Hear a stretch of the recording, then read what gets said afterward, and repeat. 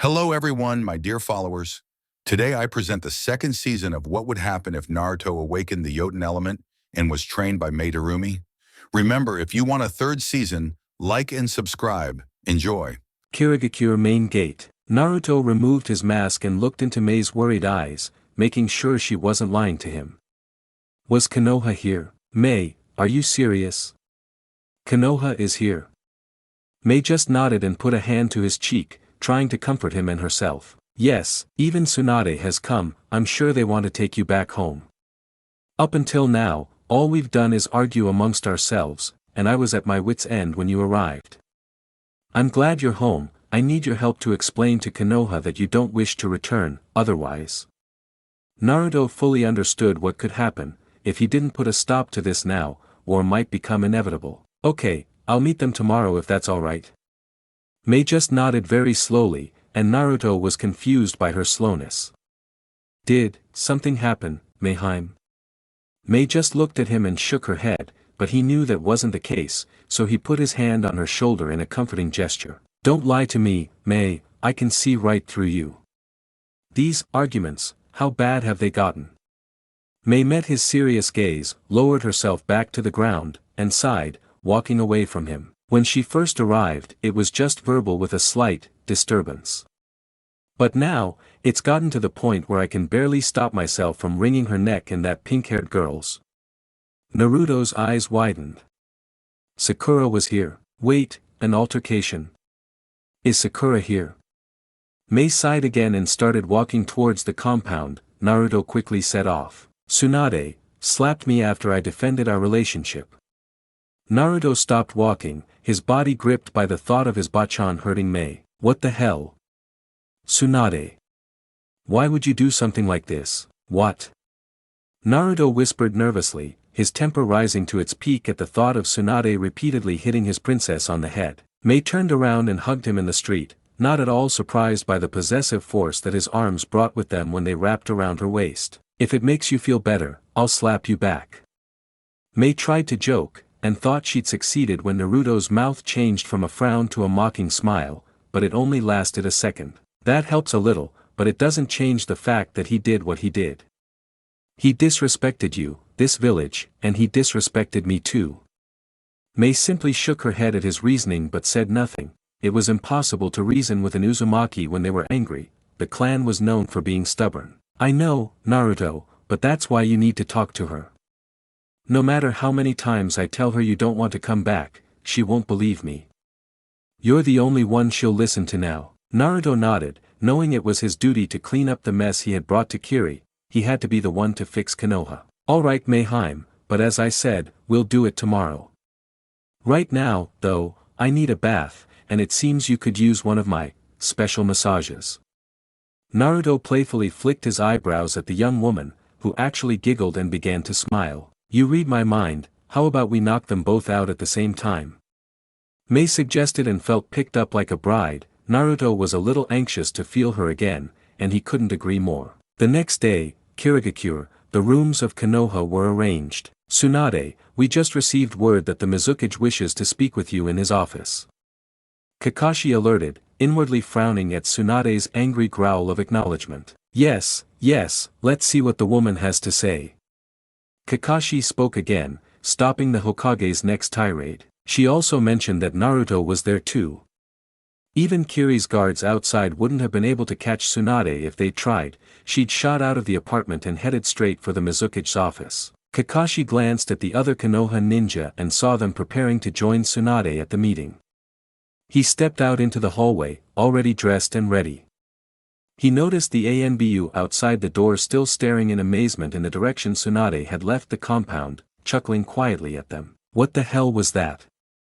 One of them muttered, and Kakashi thought about replying with an embarrassed smile, trying to think of something nice to say but he couldn't find the words. That was an emotional grandmother. Kirigakure, Mizukage Suite. Naruto.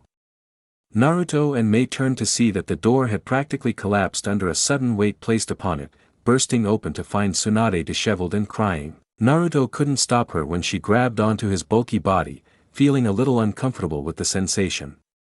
He put his own arms around Tsunade and gave her a light hug, patting her shoulder. He hadn't felt like being nice to her right now, but it had been 3 years, the least he could do was offer her a hug. Mei stood to the side, watching the awkward interaction with conflicting emotions swirling within her. Of course, she was happy that Naruto and Tsunade were reuniting, but she was also scared and a little angry about the outcome of this conversation.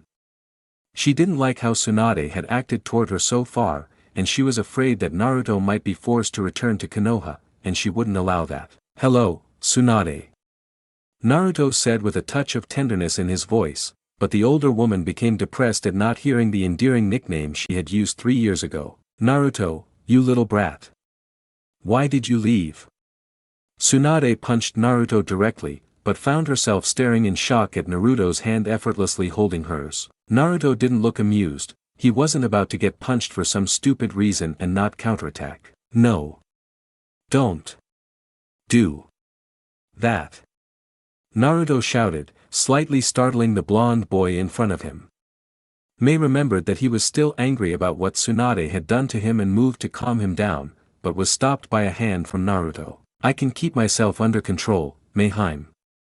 Mei simply nodded and walked away from the two. "Meiheim?" Tsunade looked between the two and wondered why he called her that so affectionately.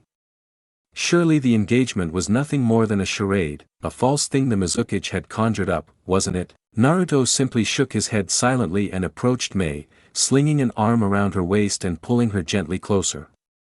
Mei smiled and placed a hand on his chest as she leaned toward him, comforted by the warm embrace and the fact that Tsunade looked like a fish out of water. "Mei is my fiancée, and also my princess.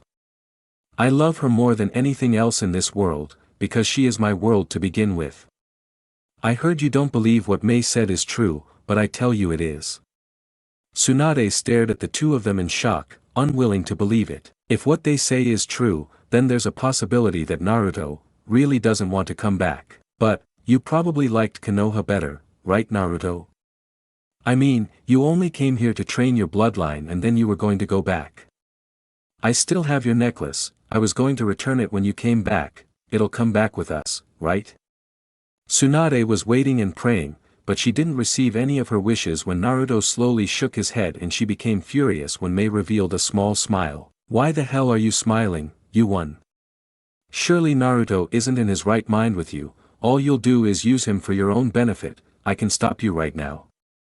Tsunade went to attack Mei, but was stopped when Naruto appeared in front of her and grabbed the Hokage's wrists tightly, no matter how much he struggled. "Let go of me, you're not in your right mind, Naruto. She's tricked you, it has to be." Naruto's palm met Tsunade's cheek as he slapped her. If anyone was going crazy, it was Tsunade. "Get a grip.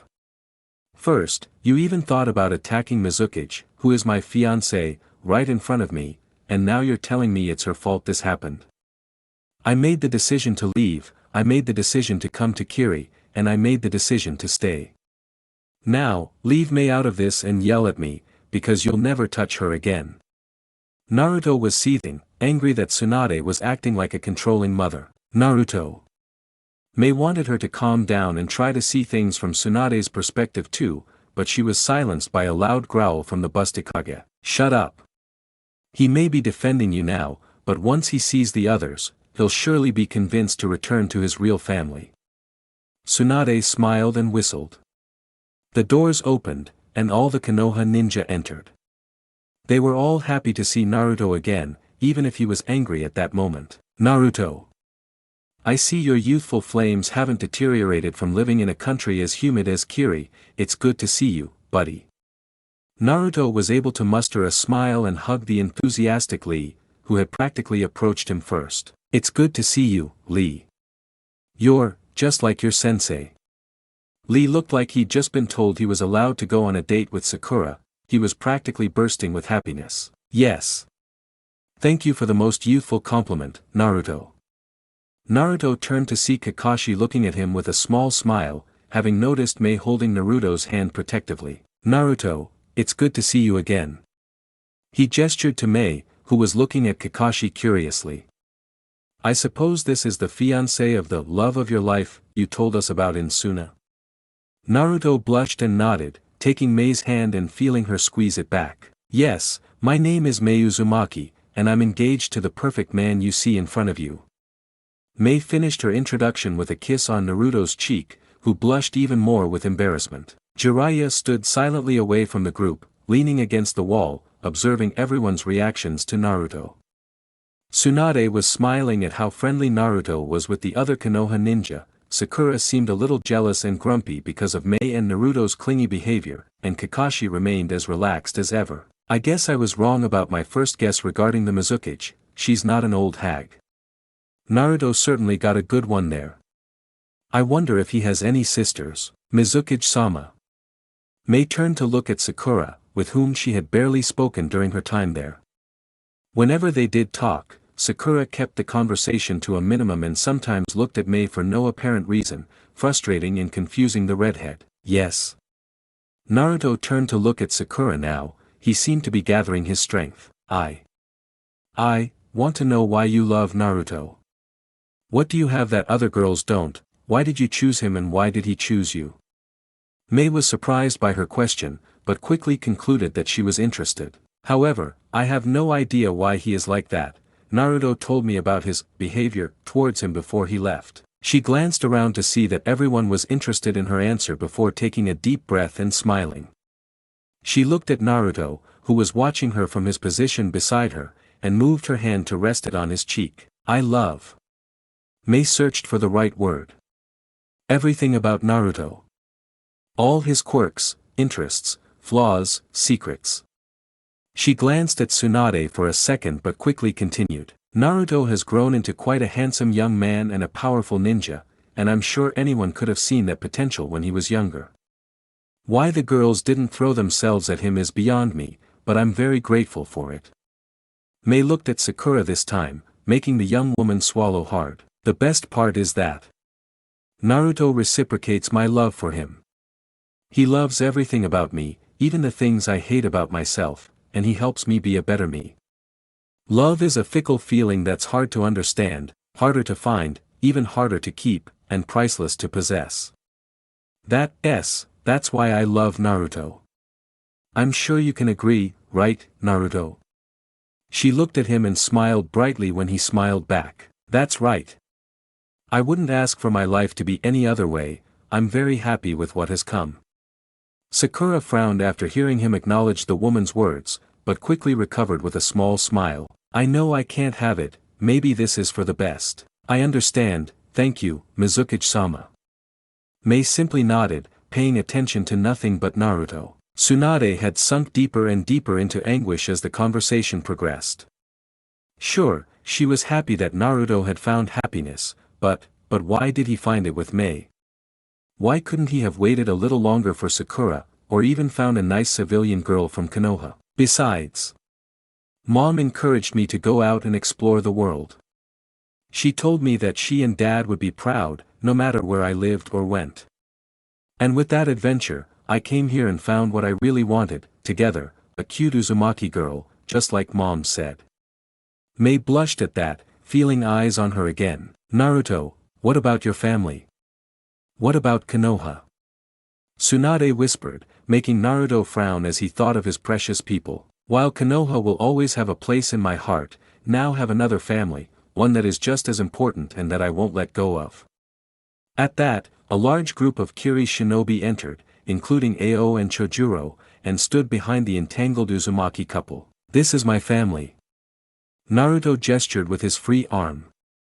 The Kiri shinobi smiled and gathered around him, clapping their hands on his shoulders or ruffling his hair. Mei laughed, feeling so happy inside to see Naruto finally having what he'd always wanted, a family and the support of a village. Kiri truly loved Naruto. The Konoha ninja felt deeply melancholic after Kiri's display of affection. They could no longer deceive themselves into thinking it was a clever genjutsu. Naruto genuinely liked being there and wanted to stay, which left his options virtually non-existent. But what about us? Tsunade asked meekly, wondering where Konoha now stood in Naruto's heart. Naruto stopped smiling and looked at the ground, trying to answer the same question. Well, technically I'm a lost ninja, so I can't return to Konoha. Tsunade's hopes were rekindled, but was that all? Naruto, I can easily forgive you for that state if you come back, there wouldn't be a problem. Naruto simply shook his head sadly. I didn't mention returning to you, Tsunade. I was simply explaining why it would be dangerous for me to even set foot on your country's soil. Our country. Jiraiya became enraged, and Naruto glared at him. Your country, I no longer align myself with Konoha, I am a shinobi of Kiri. I won't tolerate this nonsense. Now you'll go home. Tsunade shouted, her anger once again surfacing. Don't tell me what to do, Hokage. I'm not one of your ninjas, and I'm sure I'm not your son to be ordered around. Tsunade gasped at his outburst, causing all the Konoha ninjas, besides Jiraiya, to shudder. Tired of remaining silent and watching Tsunade get beaten up, he stepped forward with the ultimatum. You know, if Tsunade comes home empty-handed, Konoha will be crying blood. There will be a war if you continue with this little vacation, Naruto. Naruto was furious. How dare she play with something like this as a vacation? First of all, Jiraiya has no place in this discussion. Secondly, would I really have to risk a war against Kiri, against me? Naruto muttered the last part, surprising the Konoha ninjas. Would Naruto really be willing to fight them? Would you be ready to kill the ninja of Konoha? You could do it after personally meeting each and every one of their faces. Jiraiya asked, thinking that Naruto could only be bragging. Naruto smiled, how silly he was. You threaten my village, my friends, my Mizukage. Kirigakure will have my support in any war, especially if it's against Konoha. Besides. Naruto shrugged and broke into a maniacal grin. I could always accidentally let Kyuubi take over my body inside Konoha. Would you prefer that idea? Jiraiya gasped, as did Tsunade. Could he really talk to that beast? I think I have a better idea. All eyes turned to Kakashi, who had spoken after the heated arguments began to escalate. Kakashi had observed the tense atmosphere between Naruto and the other Konoha ninja for quite some time. It was obvious he wasn't coming back. Even so, Jiraiya and Tsunade had to come up with something to appease them.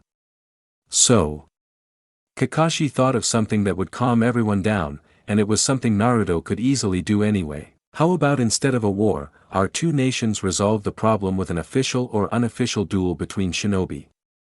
Naruto could fight Jiraiya, and that could settle things.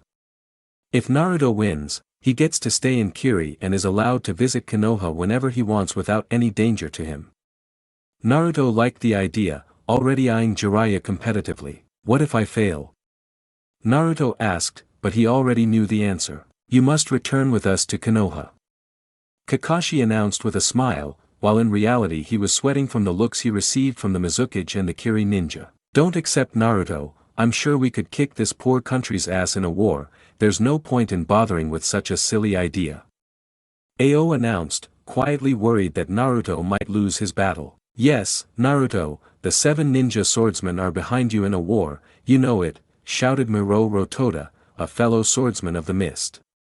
He would gladly march to war with the blonde youth, having earned the Jinchuriki's respect while training to become a swordsman. Narukoi, it's your decision. Naruto continued smiling, as did Jiraiya, both were confident in their abilities to defeat each other. I will. Everyone calmed down a bit after that, though Kiri was much more tense after Naruto's agreement. Tsunade spoke, angry about the deal. That's great and all, but I'm not satisfied. I also want to fight Mei in a match, to see if she's truly worthy of calling Naruto her future husband. Mei looked at Tsunade with a surprised expression. Kiri and Konoha were also puzzled by the request. This bitch wants to see if I'm worthy, huh? Well, then I'll have to put on a show for her. Alright, but it'll only be taijutsu, and none of your super strength. Tsunade smiled with satisfaction at that. She had already fought like a fighter without her strength, this would be easy. Tomorrow then. I think everyone should get some rest, let's go home. Kakashi announced, but stayed behind to talk to Naruto. Naruto saw this and moved towards Kakashi as everyone except Mei left as well. Naruto. I have confidence in your abilities. Jiraiya may be confident too, but I don't think he can win this match against you. Naruto was shocked. Did Kakashi arrange the match on purpose? Wait, you mean you think I'll win anyway? Kakashi just nodded. I told you in Suna, I support your choice just as Gaara did. Tsunade may not be in the right frame of mind to hear it, but it's time for you to choose your destiny, and you have chosen it. If this is where you want to be, then I'm happy to agree. Besides, I failed you as your sensei, and helping you with this is the least I can do. Kakashi looked down in shame, and Naruto frowned. Kakashi, is it true that Jiraiya hasn't written Ika novels since I left? Kakashi looked confused, as did Mei, but nodded anyway. Yeah, he said he couldn't just sit around investigating anymore while you weren't lost or something. Why? Naruto smiled maliciously, scaring his former master. In tomorrow's match, I think I can show him the error of his ways. I hope you're enjoying a new novel soon, Kakashi. Naruto said before taking Mei's hand and leaving the office, leaving behind a confused but somewhat hopeful ninja copycat. I wonder what he meant by that. Kirigakure, General Training Grounds. Are you ready for this, Naruto?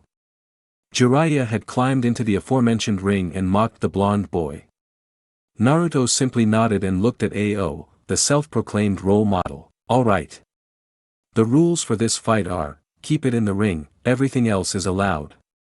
Naruto and Jiraiya nodded, and Ao took a step back with his arm raised before lowering it. Jiraiya roared and charged at Naruto, who was standing with his hands in the hand sign of his signature technique, Shadow Clone Technique. At least 24 Naruto clones appeared, leaving Jiraiya standing in the middle of the ring, wary of their next move.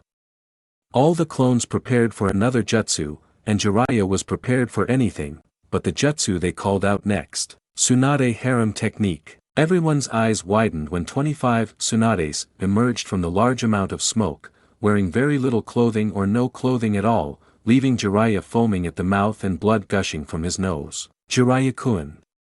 The girls cooed, moving their fingers to beckon him closer, which he did with a speed he thought impossible. Oh Tsunade Himes, you have finally seen the error of your ways.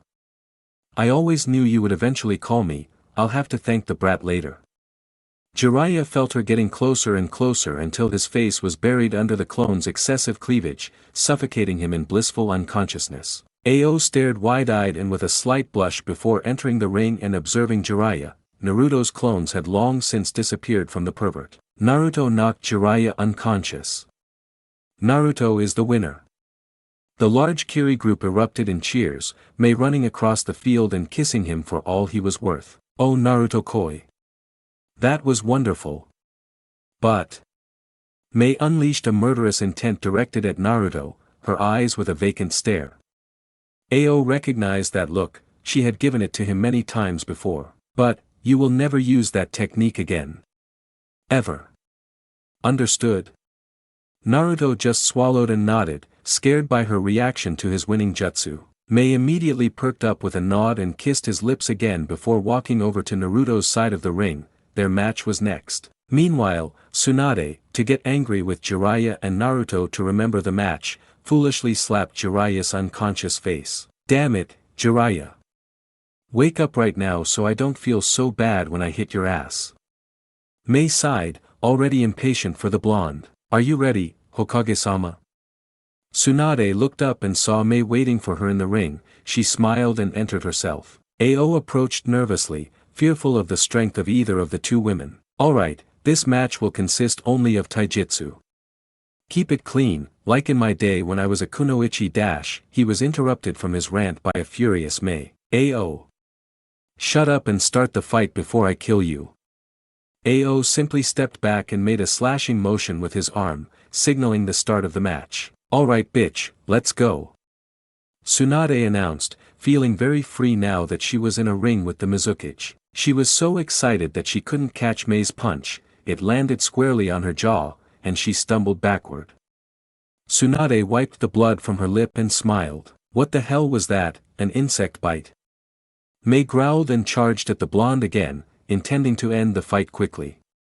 She generally detested taijutsu, preferring her ninjutsu to hand-to-hand combat on any given day. Tsunade was able to counter her punch and went for an uppercut, one that Mei narrowly avoided. With her leg protectors, Mei felt she had an advantage against kicks and sent a roundhouse kick straight at the older woman, only to have her leg grabbed and thrown across the ring. Tsunade smiled and went after the falling Mei, causing the woman to choke and inadvertently fastened her blue dress a little, revealing more cleavage than anyone other than Naruto should see. Kakashi awkwardly adjusted his pants along with several Kiri ninja, their thoughts intertwined. Whoa, this is hot. Naruto was angry. He quickly made some hand signals that left only him and Ao visible in the arena, with an earth wall blocking their path. He brought his hands to his mouth and called out to the injured redhead, snapping her out of her trance. Come on MEI, show her what Uzumaki women can do. Mei smiled with satisfaction at that, quickly thinking of a way to distract Tsunade. Seeing her disheveled gray jacket, Mei grabbed it and revealed one of the blonde's nipples, making her gasp and loosen her grip as she tried to adjust her clothes. After losing her grip, Mei slammed the back of her head into Tsunade's face, causing her to scream in agony as her nose broke. Turning around, she swiftly kneed the Hokage in the stomach, spinning her around and momentarily launching her into the air. Using this new height, Mei delivered a crushing elbow to Tsunade's back, sending her crashing to the ground. Mei dusted herself off and readjusted her dress, walking slowly towards Naruto. Mei, watch out. Mei's eyes widened as she felt a hand grab her leg and pull her to the ground. Tsunade had been on top of her from the start. Bitch!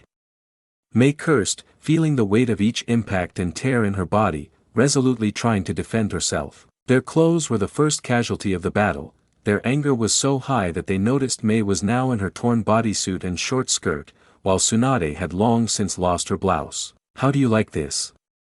Mei asked as she pinched a nipple and writhed quite hard, smiling with satisfaction at the painful sound uttered by Tsunade. In retaliation, the blonde boy swiftly punched Mei in the face, the first real damage anyone had ever inflicted on the other. Mei felt his cheek and hissed in pain, now realizing it was serious. Alright, two can play this game. For the next few minutes, all that could be heard were knuckles and knees pounding against vulnerable flesh as the two released their emotions in the ring of pain. The two finally settled the battle with a final blow that knocked the other out, allowing Naruto to reach the field only after Ao announced a draw. MEI, whispered Naruto as he cradled an injured Mei, his Kiri Jounin vest already covering her exposed body. Her eyelids opened for a moment, a small smile adorning her chapped lips. Did I kick your butt, Narukoi? Naruto smiled a little, grabbing his bloody hand. As far as I'm concerned, you showed her what an Uzumaki woman can really do. Just try not to do any of that to me, okay? Mei giggled a little but hissed in pain, her ribs were cracked from Tsunade's attack. Naruto shrank back and yelled at Ao, who was watching the two camps attend to their Kage. Ao! Get us a damn doctor, the Mizukage is injured, you idiot. Ao was startled but nodded and started walking to look for a medical ninja when Sakura called out. Wait! I can heal her. Naruto watched in amazement as Sakura approached and began to heal the Mizukage's wounds, his bruises and scars disappearing. Sakura, why are you doing this? Sakura looked at Naruto with a sad smile. It's the least I can do, Naruto. I want to show support for your relationship, even though I long to be with you. I can see you happy with her. I want to help you, Naruto, and if this is the only way I can do it, by healing wounds, then I'll do it. Naruto was surprised by her proclamation, but he just smiled and nodded, allowing Sakura to smile as well. Thank you, Sakura. Kirigakure Gates, the next day. Are you sure you won't come with us, Naruto? Rock Lee asked, and smiled sadly when Naruto just shook his head. Konoha was ready to leave, in fact empty-handed when the Kiri group saw them off. Don't worry, I'll make sure to come visit him sometime. But like I said before, my place is here. Naruto said, glancing at Mei, who smiled brightly. Good luck on your travels, Naruto. I hope to see you soon. Kakashi shook his former student's hand, a simple goodbye from a down-to-earth and easygoing man. Yes, I probably need it. Next was Jiraiya, who was still blushing from his memories of yesterday. Naruto. Jiraiya wasn't good at goodbyes, instead, he'd planned victory speeches. I'll make sure to send you the next issue of Aika Aika Paradise. Mei smiled menacingly, making Naruto and Jiraiya shudder with fear. And I'll make sure to burn it when I get there, thanks Toad Sage. Jiraiya simply scratched the back of his neck and walked away, frowning at the thought of someone destroying his artwork like that. Sakura approached Naruto with a wistful smile. I'll see you later, Sakura. Thanks again for what you did for Mei and me. Sakura just nodded and received another hug from Naruto, one she thoroughly enjoyed. I hope to see you soon, Naruto-kun. Naruto shrank inwardly as Tsunade approached, dreading what she might say. Naruto, here it comes. I want you to promise me 3 things before I leave. She held up 3 fingers with a stern look on her face. Naruto and Mei swallowed hard. 3. Tsunade nodded. 1. I want her to visit me monthly. 2. I want a wedding invitation. Naruto nodded to the first and blushed at the second, but nodded anyway. Mei wasn't looking much better. And 3. I want to see my grandchildren before I die, understood? He directed his last wish to Mei, thinking she was probably the prudish and reserved one in the relationship. Mei swallowed hard. If you only knew, I was actually the one who attacked Naruto first. Deal. Naruto said, seeing no real difficulty in fulfilling the demands, no matter how private they might be. Alright, goodbye Naruto. Tsunade said solemnly, wishing to return rather than stay. She was surprised when Naruto wrapped his arms around her in a tight hug, too surprised to hug him back. Goodbye, Bachan. And with that, he kissed her on the cheek, making her cry tears of joy. She had her little Naruto back. The hero had forgiven her after all. Kirigakure, Mizukage Suite, 1 week later. Are you ready for your next mission, Naruto? Mei asked rhetorically. Naruto had been rather bored with Kiri lately and she wanted to reward him with some excitement. Yes, Mizukage-sama. Mei was about to tell him her next mission when someone knocked on her door, making her sigh in frustration. I'm always being interrupted, this better be important. Come in. Naruto turned around to see a gaunt messenger with a piece of scroll, and was surprised when it was handed to him and not Mei. What does it say, Naruto-koi? Naruto looked at the message, his mouth slowly opening in shock at its contents. Deliver only to the blonde swordsman of the mist. Naruto, this is Mikaru, commander of the Kinkaku bounty squad. Tamura told me about you and your exploits upon his return from Wave, and I must say I'm impressed. While Kyumo and Kiri have had our differences, I'd like to thank you and assure you that you have my organization's support going forward. Now, the real reason I've sent this message is a bit more serious. According to our reports, the dreaded Akatsuki organization, about which our country knows little to nothing, has been spotted moving around Kyumo. While we're unsure of their objectives, the Raikage has ordered my forces to keep an eye on them, and from what I've heard in the rumors, you have a problem with this organization. Whatever the reason, I want you to come to the port city of Nagara in Lightning Country immediately. I've received word that Akatsuki has been frequenting that area, and coincidentally, one of our Jinchuriki containers, YŌTON, has been there as well. We fear that Akatsuki might attempt something, or that the volatile container might. We believe that with your apparent experience, we can handle the situation better. I have Tamura there to help you settle in upon your arrival. He also has a large contingent of Kinkaku hunters with him. We have no idea what we might be facing from potential enemies. I urge you to arrive immediately, because if you don't act quickly, Tamura will have to intervene on his own. That could lead to many consequences, and I doubt the odds are in my men's favor. Please hurry with Nagara and help us keep Akatsuki under control. Mikaru, Kinkaku Bounty Squad. It seems that mission will have to wait, Mayheim. I have another Jinchuriki to save. Konoha, location unknown. An elderly man sat in a small, padded chair in a dark room, seemingly waiting for someone. He had many scars on his face, and his right eye and right arm were covered with bandages, obscuring his features and making him appear disabled. A figure wrapped in a cloak appeared before him and smiled a warm smile, or at least as warm as Danzo's smiles could be. Welcome back. He lost his smile and glared sternly at Operative Root.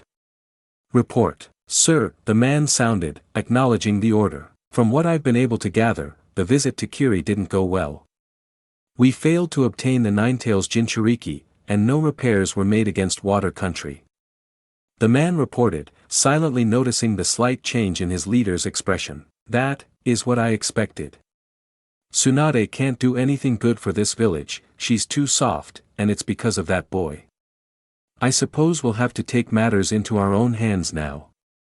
Danzo reached into his pocket and pulled out a scroll, placing it in front of him. Take this scroll and alert Hyo to assemble his squad. He has a new mission that will begin immediately. I don't want any mistakes. Sigh.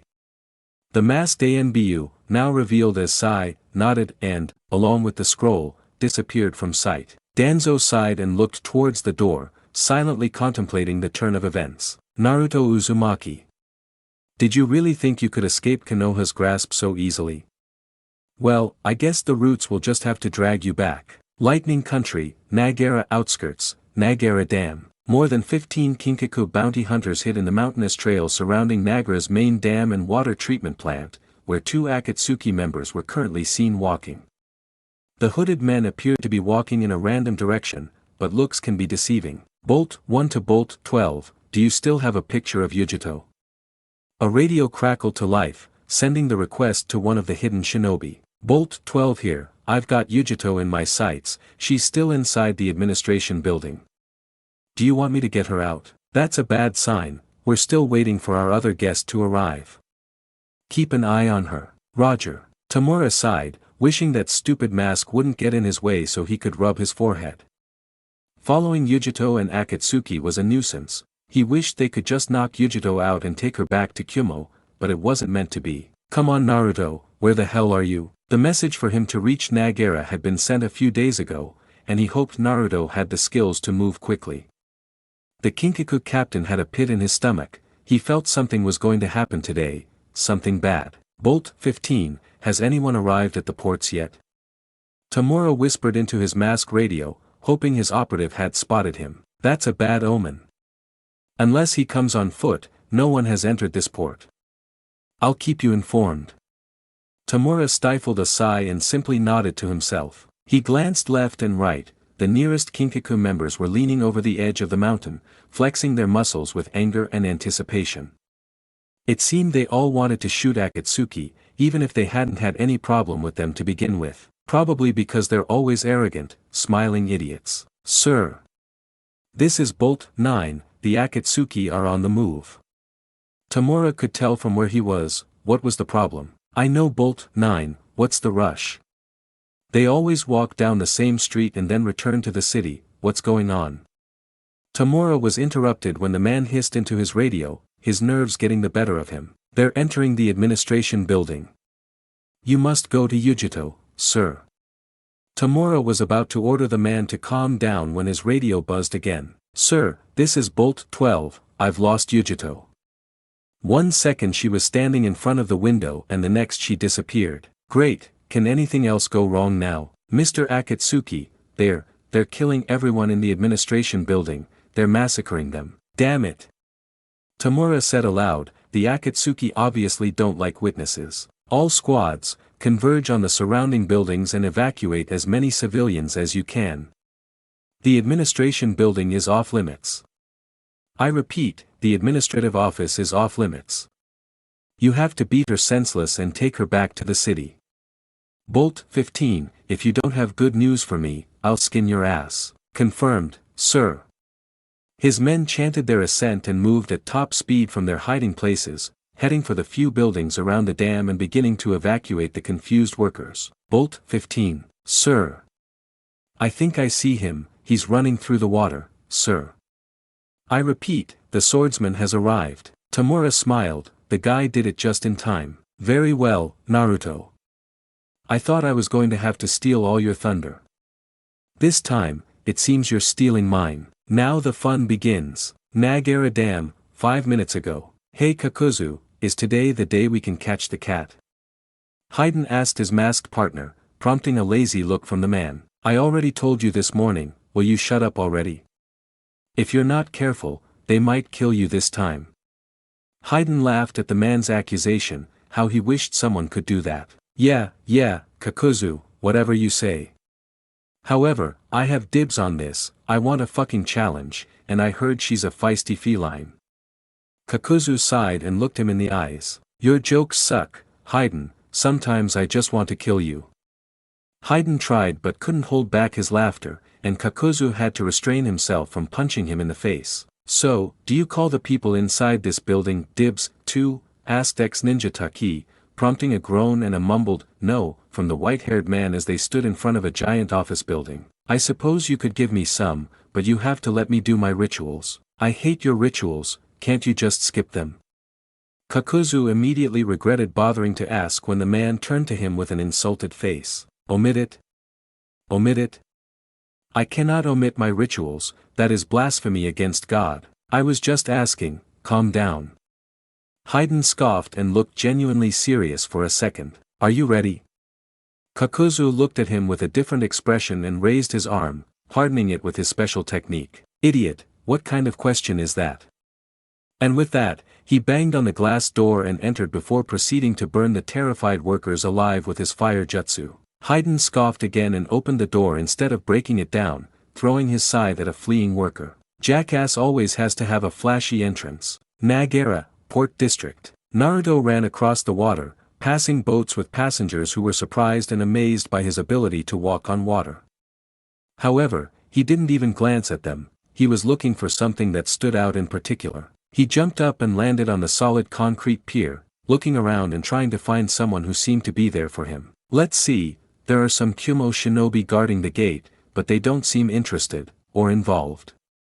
I don't see any skinny civilian informants either, those types are easy to spot in a crowd, so that leaves Uzumaki-san. Naruto turned around with a kunai held against a katana with one of the Kinkaku shinobi holding it. Naruto put his weapon away like the other man did, trying not to make a scene among so many civilians. There really isn't much time to explain, sir. Tamura has already moved to begin operations, and I need to get you to his location. If you have a radio, change the frequency to 389.5, that's our squad's communique. Naruto nodded and began fumbling with his communicator as he followed the golden-masked man out of the city toward a mountain path flanked by a river. So, what exactly is the situation, Anbu-san? The man glanced to his right and looked behind him. From what I can tell over the radio, we lost track of Yugito, who we were supposed to be tracking. We believe she's their target, and it recently sounded as if they were finally making their move to attack her. Other than that, I have no idea. I was at the docks waiting for you to arrive. Naruto grunted in recognition and smiled contentedly when he began to hear voices emanating from his earpiece, although the words spoken did not cheer him up. Sir, buildings 2 and 3 have been evacuated, moving to the last one. Understood, can someone give me an update on the administration building? Bolt 5 here, I can't see shit from where I am. The windows are covered in blood, though it's pretty quiet, sir, I think I might be done for. Bolt 12, have you found the blonde guy yet? Naruto was intrigued by this, was it the blonde guy? Understood, sir, I found her. The bad news is that she's inside that building, more specifically in the lower levels where the sewers run. The best I can say is that the 2 Akatsuki are following her, but they're still on the move, we have some time. Stay in touch, get ready, boys. As soon as our guest from Kiri arrives, we'll be heading into those tunnels and kicking out those Akatsuki bastards. Maybe Yugito will even reward you with a kiss, you poor lonely bastards. Kami knows most of you. I need one. Yes sir. Naruto smiled, that must have been Tamura, he could always cheer up a crowd. Naruto turned to his guide to ask how much longer. When will we get there? I'd rather save the girl than wrap her in a body bag. The ninja Kinkaku laughed at that. I think most of us have been doubting Akatsuki's abilities. If they were coming after Yugito, they must not have known her that well. She's one of the most powerful shinobi in our village, and combine that with the bijou inside her, and you have an incredible combination.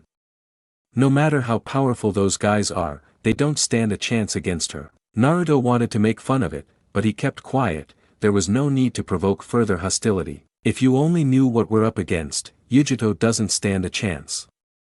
If I don't get there quickly, they might capture her after all. Nagara Dam, Administration Building, Sewers. I have to keep moving, I have to reach the ambush point. Yugito ni, Jounin of Kumogakure and Jinchuriki of the Two-Tailed Cat, scurried through the sewers, luring her prey into a trap. She hated the fact that so many died bringing the Akatsuki into it, but she would make the killers pay. She heard a groan coming from behind her and quickened her pace, trying to reach the end of the narrow passage. Feeling the light shining on her face from the room where she was running, Yugito leaped inside just as she sensed danger closing in. The blonde watched as a scythe sailed harmlessly beneath her flying body and landed safely in the water, facing the passage. That was a good move. He heard one of his pursuers comment. My attacks are the slowest in Akatsuki, so I'm not surprised I couldn't hit you. He saw two men appear in the doorway, the two he had been observing for the past few weeks in Nagara. The one speaking was a white-haired man with a knowing smile and a cable he held to control his scythe. The other had strange eyes and a taki headband, his face was covered by a mask, and he looked either very bored or annoyed. So you really are Akatsuki? Yujito commented, confirming her growing suspicions. You're the only one left here, completely alone, said the man with the scythe, not bothering to confirm or deny the obvious. That look also shows you're tough. This could be a challenge, Kakuzu. This is the Two-Tails Jinchuriki, if you're not careful, you'll probably die. Haydn smiled at his partner at that. Thanks for your concern, but I doubt this bitch can kill me. Yujito growled. No matter how much I wish she could. Haydn added as an afterthought. Alright, let's do this. Kakuzu said after a few tense moments of silence. Haydn took out a Jashin icon and closed his eyes in prayer. Let me finish praying. Kakuzu sighed, his anger rising again. You'll leave him. We have a job to do. Haydn opened his eyes and met her gaze. Hey, I don't like it either, but the rules are clear. Yujito was somewhat intrigued by the strange god the man apparently believed in, but she didn't ask any questions. After all, they were enemies. Seeing the men distracted, she felt it was time to reveal the reason why she had run to this place. You probably think you have me cornered now, but you're wrong. Yujito formed the snake hand sign and focused her chakra. Haydn and Kakuzu's eyes widened slightly when they heard the familiar crackle of an explosive tag and looked toward the door to see one explode, then another. Soon all the doors collapsed in on themselves, trapping the three of them inside the sewer room. I deliberately lured you here. Now that I know you're Akatsuki, I can't allow you to leave and continue your exploits. The Akatsuki had their own little conversation, ignoring the girl. Looks like he got us a good Kakuzu, we're trapped. Haydn feigned distress, his partner showed no real signs of emotion. It's not a problem, in fact, this works even better. She's trapped here with us, which means there's no escape if she tries to turn around and run. Haydn started laughing after that, much to Yujito and Kakuzu's anger. Ha! You were actually joking, Kaku. Haydn was interrupted when his partner returned the gesture, his fist trembling with anger. Could you shut up, we have a job to do. Haydn rubbed his lip and shrugged. Damn it, Kakuzu, why the hell did you have to hit me with your damn jutsu too? That hurts like hell. I swear on my name, Yujito ni of Kumogakure, that I will finish you off right here and now. Haydn turned to his target after that, his humorous attitude disappearing. Are you going to kill me? Haydn asked incredulously, pointing at her. You know I really hate it when people shout battle cries like that, it makes me angry. And when I get angry, the blood rushes to my head. And when the blood rushes to my head. Haydn was interrupted by Kakuzu, who was at the end of his rope. Shut up, Haydn, you talk too much. Haydn looked at the green-eyed man and shrugged. I'm sorry. He looked back at Yujito. But when I get angry, I start to forget our objective and I start killing anything. If you don't calm Haydn down, I'll do it for you. Our orders are absolute. Akatsuki's mission really goes against everything I believe in. I mean, leaving someone half dead is blasphemous. Can we talk about this instead? Yujito's eyes widened in surprise. Should we talk about it? She asked aloud, curious. What's wrong with these guys? What if you let us capture you? Haydn suggested, but he soon realized that wasn't the right thing to do when the woman switched from calm to pure rage. She slammed her hands into the water, her chakra surged and shifted to a deep, flaming blue. The sudden pressure snapped her braid, sending strands of hair flying above her, her face contorted in a fit of unbridled rage. Don't mess with me. Yujito began her transformation into the two tails, the blue chakra rapidly taking on a heavy cat-like form above the two men. Yujito's body vanished completely, and she allowed the cat's consciousness to take over, though she retained most of the control. In her new body, she held a final battle cry over the two astonished Akatsuki members. Whoa, What's wrong with her? She just let the beast inside her take over, she looks just like her. Kakuzu didn't have time to react before a massive claw struck him, forcing him to harden his skin and absorb the impact. Haydn stared in awe at the enormous claw beside him, astonished by the beast's sheer power. However, he didn't have much time to admire it, as the bijou glared at him with its mouth agape and a fireball forming within it. Damn it! Haydn quickly moved out of the way, barely avoiding the explosion that was meant for him. The fireball struck the wall and exploded outward with a tremendous amount of energy. Outside, the ground surrounding the building began to shake, and everyone looked on to see the administrative building explode from a massive source of pressure. Haydn avoided falling debris from the shattered building above, hiding behind a piece of rubble large enough to completely conceal him. He caught his breath and peered around a corner, trying to locate the enemy and his partner. Damn cats, I thought they hated hot things. He saw the cat, it was staring right at him with its pupilless yellow eyes. So this is the two-tailed cat everyone calls the living ghost. He's got me in his trap, I'm like a rat in a maze. Hee hee, that's kind of fun. Haydn chuckled before moving to avoid a blow that decimated his cover, preparing his scythe as he saw Kakuzu rise and move. This is going to be fun. Nagara Dam, outer perimeter. What the hell was that explosion? Naruto asked as he reached the blockade that Kinkaku had set up to keep civilians away. Tamura was with at least a dozen other hunters, all adjusting their equipment or making final checks before going into battle. Seeing that he wasn't getting a response, Naruto approached and grabbed Tamura by the neck, causing several katanas to be drawn at him, which he ignored. What hell was that? Naruto asked again, sounding each word as if men were idiots. He could tell everyone was angry and annoyed by his presence. Hell, even Tamura didn't seem that enthusiastic. However, he didn't care. He had to find and destroy Akatsuki before they could get their hands on another Jinchuriki. That was Yujito's power combined with her tailed beast. We believe the fight has already begun, and we're preparing to establish a perimeter and allow her to fight them. Naruto sneered. So you're not going to help her? She's one of your own, damn it. The Kinkaku stirred, some crossed their arms while others shook their heads. Hey, if you want to get killed entering the ring with her, that's your decision. We normal shinobi would be killed by friendly fire in the first 5 minutes. We'll make sure that if she loses, they won't get away with it. Okay. I'll go in to help her. Watch my back, alright? He started running toward the fireworks, but was stopped by a firm hand on his shoulder from Tamura. Naruto grunted, this was taking too long. I really suggest you stay here, you can't keep up with them no matter how skilled you are. Naruto removed his hand and took off his hunter mask, allowing them to see his face. I'm a Jinchuriki like her, so I'd better keep up. I won't let them take her, and I'm sure I won't let you or your men stop me, got it?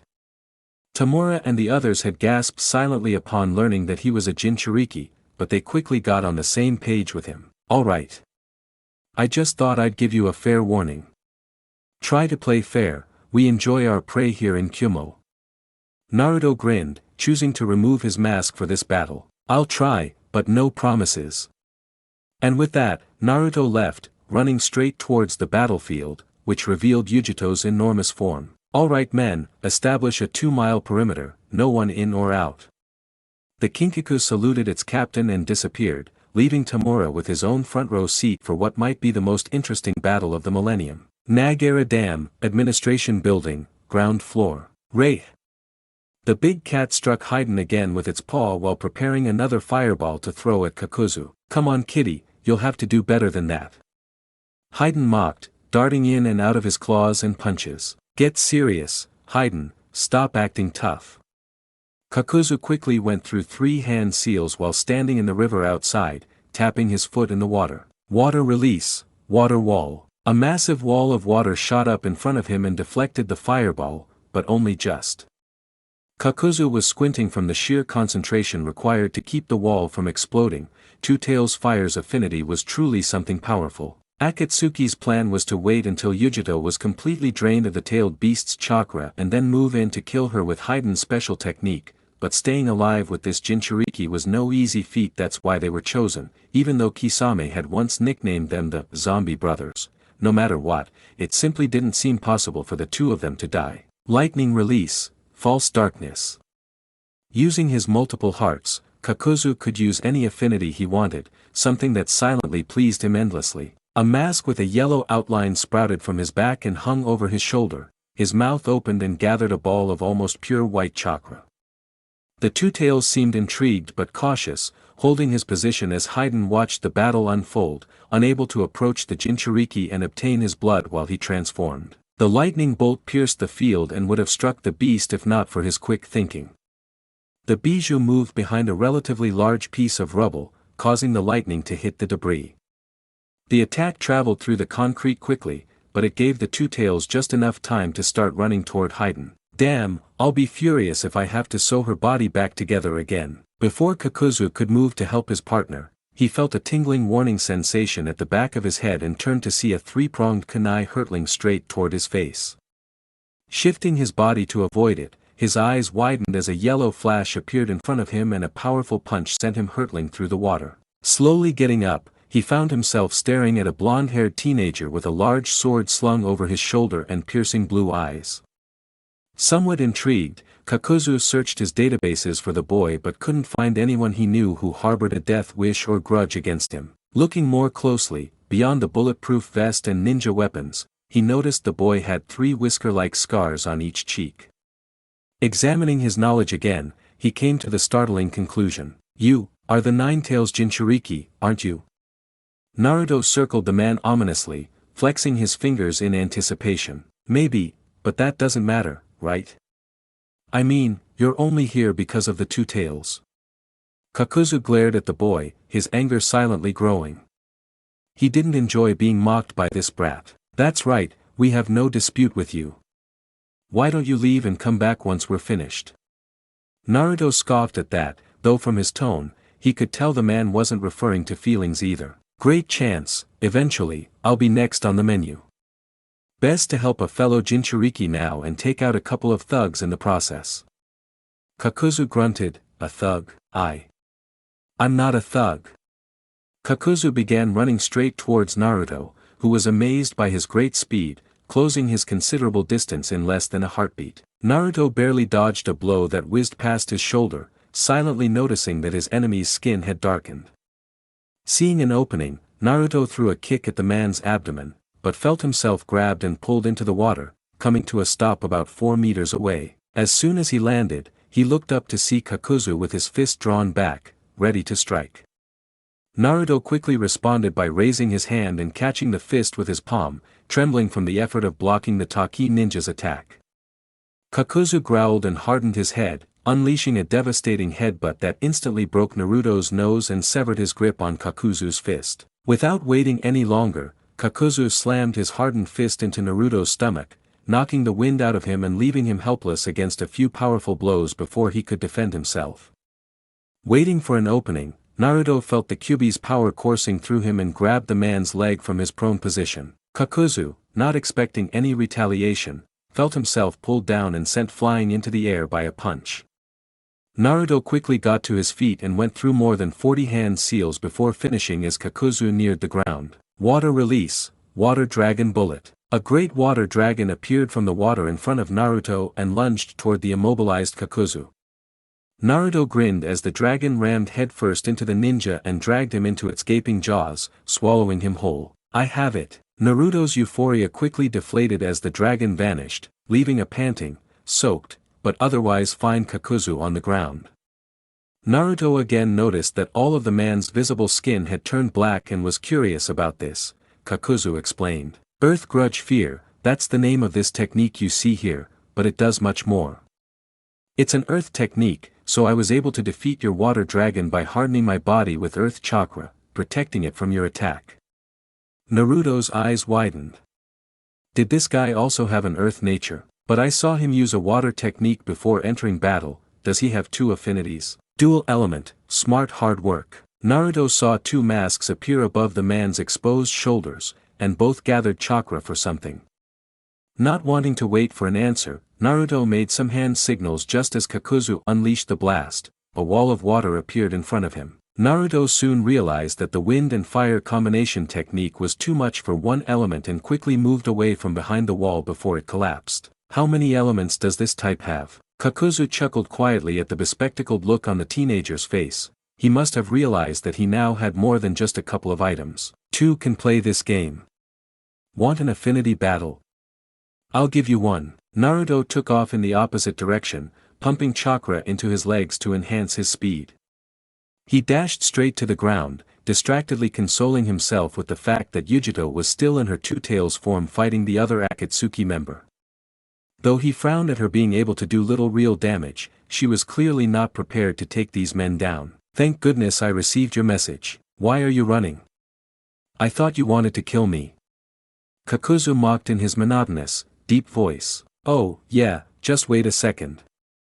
Naruto called over his shoulder, but stopped when he felt he had gotten far enough to land. He turned around to face Kakuzu who was attacking him. Naruto quickly gathered chakra in his mouth with the dog hand sign. Lava launch, lava bullet. Naruto fired dozens of small drops of lava at a surprised Kakuzu, who stopped his charge and stepped back, observing the new attack. How long? Using his famous intelligence, Kakuzu searched his knowledge databases for someone who could properly use lava release with such freedom. Two possibilities. Either I'm mistaken and this is the Four Tails Jinchuriki, which he obviously isn't, or this kid is an Uzumaki. I'm 91 years old, and I still remember the old days when Uzumaki was an extremely powerful nation in the Kiri Islands. Since the 5-year siege over 30 years ago, Uzumaki and the Uzumaki have fallen into despair and become entangled in Kiri's web of influence. Why is there still a pure blood alive, and what on earth is he doing with a tailed beast inside him? Never mind, I suppose, this kid must have a pretty hefty bounty on him. I might have to break the rules, just this once. While Kakuzu was racking his brain with knowledge, Naruto was going through hand seals. He finished with the dog paw sign and stamped his foot on the ground. The trembling ground woke Kakuzu and alerted him to something wrong. He barely managed to dodge the hot lava that replaced the ground, choosing instead to stand on a piece of rubble. I won't be able to stay in this thing for long, the lava is melting it. Weighing his options, Kakuzu made some hand signals and lowered his hood so that his mouth was uncovered. Water launch, violent water wave. A large amount of water shot from Akatsuki's mouth and struck the boiling lava, slowly cooling it to solid ash. Naruto frowned and made more hand signs, intending to keep the lava field in play as long as possible. Lava launch, destruction of the fire pillar landscape. Naruto channeled his nature chakra into the ground, and, combining with the subterranean magma, shot supercharged heat upwards and through the earth. The battlefield was now a death trap for both combatants. Even Naruto couldn't survive the heat of the natural artificial lava mixture. The spirals of lava and fire now appeared in random places, somewhat guided by Naruto's will, and unexpectedly launched themselves from the ground trying to hit Kakuzu with the intense heat. He's not a bad kid, you're making it fun. Kakuzu remarked, enjoying the challenge he hadn't felt in a long time. Since the day I tried to assassinate the first Hokage, I haven't fought against someone with such control over advanced nature chakra. It's truly challenging. Shadow clone technique. Naruto created 24 clones, all with their swords drawn and ready to fight the ninja Taki. Kakuzu smiled, the battle was reaching its climax. He completely forgot about Haiden and the Two Tails. It seems it's time to get serious. Nagara Dam, debris, ground level. Haiden felt the tremors in the ground and quickly looked in the direction where he had last seen Kakuzu fighting the intruder. His eyes widened as he saw what appeared to be lava erupting from the ground in the battle zone, often obscuring the scythe wielder's vision. Looks like Kakuzu's got his hands full there, I wonder who dash. Haiden couldn't finish his train of thought as he dodged another blow, but he couldn't avoid being struck by one of the cat's two tails. Its fiery qualities caused the man to not only be crushed to the ground but also burned alive. Once again he thanked Jashin for his immortality and vowed to sacrifice 100 more souls in his name. Damn it! Why don't you just run out of chakra already, you stupid bitch? The Bijou seemed to get even angrier after this and charged at Haiden, who was shouting apologies after that. Mwah! With one last explosion, the two tails launched the largest fireball yet at Haiden, forcing him back away from the size of the shockwave. Yugito appeared in the center of the beast's fire, the blue fire slowly receding towards her body as she succumbed to exhaustion. Damn it, I haven't even killed one yet.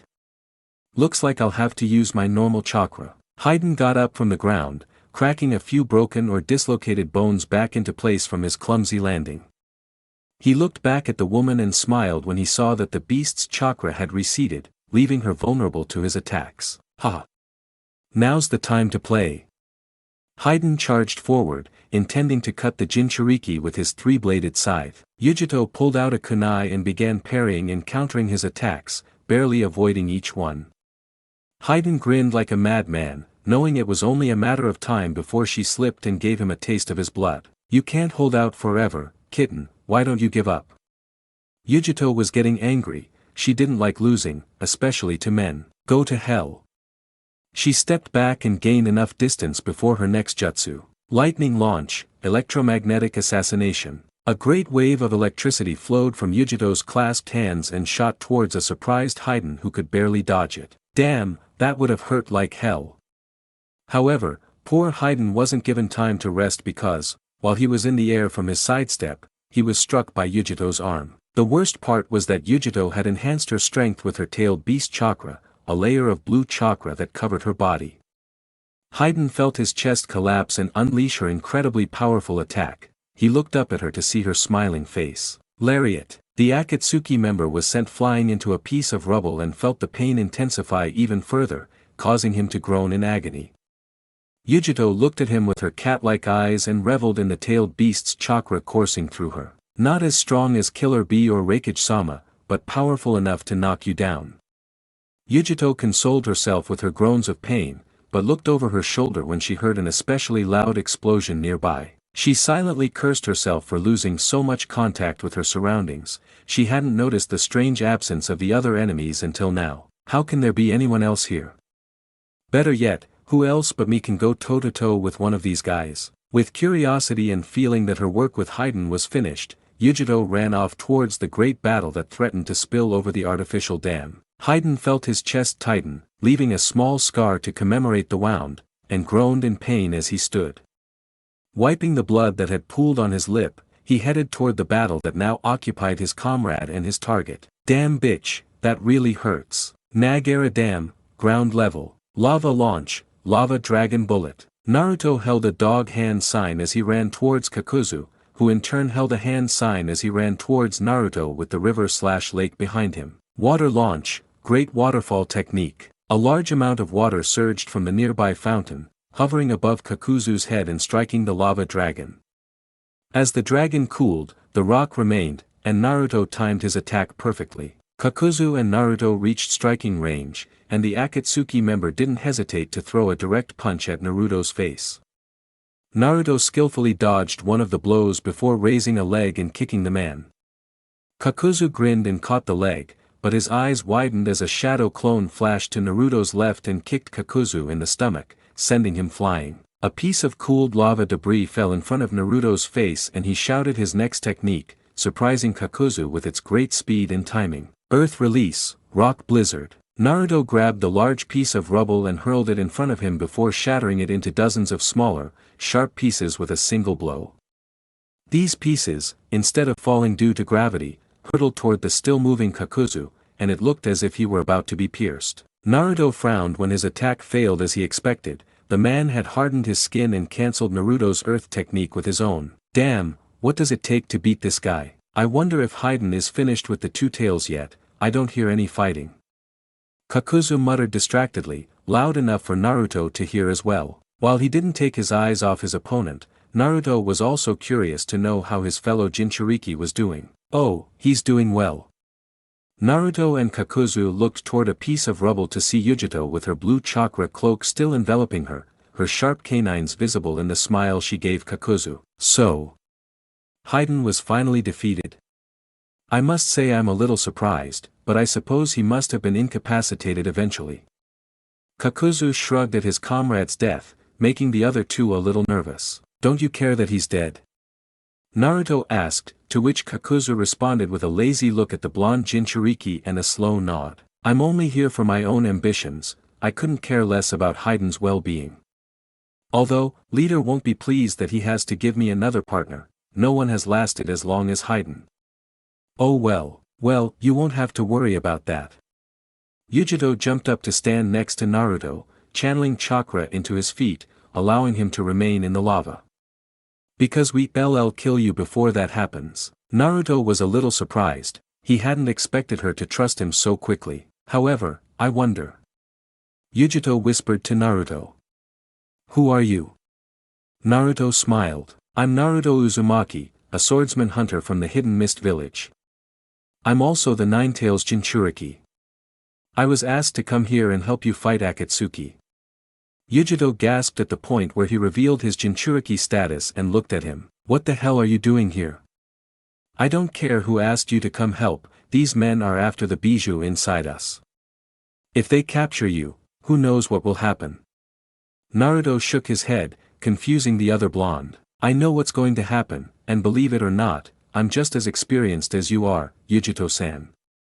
I'm a jounin from my village and I've already killed 2 Akatsuki members on my own, so I can easily keep up with you. Besides, 11 tails are better than 2, right? Yujito stared at Naruto in disbelief until she slowly began to smile, extending her hand in a quick, friendly handshake. Well then, Naruto Uzumaki, I accept your help. Now let's finish off this guy. Yujito was interrupted by the unexpected arrival of Hayden, who was cursing a storm. Hey bitch! Our battle isn't over yet. Kakuzu, who the hell is this? Why the hell didn't you kill him and come help me, you damn idiot? Kakuzu just lazily looked at Hayden before shrugging. I thought you were dead, but I see you're still alive. Humph. Hayden stared wide-eyed and open-mouthed at Kakuzu. Is that all you have to say after I almost died for real? You son of a bitch. I hate you, I dash. Naruto and Yujito only watched the exchange with mild interest. Naruto almost wanted to laugh at the exchange between the two, but decided not to. Shut up, Hayden. Let's finish off these two and then you can fuck all you want. Hayden just stared at him a little longer before crossing his arms over his chest in a distant manner, looking away like a pouting child. Okay, but I call girls dibs dash. You'll have us both. Hayden and Kakuzu turned to the Jinchuriki pair and noticed that they both had an animal tail and ears on their chakra cloaks, Yujito's blue and Naruto's red/orange. Both had shouted the declaration at the same time as they charged at the 2 Akatsuki, intending to finish them off with the help of their bijou's power. Nagara dam, ground level, you die now. Naruto growled as he charged at Kakuzu, intending to kill the man with multiple hearts. Kakuzu was intrigued by the Jinchuriki's power, but he went through a sequence of hand seals, and 2 masks appeared on his shoulders once more. Naruto's narrowed eyes widened before he was struck by Kakuzu's windfire technique. I've got you, hee. Kakuzu boasted, but he felt something approaching from behind him and turned around to see a fist of chakra grabbing him. He jumped back, but saw another arm grab him, easily encircling his waist and pulling him toward Naruto. The Kyuubi's Jinchuriki had one arm drawn back and a purple Rasengan had formed. Kakuzu was running straight toward him with no way to avoid it. Take this. Nine-Tails Rasengan. Naruto placed the Rasengan in front of the approaching fist and watched with satisfaction as it struck Kakuzu's heart, sending him exploding backward directly into a piece of rubble. Kakuzu. Hayden tried to run towards him, but Yujito stopped him once again, a wall of fire blocking his path to his partner. Damn it, you little bitch. Hayden charged at Yujito, but she easily dodged him, her speed increasing greatly with the cat's chakra flowing through her. Two-tailed fireball. Hayden looked up to see her gathering a mass of chakra in her mouth and began charging, hoping to catch her before she completed it. Oh, shit. Hayden was engulfed in blue flames and Yujito smiled contentedly. Her jubilation sank when she saw the dust clear and Hayden was trying in vain to extinguish the blue flames on his coat, his face in panic. Damn it, damn it, damn it. If the leader finds out I need another cape, oh shit, why isn't he going to die? You thought you had me, didn't you? It's the first time in a long time that someone's made me lose my heart. I must congratulate you. Naruto was now on the defensive as Kakuzu attacked him with his fists, but he was back on his feet. Rua. Naruto grew a second tail and Kakuzu felt a slight tingling sensation on his skin, courtesy of the demonic chakra that was seeping in. Naruto lunged at Kakuzu, who barely managed to dodge each attack, each one a little more aggressive than the last. Naruto threw a punch, and Kakuzu caught it, smiling mockingly as he delivered a solidified punch to Naruto's cheek. He didn't even flinch. Boiling release, breathe acid. Naruto coughed a small mist from his mouth and hit Kakuzu's exposed face, causing him to scream in agony and put his hands to his face. With the current advantage, Naruto drew his broadsword and channeled fire chakra into it, causing the sharp edges to glow and flicker with flames now dancing across them. Swinging it in a wide horizontal arc, Naruto struck Kakuzu's shoulder but stopped when the nearly blinded man grabbed the sword with his own hands and pressed against it. Damn you, Jinchuriki!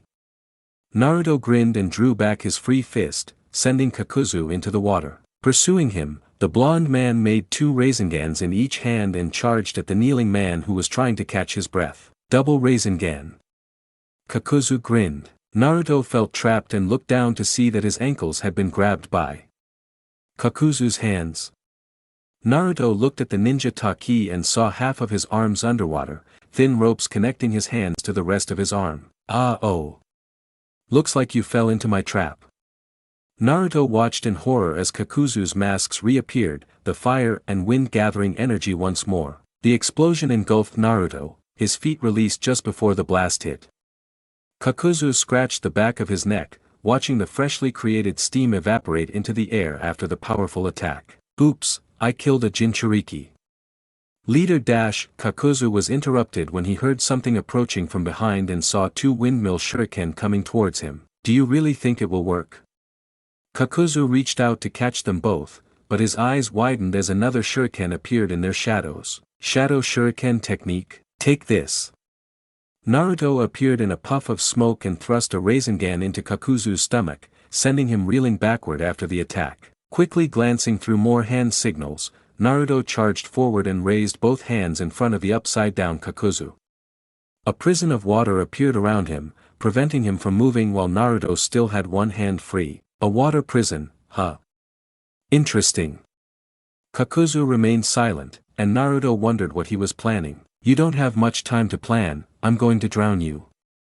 Naruto went through a small group of one-handed seals and punched the water with his hand. Lava release, underwater magma trap. Kakuzu's eyes widened as he looked down to see a faint, bright light. It was a small volcano forming underwater.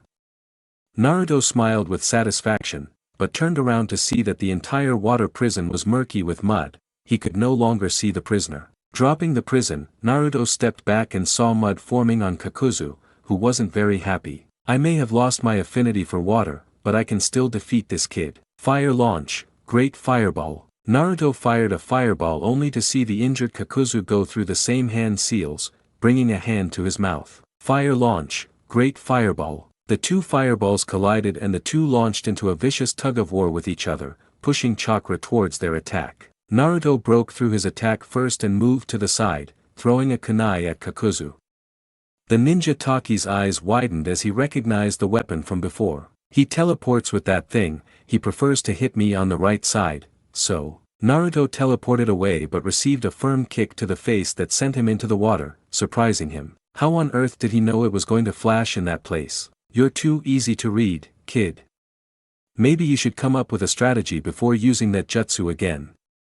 Kakuzu mocked him before releasing one of his masks from his body. It was the lightning mask that Naruto hadn't seen for some time. Shadow clone technique. Naruto created 20 clones and launched them against Kakuzu, facing him in a one-sided sword battle. Kakuzu grabbed the first clone's long sword and easily pulled it with his earth-enhanced strength, striking the clone and making it disappear. Okay, buy me some time. The blonde man lunged toward the lightning mask, intending to destroy it first. The mask turned toward him and unleashed a powerful beam of light, which he dodged. A shadow clone appeared behind the great beast and turned around in the water to crush it, leaving Naruto free to move. Fire blast, fire dragon's fire bomb. A concentrated stream of hot, white fire shot from Naruto's mouth, striking the strangely shaped mask. It silently screamed in agony before Naruto's clone sent a Rasengan straight into its face, destroying the mask forever. 2 masks down, 3 to go. Naruto turned around, the black chakra melting into a punch to Kakuzu's face. Kakuzu stood over him, his face contorted with unbridled rage. This little bastard has taken 2 of my hearts. I'll have to take his. I don't know why I never retrieved the heart of one of your clan members when they were close, but now I have the chance to rectify that mistake. Naruto's eyes widened when he heard that, and he felt immobilized and sinking underwater, small threads attached to his armor directly over his heart. You can't escape me, you'll either drown or die from lack of heart. Either way, I get what I want. Naruto gasped for air and watched the bubbles float to the surface, the light disappearing from him. He felt a warmth beneath him and turned his head to see his volcano still intact. It was his final move for this fight. Hey Fox. I need some of your chakra to get rid of this guy. Well, you needy, damned humans.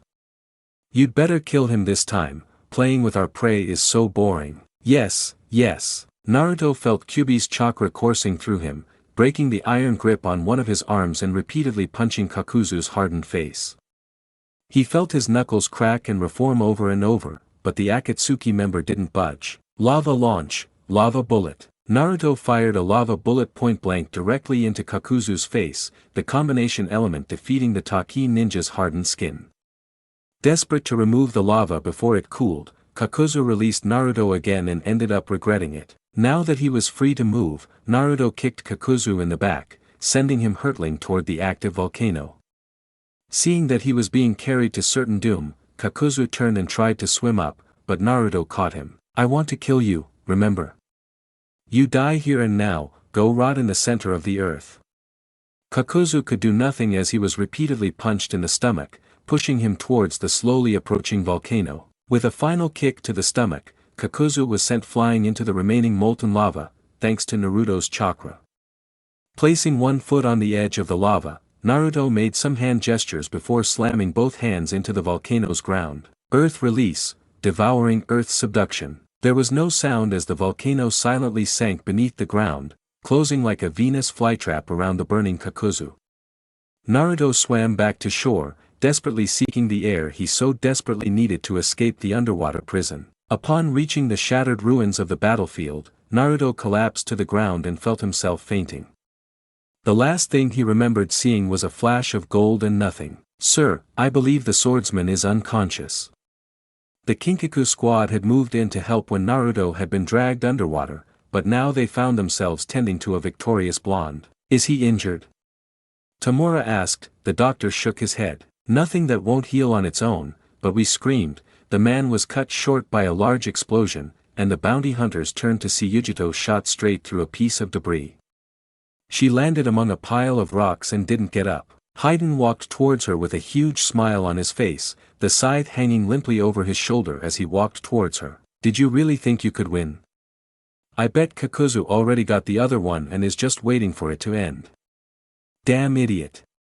Yugito tried to stand up but felt all her strength leaving her. She had nothing left with which to fight the enemy. Damn it.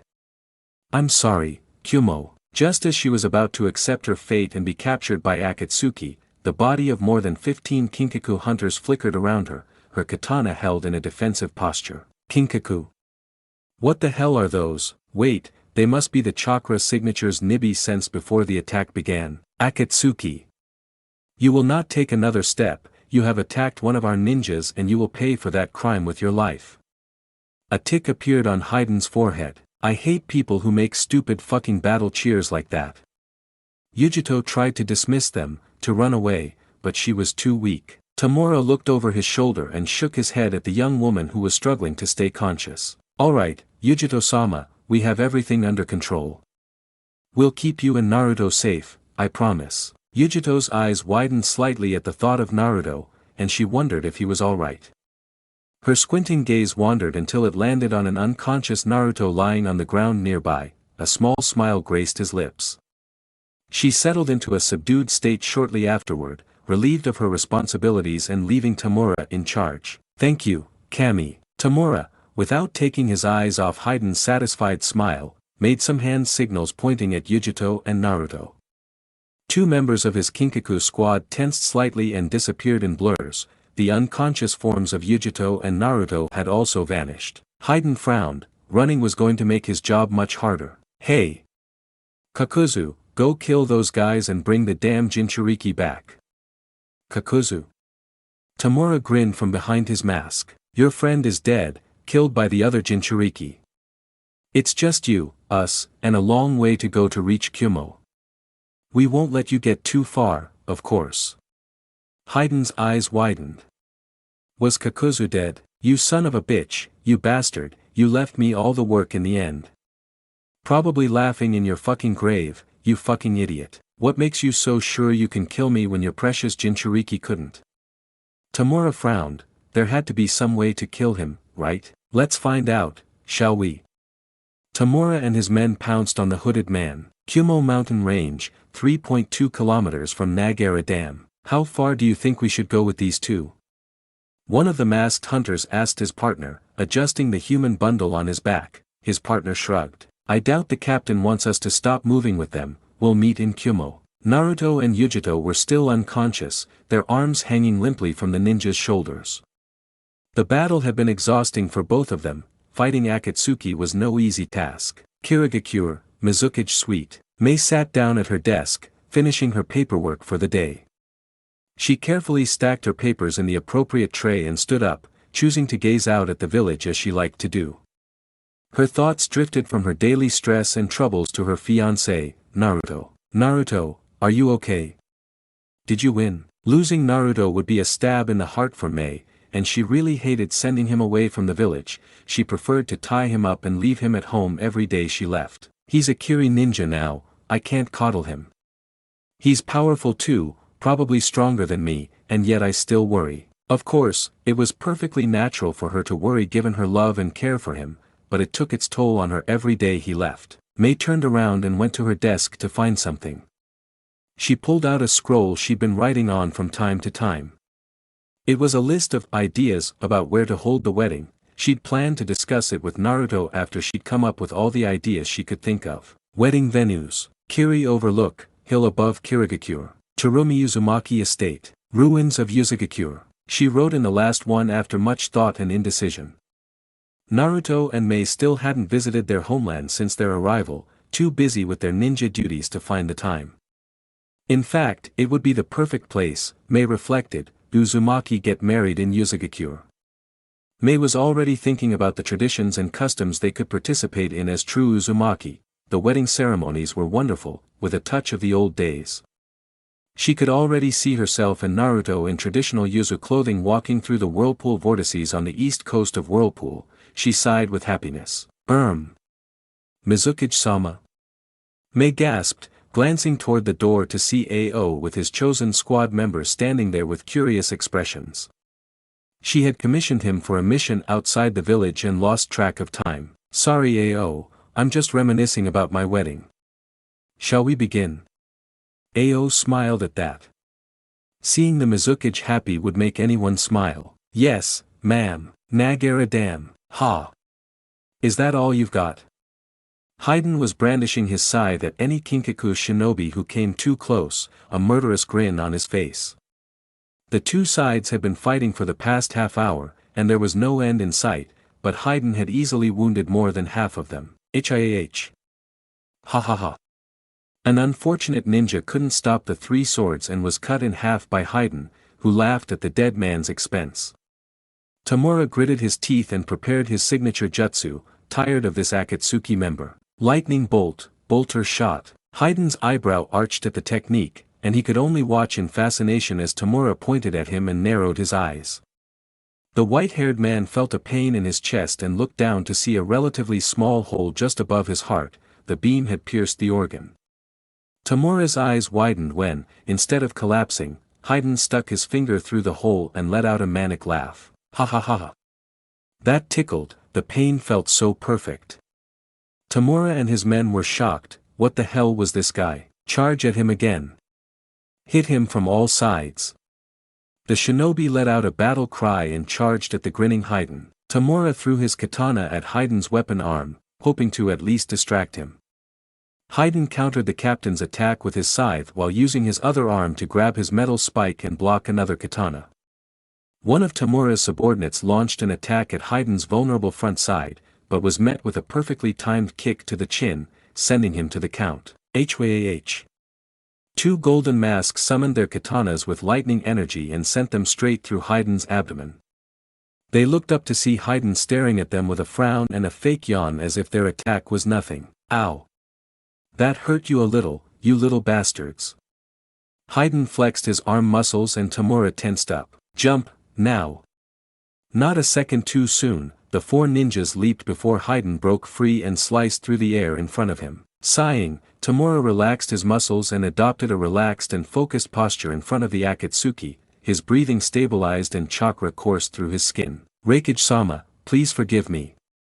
Lightning release, lightning armor release. A thick screen of electricity lit up and took shape over Tamura's body, startling his men and arousing the intrigue of the Scythe Man. Oh, what is dash? Haiden couldn't finish as Tamura disappeared and reappeared right in front of him, giving him a sharp elbow to the stomach. The attack sent him flying and crashing into a piece of rubble, but this did not stop Kinkaku's onslaught. Every punch and kick carried 1,000 times the force of the lightning-enhanced attack, quickly turning Haiden's curiosity into angry fury. Ah! Get off me! Tamura was straddling Haiden, landing punch after punch to his face with no real effect. Haiden finally managed to hook his leg under Tamura and with a strained grunt shoved him aside and swung his scythe, slicing through the Kyumo ninja's armor and turning it into confetti. Ah! The captain fell in a heap against a pile of rubble, clutching his bleeding chest, and watched his executioner walk towards him. I'm going to do this slowly. Haiden raised his scythe with both hands and was about to lower it when one of the Kinkaku's shinobi jumped on his back and pierced his neck with a kunai. Haiden began gurgling with his own blood, but struggled to shake off the man who was clutching what remained of his cloak. Another Kyumo ninja slammed into Haiden's stomach and tried to knock the larger man onto his back, but Haiden held firm and began pummeling the man's back with his fist. The last member of the squad rushed in and elbowed Haiden in the face, sending the Akatsuki member sprawling to the ground. The man rolled away to safety. Tamura was now standing with his katana in his hands, holding his weapon in an executioner's pose above his head with both hands. Haiden looked at him with a look no one had seen in him for a long time, absolute fear. Why don't you die? With every ounce of strength he had left, Tamura lowered his weapon to the man's neck and severed Haiden's head from his body, ending the fight. Puffing with exhaustion, he moved to check on his men, but stopped when he heard a growl behind him. Turning slowly, his eyes threatened to leave his head when he saw Haiden's head still talking and looking at him. Hey! You bring my body here right now and put me back together so I can kick your damn ass. Pure rage and adrenaline, the only thing that fueled his body, Tamura ran towards Haiden's terrified head and threw it straight into the lake. Tamura peered over the water's edge and watched as the head sank into the murky liquid. The thought would surely haunt him for some time afterward. He brushed the imaginary dirt off his gloved hands and gave his men a weary smile. Well, all in a day's work, guys. And with that, Captain Kinkaku legitimately collapsed, brought down by the fight that had also defeated the Jinchuriki. He fell asleep content with the knowledge that they had won and Akatsuki had lost. 2 days later, Kumogakure, hospital. Naruto opened his eyes to see white, nothing but white. At first, panicking because he thought he was dead, he decided to look to his left and found Yujito asleep in a hospital bed. Naruto reasoned that they had been taken to a relatively large city in the land of lightning and repaired, but where exactly they were and what the situation was with Akatsuki were the big questions on his mind. He stretched his muscles, felt he had the strength to stand, and slowly got out of bed. He stumbled slightly and noticed his clothes neatly folded on a nearby chair, but he began to laugh when he saw a small trench where someone was dragging his sword along the floor. It was propped against the wall next to his clothes. Hee, too bad for the floor. He quickly got dressed and armed, and Naruto prepared to leave the room and head toward Kiri, but was stopped by a hand grabbing his arm. He turned to see Yujito pleading in her revealing hospital gown. She tightened her grip on his sleeve, clearly not wanting to leave so soon. I never had the chance to thank you. You didn't think you were going to get away so easily, did you? Yujito said, smiling, and Naruto chuckled, nervously scratching the back of his neck. I'm sorry, I didn't mean to leave so suddenly, but I have to get home. I've already taken up too much of Kumo's time and care, I don't want to burden him. Yugito scoffed at that. Kyumo would consider him a hero, not a weakling. Nonsense, there's nothing wrong with you being here. And why do you have to leave so soon? Naruto looked at her and saw what she was obviously implying with her narrowed eyes and a slight sway of her hips. He laughed nervously again, blushing, hoping that she or Mei wouldn't hit him for this. Well, you see. Naruto nervously clasped his index fingers together. I'm engaged. Yugito's eyes widened. Engaged, what? Naruto just nodded foolishly. If he had never met Mei and had instead come to Kyumo, maybe he would have been with Yugito. Nobody can replace my goddess Whirlpool, not even Yugito. Well, putting that aside. Yugito tried to change the subject, obviously disappointed that Naruto had been kidnapped. I've been racking my brains trying to find a way to thank you for rescuing me, and I came up with a great idea. Naruto was intrigued. What could it be? Yes, what is it, Yugito-san? Naruto asked after his long pause. Yugito smiled. Training. I'm sure I can show you some techniques that aren't from Kyumo and even some abilities that only we Jinchuriki can use. Naruto's mouth was open in surprise. Was she willing to teach him? I can't. I mean. Yugito just calmed him down with a finger over her mouth, even laughing when he started to blush. It's a shame it was taken, I would have loved to have a date. I mean, you can see the muscles bulging out of his armor, they're so big. Meow, let me get dressed and we can begin, it shouldn't take long. Naruto was still dazed and Yugito smiled, already beginning to get rid of the uncomfortable dress. Naruto.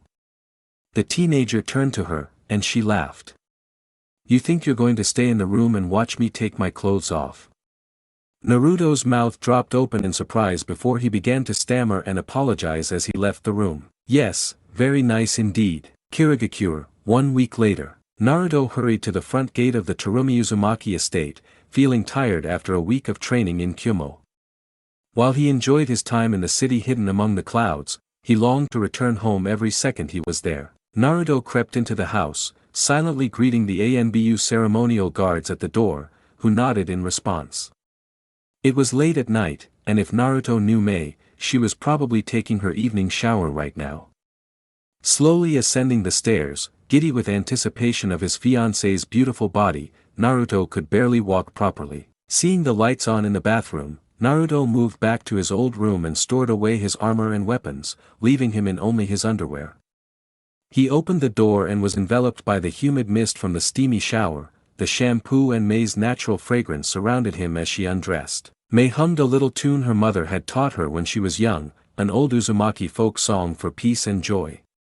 She often enjoyed singing or humming tunes when she was alone or stressed, it helped her stay calm. She needed it especially now. Naruto hadn't returned, and it had been almost 2 weeks. Even though she'd received a message from Kyumo a few days ago detailing that Naruto was safe and victorious, Mei still wasn't happy about not having her fiancé home. She stopped running her hands through her ankle-length hair when she felt strong arms encircle her, jolting her senses. She cursed herself for not noticing the person's presence sooner, but calmed down immediately when she heard Naruto's voice speak softly in her ear. I'm home, Meiheim. She smiled, delighted that he had returned unharmed. Mei turned in his arms and kissed him passionately, not wanting to let go of the blonde boy. Naruto responded in kind, returning the kiss with equal ferocity. He had missed his princess while he was away for so long. Breaking the kiss, they gazed into each other's eyes and knew that no words were needed to express the joy of their reunion. Naruto-koi. I'm so glad you're back. Naruto nodded and tightened his grip on her smaller body. Mei smiled as she felt Naruto's hand move toward her rear, and when he began to nibble at her neck, she started to giggle. Someone missed me, Mei let herself be pushed against the shower wall and craned her neck to reveal more of her skin, which Naruto seemed to have an appetite for. Following her loving bites lower down her body, Naruto reached her breasts and began nibbling and sucking her nipples, relishing the sound of her moans of pleasure.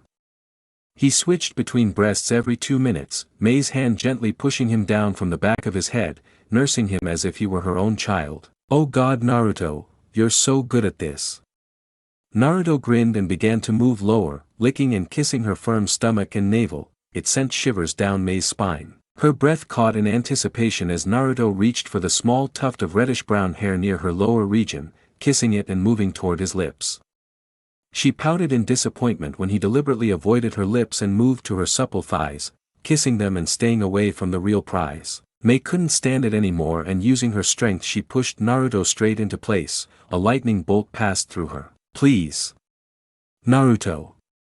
I can't take much more."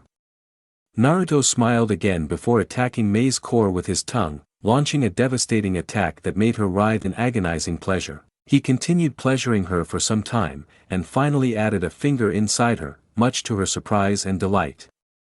He began licking up her fluids that were now flowing, wanting more.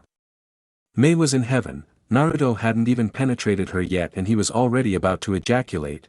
They had only started 10 minutes ago. Ah. Naruto. Naruto. Naruto.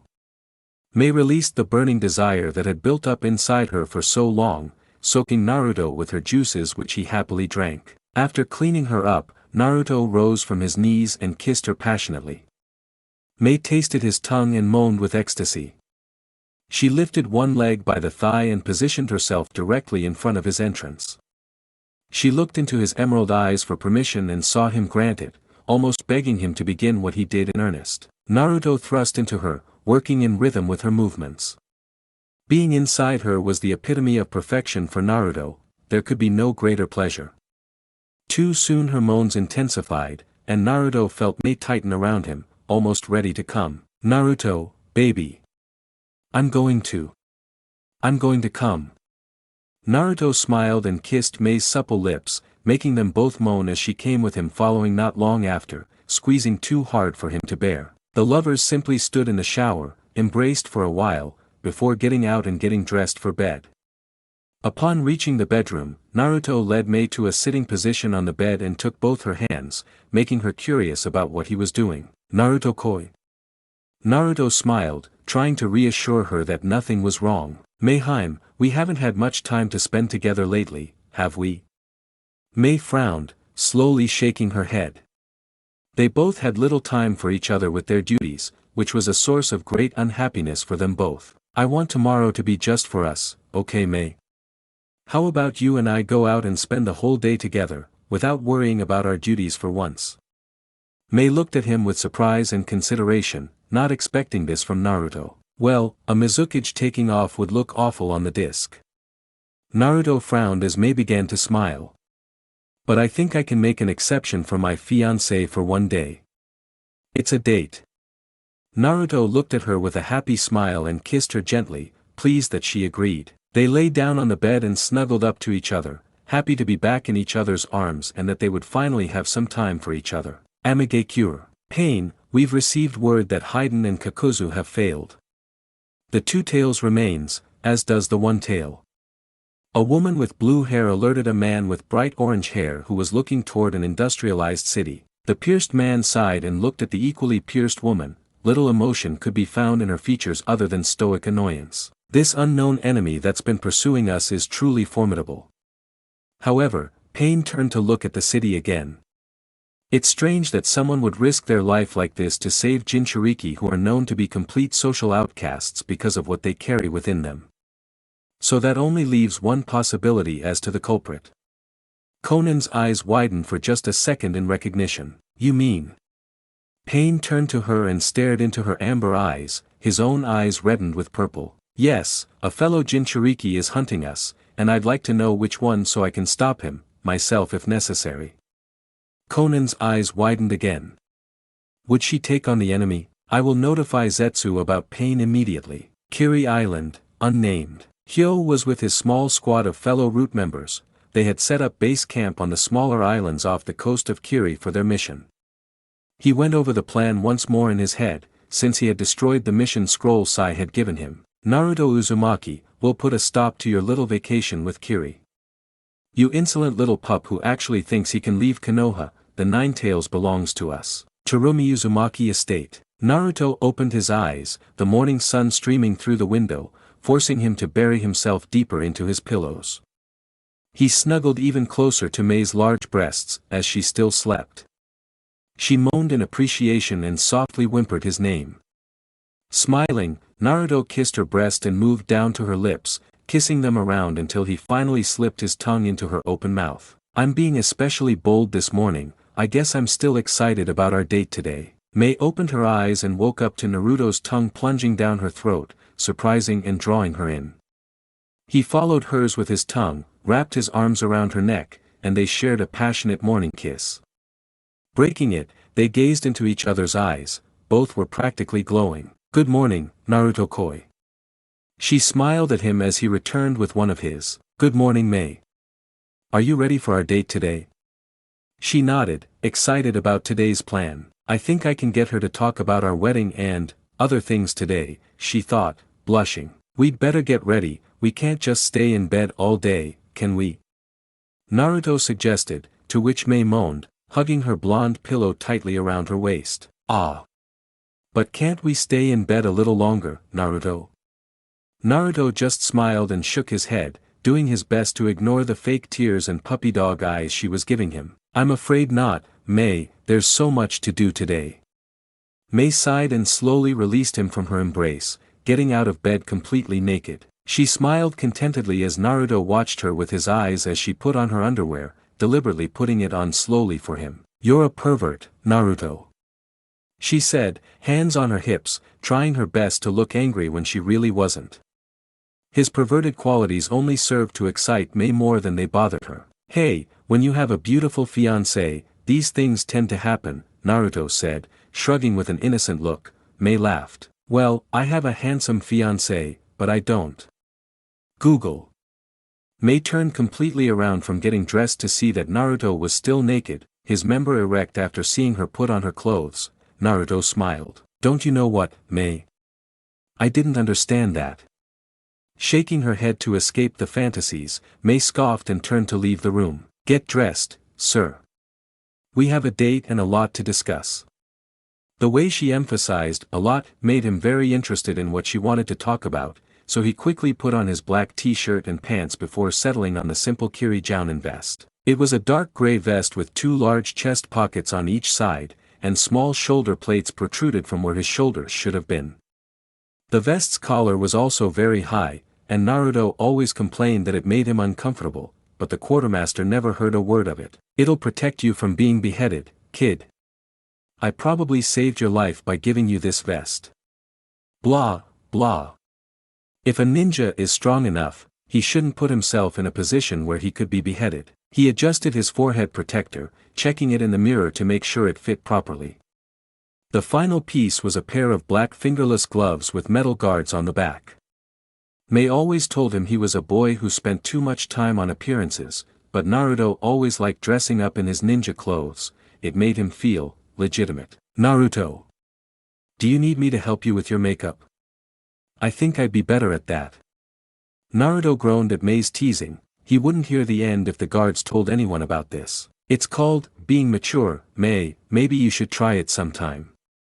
He became eerily quiet after that, and Naruto was a little afraid to leave the room. Moving toward the sliding door, he cautiously opened it a crack to peek inside and saw no one.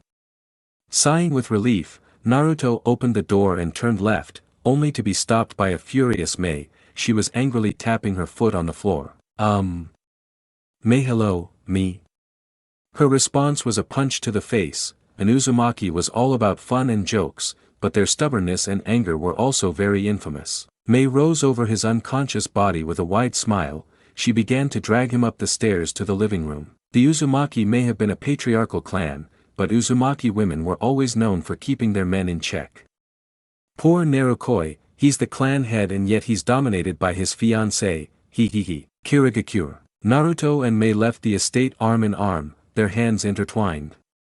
Naruto was sweating profusely after their tense morning encounter, and Mei simply wore a wide, happy smile, perhaps a little too happy. Walking through the city towards their chosen destination, Naruto and Mei talked a little about the nature and history of Kiri. Mei was always happy to give details about her past with the blonde. Upon arriving at the village park, the couple moved to the grassy area and away from the more crowded parts of the park. It was another sunny day in Kiri, and they wanted to soak up the warm rays. They also didn't want to be disturbed while they were together. Naruto took the clothes he had in his pocket and placed them on the ground. They had decided to have a nice picnic today and just talk. Mei sat down on the clothes and took off the bag she was carrying over her shoulder. She had decided to try and fix their food today. Naruto had reluctantly agreed after she had vowed to become the best housewife for him. He didn't really mind all the cooking she had to do, but she insisted. Taking out her own food first, Mei observed the simple meal of fish and rice. The fish itself was another of the rare species found near the land of Yuzu. Naruto's mouth was watering now. He couldn't wait to see what Mei was trying to do to him. Here Naruto. She quickly pulled out her food with her head down, anxious and embarrassed about what his reaction would be to her attempt at cooking. Naruto looked at the food and smiled. It was ramen. No one, not even Mei, could make bad ramen in Naruto's book, so he took the noodles with his favorite pork and ate cautiously.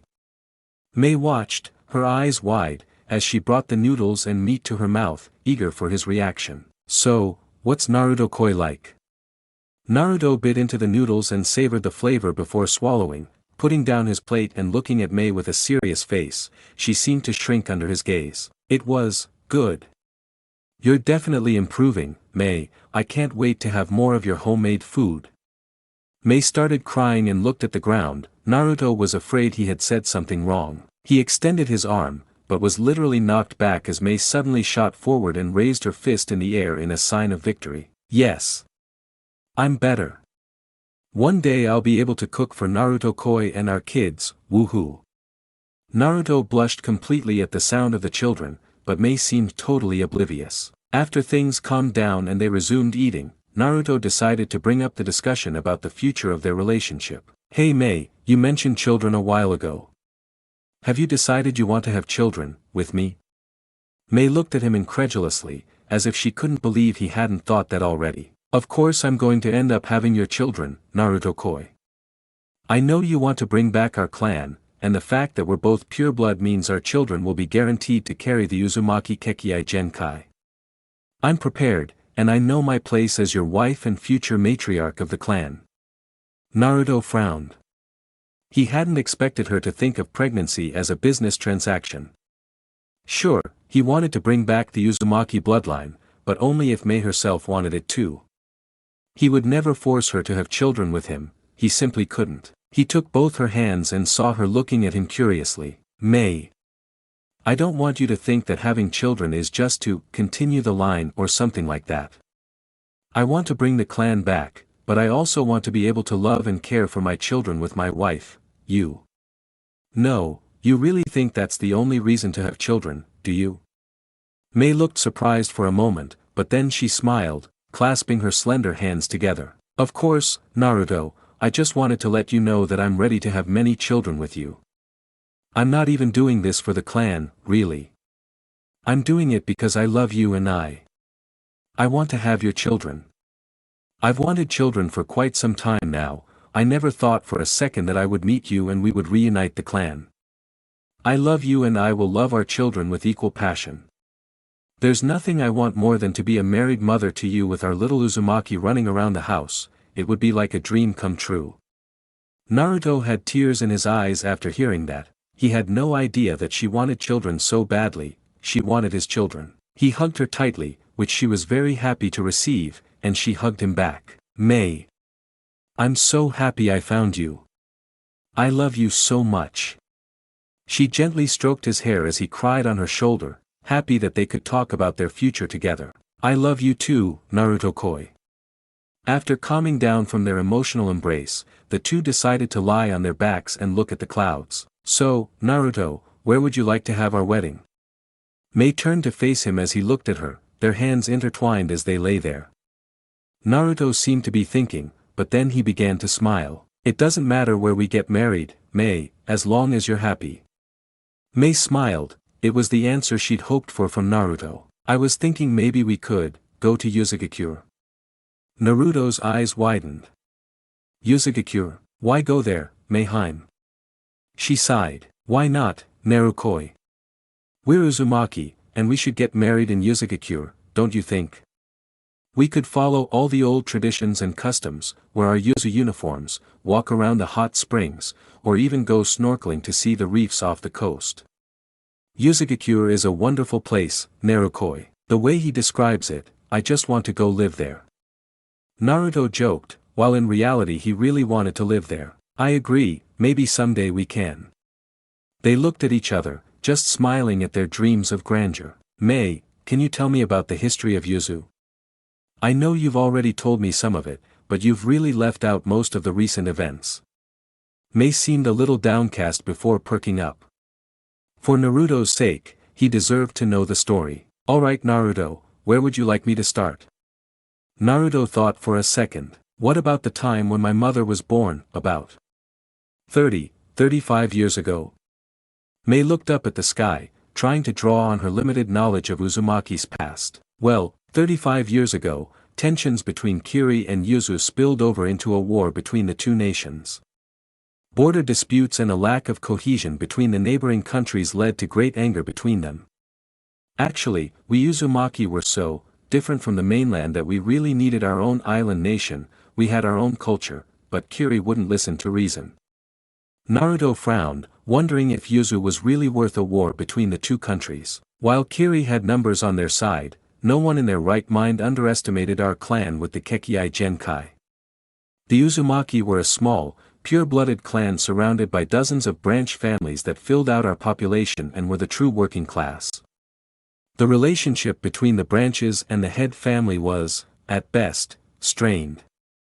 Sometimes, all the branches could be considered glorified slaves, used only to work and serve the head family and, in desperation, reproduce. When the Uzumaki went to war, so did the branch families. Naruto continued listening, enthralled by the story. Wait, Mei, if the branch wasn't true Uzumaki, that meant they didn't have the bloodline, right? Mei nodded. But how could they help us win if they didn't have a bloodline to help them? Well, Naruto, we both know that bloodlines only enhance ninjas, they don't make the shinobi. While it's true that the branches rarely had someone with the bloodline, they were skilled shinobi and weapon users. Their primary weapons were a bit old-fashioned by today's standards, often consisting of long spears and shields or even short swords. The Uzumaki went to war with our usual pride and confidence, some even boasting that Kiri would fall within 3 days, just in time for hurricane season. Looking back, they were fools. It was the only time Uzumaki pride got in the way of our better judgment, but that quality wasn't our downfall, stubbornness was. Stubbornness? Naruto asked, to which Mei simply nodded. Yes, Naruto, the war initially went well for the Uzumaki. Kiri first encountered us on our own territory. They had been preparing an invasion fleet not only with shinobi but also with the daimyo soldiers. We met them off the east coast of the Yuzu kingdom.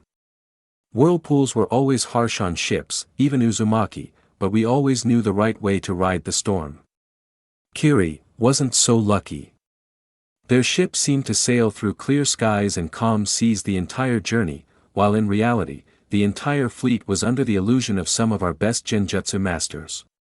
By the time they realized they were in a trap, half their fleet had been sunk and the rest was being attacked by the Uzumaki. They never stood a chance. For all intents and purposes, the war should have ended right there, but then, it came. Naruto was on the edge of his seat now. Who was he? Who came, Mei? She trembled in silent anger for a few moments before whispering her name. Madara Uchiha. Naruto was surprised. Was Madara Uchiha the one who stopped the Uzumaki? What? But how? Why? Mei calmed down and took a deep breath. Shortly after the war began, Madara apparently entered Kiri after wandering the world following his rejection by his clan during the first Hokage's era. Upon arriving in the land of water, he took advantage of Kiri's war preparations and left the capital undefended. Gathering a few loyal followers, he launched an attack and killed the second Mizukage. After the coup, he proclaimed himself the third Mizukage and immediately led what remained of the army, striking the Uzumaki vanguard. She clenched her fist to evoke the effect of the two armies clashing, leaving Naruto to imagine the battle unfolding before his eyes. Our clan leader dueled Madara in hand-to-hand combat, Kekei Genkai versus Kekei Genkai. In the end, our leader was knocked down, but it wasn't enough to demoralize Uzumaki.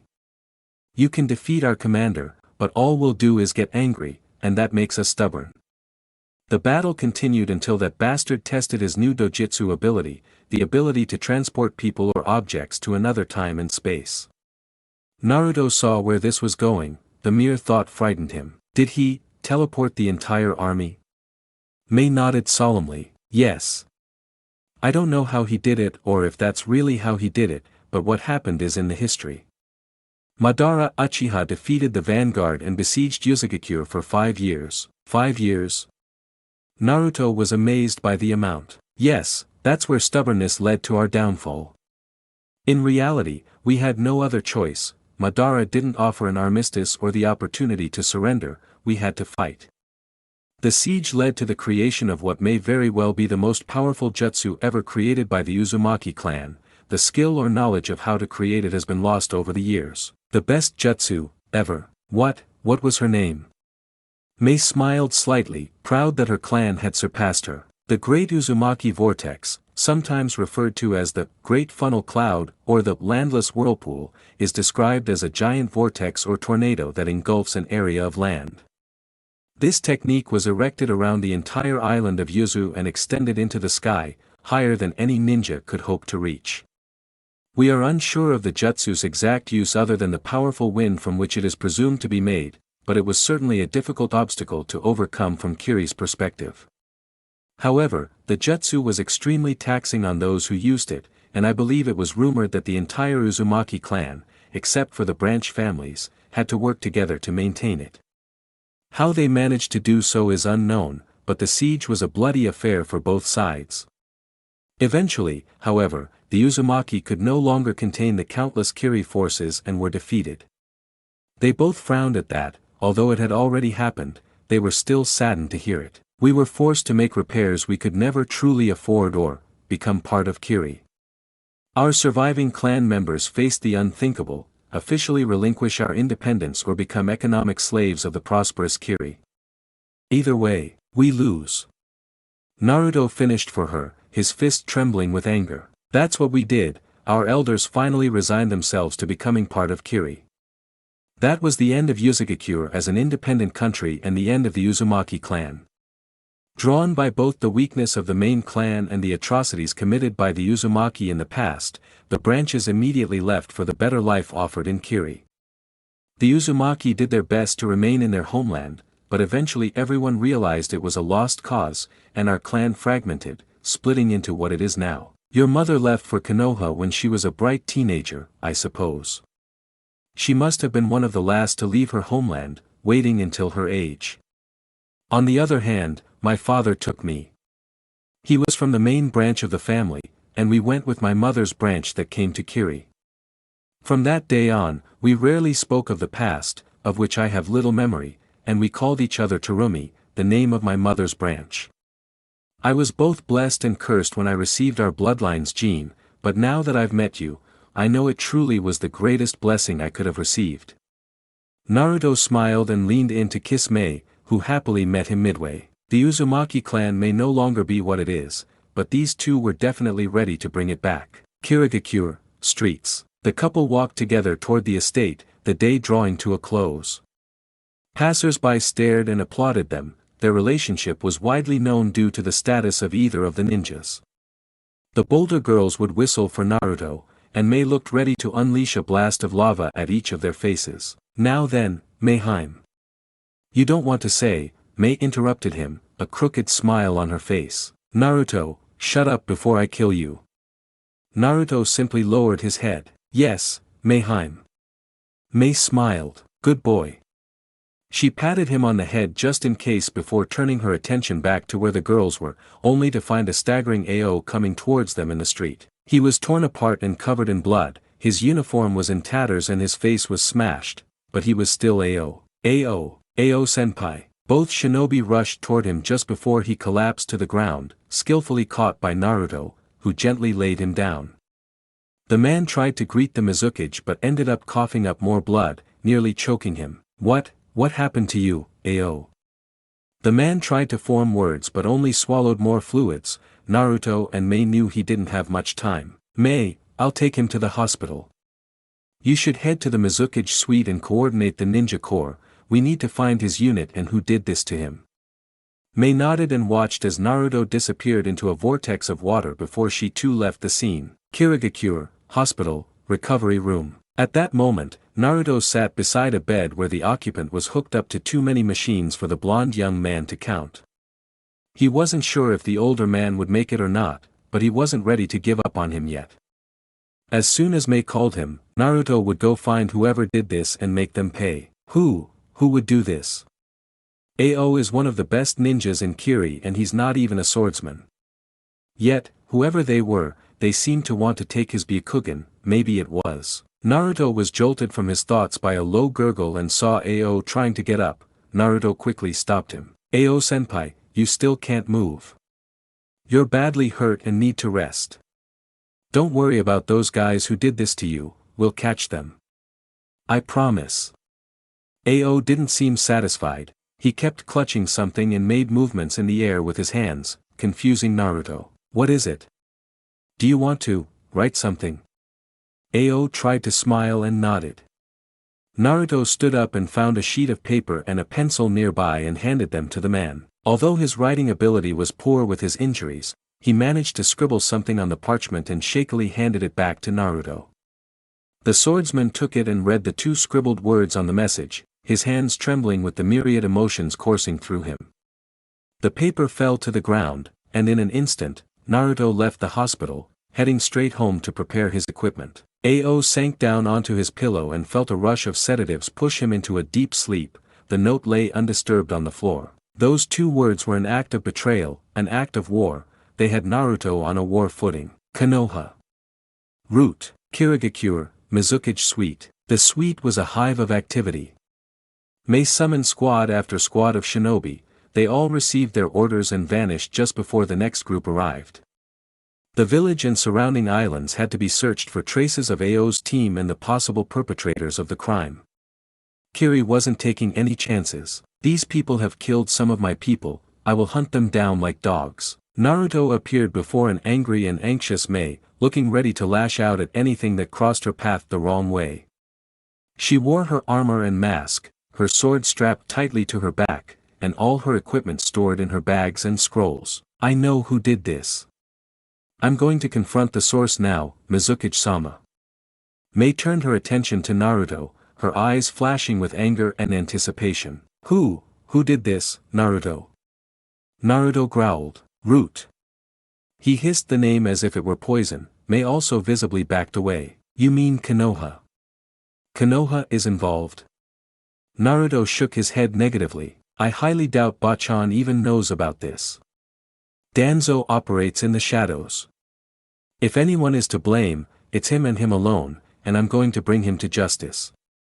Mei looked into Naruto's veiled eyes, her leadership skills taking over. No, it's too risky. He's in his own territory in the land of fire. Attack him and all of Konoha will be breathing down your neck. First we'll eliminate his henchmen, and then we'll proceed with diplomacy. Naruto slammed his fist against the desk, cracking its wooden frame. Those monsters killed an entire squad and left Ao-senpai permanently crippled. I'm going to kill those bastards. Danzo won't stop no matter what we do, and Konoha and Tsunade are powerless to stop him even if they wanted to. Mei glared at her fiancé. He wasn't making things any easier for her. I understand that, but there's nothing we can do, Naruto.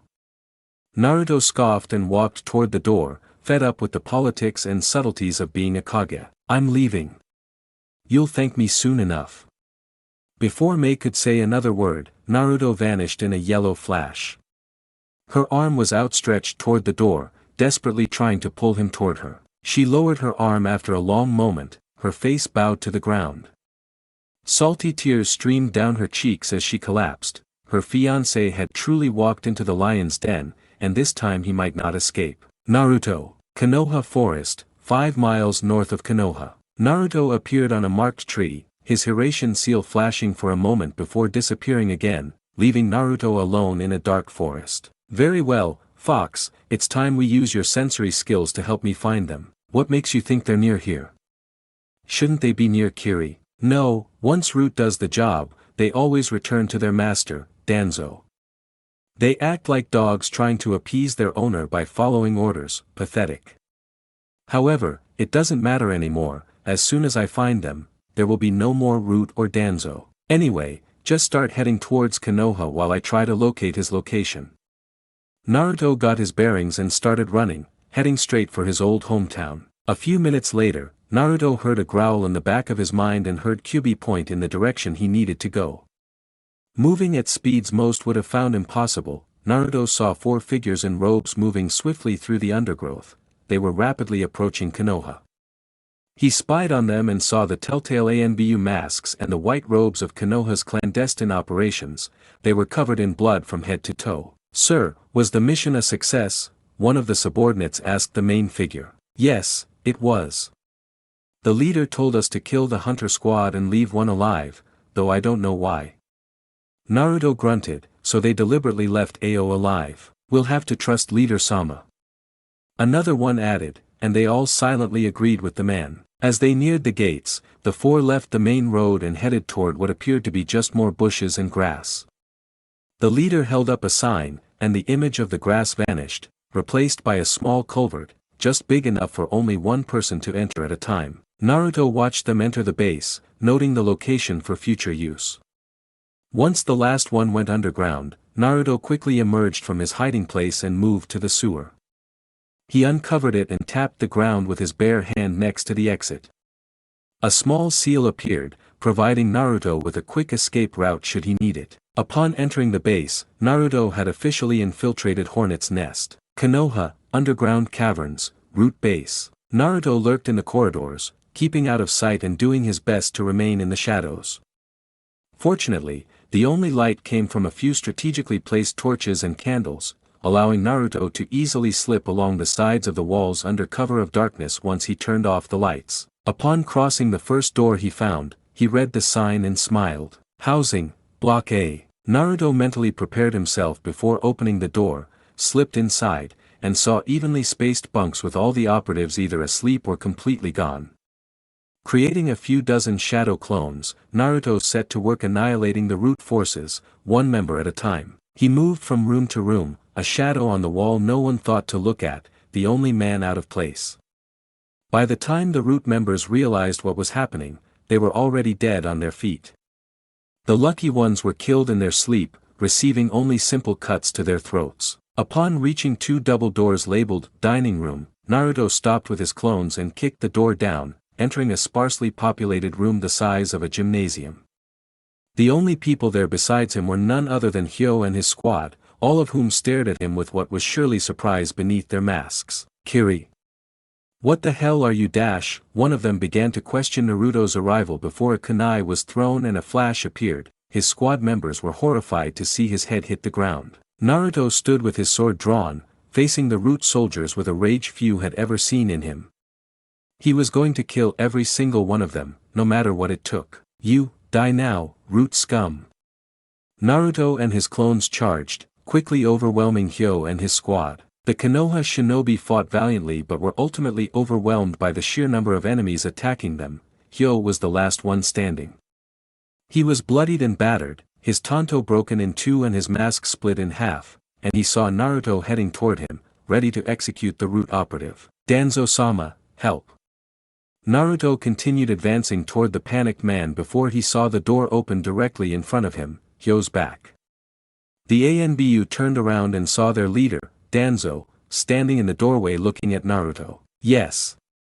Danzo-sama will defeat him. Good job Hyo, you've done your duty." Hyo's eyes widened when he heard those words and he turned around only to see a sword approaching his neck. Naruto beheaded the man, leaving nothing but surprise on the face of the betrayed man. Hyo's last thoughts were on his leader, the man in whom he had placed his entire life and loyalty. "Danzo-sama, you betrayed us all. Hello. Nine Tails." Naruto growled, taking another step toward the older man. Danzo stood his ground, clearly unfazed by Naruto's threatening demeanor. "Danzo, you'll pay for what you've done." Danzo smiled, actually he almost wanted to laugh. "I haven't done anything wrong. Everything that's been done has been for the betterment of Konoha. If you had stayed in your place as you should have, you would have played a part in that too. Naruto sneered, it wouldn't do him any good. I would never have followed your orders, Danzo. Danzo simply shook his head, disappointed in the boy. You say that, but what if I could do it so you had no choice? Naruto's eyes widened. What did she mean? There's no time to figure it out, I have to catch him before he tries anything. Naruto charged toward Danzo, closing the distance between them in seconds. Suddenly, the blonde stopped running, his whole body trembling and his pupils dilating. What is this? A genjutsu. I can't move my body. Now, bow, Nine Tails. Naruto's body slowly moved to a kneeling position, a Sharingan eye briefly flashing in each of his pupils before disappearing. He had fallen under Danzo's mind control, Shursue's Sharingan ability. I am at your service, Danzo-sama. Danzo smiled, the boy had fallen right into his trap. He had lured Naruto here, knowing that revenge would drive him to come and stop him. The boy's judgment was clouded, and Danzo acted accordingly. Slowly drawing one of his kunai, Danzo walked slowly towards Naruto. He wanted to savor this moment for the rest of his life. What a good boy, now stay still, you little dwarf. If Konoha cannot fully control the Nine Tails, then I will make sure that no one else can have its power. Konoha, Underground Caverns, Root Base. Danzo walked toward Naruto's kneeling position, his victorious smile widening. Naruto was helpless as he watched the older man approach with the small dagger, intent on ending his life. Shit, this is bad. I can still think, but I can't control my body's reactions. I need to think of a way out quickly. Remember our training in Kumo, Naruto. Just like Killer Bee and Yugito taught you, a Jinchuriki is impervious to genjutsu of any kind as long as the tailed beast and the container are synchronized. Naruto wanted to facepalm stupidly. How could he have forgotten that lesson? Very well, Kyubi, disrupt my chakra. I have to move now. Kyubi growled in recognition and quickly undid the bonds that held Naruto's consciousness, the boy regaining his body. The blonde man pretended to still be under his control until the very last second. Danzo was now directly in front of him, ready to attack. Goodbye Nine Tails. Danzo plunged his dagger into Naruto's motionless neck, but his eyes snapped open as the boy grabbed his wrist and twisted with immense strength, easily breaking it. Leaping away from Naruto and stroking his broken hand, the older man's euphoria had turned to seething fury. He looked at Naruto, who was staring back at him. His sword was now in his hands again. Damn old bones, I can't even handle the strength of a damn brat, it has to be on par with Tsunade's.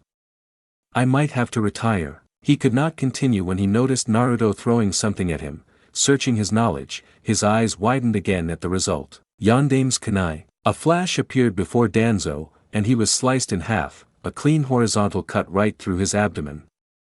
Naruto watched as the body fell to the ground and Danzo uttered his last breath, the final words of the monster of Konoha. Not bad, for a demon. Naruto saw his eye closing and turned to leave, done with this place. Naruto's eyes widened as he sensed a presence behind him and looked to see Danzo. He was standing in front of the Kiri ninja, looking very annoyed by the outcome of that event. Well, I was hoping to avoid the confrontation, but it seems I have no other choice. Naruto grunted. Damn it, you have no choice, I'll make you pay. Danzo frowned, looking at Naruto. You keep saying that, but I don't see any results. However, I'm curious to know how you managed to escape my genjutsu. It's a very powerful illusion of the Uchiha. All you need to know is that a Jinchuriki is never affected by a genjutsu, no matter how powerful it is. Now enough talk, it's time to end this. Danzo smiled, slowly undoing the bandages around his eye first before moving on to his arm. I've been saving these for this occasion. I'm ready to finally use the powers I've gained for myself. It's time I force you to fight for this village, whether you like it or not. Naruto watched as the man untied his bonds, revealing a Sharingan eye and an arm covered by a glove. Ha, and I always thought you were a cripple here. How long have you been keeping this secret? Danzo mocked. Long enough, I've been saving these skills for when I thought I'd need them against you. Please don't disappoint me, dwarf. We'll see who you're calling a dwarf when this is over. Danzo chuckled, flexing his arms and slowly revealing his covered arm. When this is over, you will call me Danzo-sama. Naruto growled and charged at the man. Danzo began gesturing with both arms. Naruto's eyes widened in amazement when he saw Danzo's other arm. It was covered in Sharingan. What the hell did he do to himself? I count 10 Sharingan in total, 9 eyes are open and 1 is closed. He possibly already used it for a technique we didn't understand. It could have been what saved him from that sword attack. Likely. Wind release, void sphere. Naruto watched him open his mouth and fire a series of small bursts directly at him, leaving him little room to dodge. Thinking quickly, Naruto stopped running and raised his great sword in front of him. It covered almost the entire front of his body. Hiding won't do you any good. Naruto felt the bullet strike the sword, but he smiled as he watched them vanish and a surge of chakra flow through his system. His sword's containment seals had worked again. Who needs a fancy sword like everyone else's when Naruto knows how to seal, right? Interesting seal. Danzo analyzed the defensive move, silently impressed with Naruto's sealing ability. You haven't seen anything yet. Naruto went through a series of hand signals before slamming his palm against the ground and pulling upward. As if he were holding a magnet against metal, a pillar of rock closely followed his moving hand out of the ground and stood in front of Naruto. Earth release, rock blizzard. With a violent kick, Naruto sent dozens of large, razor-sharp rocks flying at Danzo, who skillfully dodged them with his speed. Moving swiftly, the swordsman Kiri lunged at Danzo and swung his sword at him repeatedly. Each time Danzo evaded it. Come on, kid, is that really all you've got? Naruto growled and fired a lava bullet at Danzo, who moved to avoid it only to be met with a sharp pain in his shoulder. Glancing down at his left arm, Danzo realized his folly too late to stop Naruto's sword from piercing his body again, leaving him without an arm. Naruto smiled victoriously but stopped smiling when he saw the Danzo in front of him disappear. He turned around to see Danzo making more hand signals. Wind release, vacuum wave. Naruto moved to raise his sword but stopped when Danzo withdrew his arm, and then the blonde saw it. A wire had been wrapped around his blade. With a sharp tug, Danzo snatched the sword from the swordsman's hand, and it fell to the ground with a loud thud. With nothing to protect him from the wind, Naruto moved toward one of the support pillars in the middle of the dining hall and hid behind it. The wind blades tore through them, causing the roof to shake dangerously from the weakened structure. Fortunately, Naruto was able to dodge the blades, as he had predicted the roof wouldn't last. Peering at his sword on the ground, Naruto drew 2 of his father's kunai and charged for them. Danzo ran toward him, trying to intercept him. Reaching Naruto before he could grab the sword, Danzo went to reach it, but was burned when he tried to grasp it. The attack momentarily stunned him. One moment was all Naruto needed. In a split second, Naruto had effortlessly kicked his sword into the air and thrown both his kunai at either of Danzo's shoulders, causing the man to scream in agony. His sword fell quickly due to gravity, and Naruto immediately caught it before slicing off Danzo's left arm. A full minute had passed in the fight so far. Damn it. Izanagi won't work anymore. Naruto waited for another apparition to take Danzo's place, but when nothing appeared, he smiled. Danzo wasn't happy. He was panting slightly and angry about losing an arm to Naruto. Well, that worked. This isn't over yet. 9 tails. Danzo's remaining arm began to grow, slowly taking the form of a tree. From that tree, hundreds of sharp spikes launched themselves toward Naruto, who was forced to use a technique to get away from them all. Lava launch, lava wall. Naruto stamped his foot, and a massive wall of molten rock appeared before him, blocking the enemy's attack. The spikes plunged directly into the lava and burst into flames, slowly melting the tree. Lava, huh? I always knew I should have kidnapped him the day he was born to that wretched woman. Unfortunately for both combatants, the lava wall also damaged the structural support, destroying several more pillars that held the room up. Only a few structural pillars remained, and they stood between the 2 fighters. One of them was growing a chakra tail while the other glared at him. It's time for this to end. Naruto's voice deepened and his features became more pronounced on his face, allowing Danzo to visualize the true demon within him. I will destroy you if I own 9 tails. I'd like to see you try. Naruto extended a hand and brought her his sword. It flew through the air and was caught in the palm of her hand. Chakra flow, you can do many things with it, Naruto explained, and Danzo frowned. I don't need a damn lesson on that, I have more experience than you'll ever have. Naruto simply shrugged and charged at the man, who in turn attacked him. Both lunged at each other. Danzo drew one of his kunai and blew a gust of wind. A groan or gust could be heard emanating from it. The two clashed their weapons in the middle of the room, a loud clack echoing as they attempted to silence each other in their sword battle. Naruto grinned as he began to push Danzo back, the wind chakra being absorbed by the sword rendering the root commander's attack useless. Danzo frowned again, stepped back, and gestured with his hands as Naruto raised his hand and began to form chakra. Wind launch, serial vacuum wave, enormous Rasengan. Naruto launched himself at Danzo with the immense Rasengan in front of him, the wind blades disrupting but not stopping the massive blue sphere. Danzo bit his tongue in annoyance and barely dodged the attack, a piece of his robe being ripped off by the blast. Unfortunately, the attack was the final blow to the underground base, and the ceiling began to collapse on them, leaving them little time to formulate a plan. Naruto began making hand gestures, and a shadow clone appeared before it too began gesturing. The combo was a first for Naruto. He had just come up with the idea from his past fights. Lava launch, lava wall, water launch, great waterfall technique. As the circular dome formed around the two, the water instantly cooled the volatile lava into a solidified ash that was nearly unbreakable.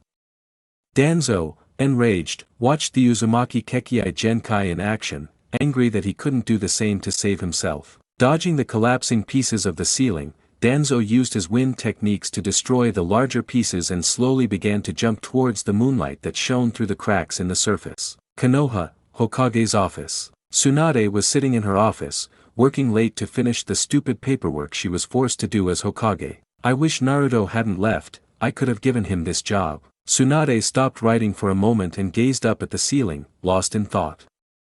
Naruto still hadn't arrived for his monthly visit, and Tsunade was growing increasingly anxious for him to return home, even if only for a short time. Sakura and the others were also very excited after hearing the news that he would be visiting soon.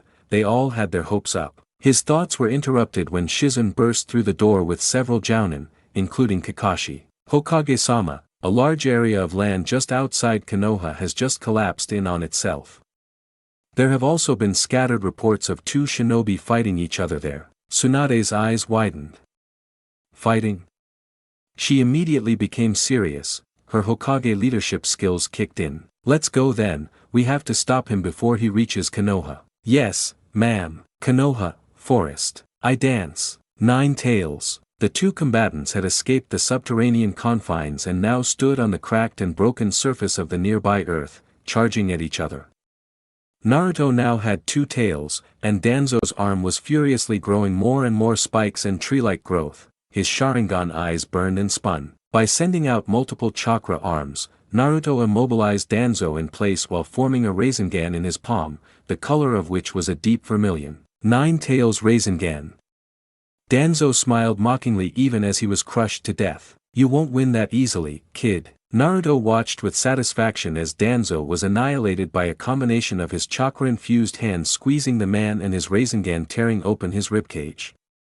Blood splattered everywhere. Naruto felt much of it land on his face and slowly licked it off with his tongue. The thirst for blood felt so good. Ha! A mean cretin like you could never kill me with that horrible replica of the 4th Hokage's jutsu. Naruto's eyes widened as he spun around in a fist. He was thrown to the ground and stopped by a seal that spread across his body, freezing his muscles and halting his counterattack. Danzo was on top of him. Going through the appropriate hand signals, Danzo took a breath and looked at the astonished Naruto, who was desperately trying to break free from the seal. It would never work. Wind release, inhale the great sphere. At point-blank range, it's impossible for even the Kyuubi to cure this. Danzo, stop. Before he had time to react, a punch had been sent directly to his cheek from the side, effectively stopping his jutsu from continuing. Looking at the source of the intrusion, she found none other than the Hokage of Konoha. Tsunade was panting slightly and blushed with anger. What the hell are you? Danzo was interrupted when a primal roar came from something to his right, also drawing Tsunade's attention there. Naruto was releasing a massive amount of chakra and slowly rising from his prone position, the seals slowly disengaging from his body.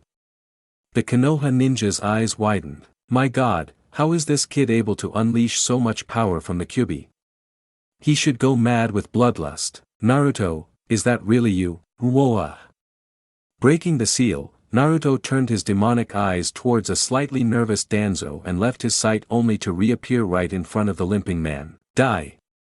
Naruto clawed at the man repeatedly, blood spurting from his chest through the deep cuts Naruto was creating. Tsunade was horrified. What had driven Naruto to do something so sinister? Naruto, stop! Tsunade started running towards him with tears in her eyes. The other Jounin had arrived and were visibly disgusted by the presence of the Kyuubi container. Kakashi glanced around the battlefield and shook his head grimly as he watched Tsunade run towards Naruto. That's dangerous, what the hell are you doing? Pausing for a moment from his attack on Danzo, Naruto got up from the man and turned to see Tsunade running toward him, her fear evident on her face. Naruto frowned. Even though his anger had been greatly amplified by the Kyuubi chakra flowing through him, he could still control it while in this form. In fact, thanks to my own training and Killer Bee's advice, I can now transform into the 8th tail state before I lose control by going any further. Naruto quickly reverted his transformation to his normal self and was approached by Tsunade just as the last of the red/orange chakra dissipated. Naruto! What are you doing here? Please don't, transform again. Naruto was shocked as Tsunade childishly pounded her chest with her fists, sobbing that he would never transform again. Smiling gently, he placed his arms around his Bachan and hugged her tightly against his chest. Okay, Bachan, I'm dash. Naruto broke off when a wet creaking sound was heard. Tsunade looked into Naruto's open eyes. Naruto. Tsunade tried to get an answer from the now motionless boy, but her eyes widened in fear when she saw blood coming out of his open mouth, his face showing surprise. Die. 9 tails. And with that, Danzo fell backward onto the hard ground, his kunai still lodged in the back of Naruto's ribcage. He was having trouble breathing. He knew he didn't have much more time. Naruto. Naruto. No. No. Tsunade began to sob as Naruto's weight fell on top of her, her eyes gently closing as she embraced the overwhelming need to sleep. Shizune.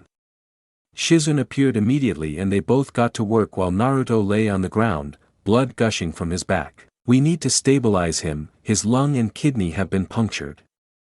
Shizune warned, Tsunade's glowing hands moving up and down Naruto's body, trying to examine where to heal first. The treatment isn't working, you bastard.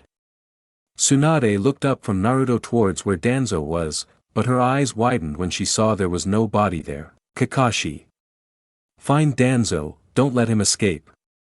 Kakashi's eyes were filling with tears. He couldn't believe that Danzo would stoop so low as to strike Naruto while his back was turned. I can't lose Naruto, he's my last hope for redemption. Yes, ma'am. The silver-haired man disappeared. He was on the hunt for the killer of one of the most important people in the ninja world. Come on Naruto, wake up. Wake up. Wake up for Bachan. Tsunade was crying desperately, actually praying for Kyuubi to help her godson return, come back to life. We're losing him, Tsunade-sama. The 2 doctors working to save Naruto's life didn't notice the appearance of most of the 12 rookies. They all came to see the great commotion. Sakura pushed her way through the circle of Jounin to see what the commotion was about. The panic in her teacher's voice terrified her. Finally reaching Tsunade and Shizune, Sakura's eyes widened and tears were already welling up. Naruto lay motionless in a pool of blood, his blood. Oh my god. Naruto. Tsunade looked up to see her pink-haired apprentice staring at the blonde with pure terror in his eyes. The doctor looked at her. Control yourself, Sakura, and help us, because if you don't, he really could die. Awakening from her stupor, Sakura knelt beside her teacher and began to heal Naruto's large wound, but discovered that it wasn't working. We already tried, Sakura. Danzo coated his kunai with poison. He's preventing our medical jutsu from repairing his cells, we can't even stop the bleeding. Sakura's eyes widened again. How were they supposed to save him? The rain began to fall as everyone started to get the feeling that Naruto was truly dying. It soaked all the shinobi there, but no one gave it a second thought. too fascinated by the boy the three most powerful medics Konoha had ever seen were desperately trying to save. Even those shinobi who harbored resentment toward Kyuubi were lost when it came to feeling anger toward Naruto. This showed he was no different, that he could be brought down as easily as any of them. Damn it! Don't go, Naruto. Don't go. Sakura began pounding her fist into Naruto's chest as his heart stopped beating, her desperation evident in her attempt to rescue him. The hero was dying and no one could stop him. Konoha Hospital, 1 week later. Naruto woke up to a lot of white.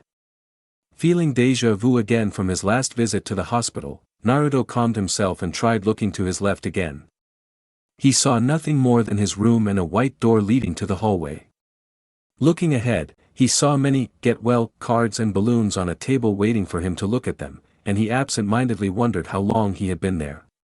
Finally, he turned to his right only to be assaulted by a fist to the face, sending him flying back onto his hospital pillow, and he thought he could see stars. It's about time you looked in this direction.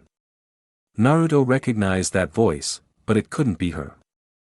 She was still in Kiri, right? MEI hello, me, he shouted, sounding her name with genuine disbelief that it was her.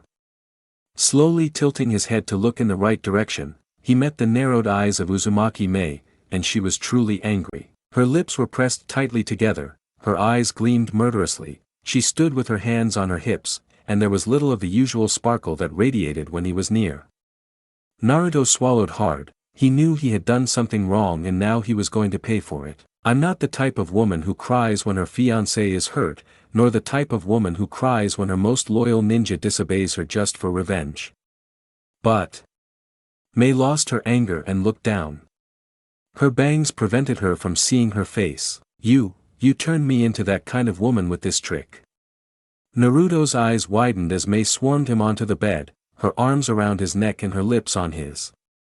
The kiss was hungry, but it was also to reassure MEI that he was still there, alive and well. I'm such an idiot. I'm so sorry, MEI.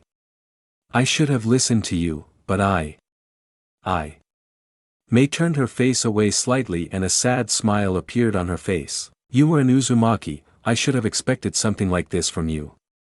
Just, don't do it again. His eyes darkened and his voice took on a sinister tone, one that truly frightened Naruto. Do you understand, Koibito? Yes, MEI. She perked up again and smiled, kissing his cheek and sitting down in a nearby chair. He took her hand and stroked it, pleased that she had forgiven him. So, how long have I been gone? MEI looked at him, frowning at the actual amount of time. A week later, I arrived after the first day. I had left shortly after you had gone without bodyguards, they would have only slowed me down. Naruto allowed himself a smile at that, one that made MEI smile too. Wow, what a woman. MEI blushed, looking away from him to try and hide it. That's what any good fiancé would do, right? Naruto chuckled, squeezing her hand to reassure her that everything was alright. I know I'd do it in a heartbeat for you. MEI smiled. And you mean that literally, too, don't you? They both laughed at that and were content to just talk to each other for the rest of their recovery. It was nice to be together once again. Konoha, deep forest. Danzo panted in pain and exertion as his men carried him to his destination. He smiled, thinking that his soldiers were still there, except for Hyo's squad. He had projected a complex illusion onto the base before Naruto arrived, making him believe he was killing his men when in reality he was simply passing through empty rooms. Jinchuriki may not be affected by direct genjutsu attacks, however, they can still be affected by the illusion of their surroundings. Sir. How much longer until we reach our destination? The large group of root shinobi had been running almost non-stop from Konoha since Danzo's recent victory over Naruto, immediately escaping with his men and ordering them to depart for Amigakure. Not much more, guys, I've been there, once. We have a lot to discuss with them. Otogakure, underground base. Sasuke, how's your individual training going? Well, I hope so. A pale man with snake-like eyes questioned his apprentice, a blue-haired teenager with a sword attached to his belt and the Uchiha symbol on his clothing. Sasuke turned to look at Orochimaru, his tone of voice and appearance remaining unchanged from his neutral level. It's going well. It won't be long before you get yours, Orochimaru. Oh. That's good, I can't wait to taste the fruits of our labor. The man hissed, pleased with the answer and the progress of his ship over the past 3 years. Humph, whatever. Orochimaru watched the haughty clan member walk toward his room, completely ignoring Orochimaru's desire to continue the one-sided conversation. Little brat, it might be sooner than you think. Perhaps your friends could try to rescue you again. I'd love to see how that Uzumaki has progressed since our last encounter. The snake man moistened his lips, already imagining the delicious battle that was about to unfold. Konoha Hospital. Tsunade walked through the corridors of the medical building in Konoha, where the sick could be treated and doctors found. She was on her way to see Naruto, who had apparently just woken up, according to the nurses. She had feared he would never wake up from the coma he'd been in for the past week. With the deadly poison that had coursed through him, anything was possible. Approaching the correct wing of the hospital, Tsunade saw Sakura in her nurse's uniform and waved to her, a smile present on the younger girl's face. Tsunade-sama, did you hear that Naruto woke up? Tsunade nodded, confirming it. Yes, in fact I was just about to go visit him. Would you like to come? Sakura glanced at the other nurses before nodding and leaving with Tsunade. Approaching the blonde boy's room, Tsunade and Sakura noticed strange noises coming from their direction. Looking at each other, they exchanged confused glances before walking to the door. Tsunade placed her hand on the doorknob and listened from the doorway. Now Naruto-koi, I think it's time we finished this. Someone might find us. He heard what sounded like a female voice from inside the room, his eyes widening. MEI. I'm almost there, keep going Mayheim. You're the best healer I could have asked for. Hearing Naruto groan that phrase infuriated her, she realized Sakura was getting angry too. I'm your fiancé.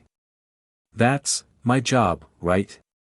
Tsunade was at the end of her rope and kicked down the door, finding 2 naked people in bed. Mei stared toward the door, surprise evident on her face, but also a hint of annoyance tugging at her lips. While Naruto looked like a deer caught in headlights, she knew he was finished.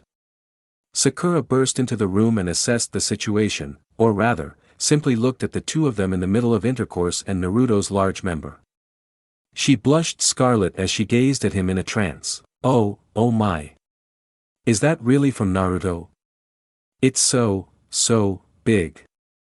How can he handle that thing? How would I handle that thing? Hello. Mei waved awkwardly, not bothering to cover herself or show any signs of embarrassment. Mei was a very honest woman and wasn't ashamed of revealing herself. Naruto, on the other hand, was trying in vain to cover himself with a blanket, panicking at the dangerous situation. I can explain, Bachan. Tsunade formed a fist with her hand, stalking towards the 2 Uzumaki. Oh, I bet you can. Why don't you tell me? Mei raised her voice over Tsunade's, pulling them both out of the hot water. We were busy restoring the clan, we want a bunch of little Uzumaki running around the house. And the sooner we have them, the sooner someone will have grandchildren, right Naruto? Naruto looked at Mei who had been sitting astride him during their playtime and smiled, nodding slowly. How wonderful to save Mei. Tsunade's eyes widened and she blushed slightly at the thought of being a grandmother, slowly backing away from the 2. Sakura had finally fainted from blood loss and lay there in a pool of red, completely unnoticed. Well then, continue with what you were doing. Don't let me stop you. Tsunade smiled broadly and grabbed Sakura's limp arm before dragging her along. As soon as they both left, the couple looked at each other and wiped the sweat from their foreheads. That. Naruto began. It was a close one. Mei finished before resuming her activity of riding Naruto's member. Konoha. Naruto and Mei were standing just outside the hospital, fully dressed and finished with their playtime.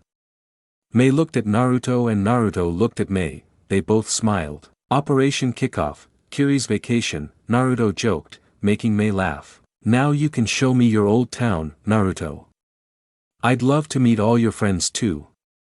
Naruto had a half-hearted smile after that. His hometown really wasn't a place he wanted to stay for very long. How about we go to the Hokage's office first, then we can go check out the training grounds for the rookies. Mei nodded and settled for taking Naruto's hand as she led him around the city. He pointed out every landmark he could to the fascinated Mei as they walked. She was very curious to see how Konoha compared to Kiri. Naruto was glad that no one recognized him anymore. Any grudges or conflicts arising from his past with the villagers wouldn't go well with Mei by his side. Finally, upon arriving at the Hokage Tower, the two shinobi headed to her room and saw her briefing a combined force of Team 8 and 10. Their sensei immediately turned to the new presence. "Ah, look who we have here," Tsunade remarked, causing the rest of the younger ninjas to look behind them at the two Kiri ninjas. Naruto stared impassively at his old friends, his hands crossed over his chest. Mei had one hand on her hip and was leaning against one leg, trying to assess the people who were her age in Naruto's group. Asuma dropped his cigarette after recognizing Naruto, and Kurenai's eyes widened as she glanced furtively in Hinata's direction. Shino immediately recognized Naruto and nodded slightly, but he was intrigued to know who the woman was. Kiba stared wide-eyed at both Naruto and his fiancée, a beautiful woman he wanted to be with like a dog in heat. Ino, Shikamaru, and Choji shared their own surprised expressions at the two, Shikamaru muttering something about troublesome blondes. Hinata, on the other hand, blushed at the sight of Naruto again, especially after how much he'd grown in the last 3 years, but she was a little jealous of him arriving with a woman. "Naruto, is that you?" Kiba asked incredulously, earning a nod from the blonde. Naruto now noticed that most of them, all except Hinata, were staring at his gray Kiri Jounin vest and forehead protector with the Kiri symbol. They obviously needed confirmation that he had actually switched sides. Hinata simply continued to stare at his face, unable to form words at the sight before her. "So, you're really a Kiri shinobi?" Shino asked rhetorically, to which Naruto nodded anyway. "Interesting. Whoa. Naruto, is that your weapon?"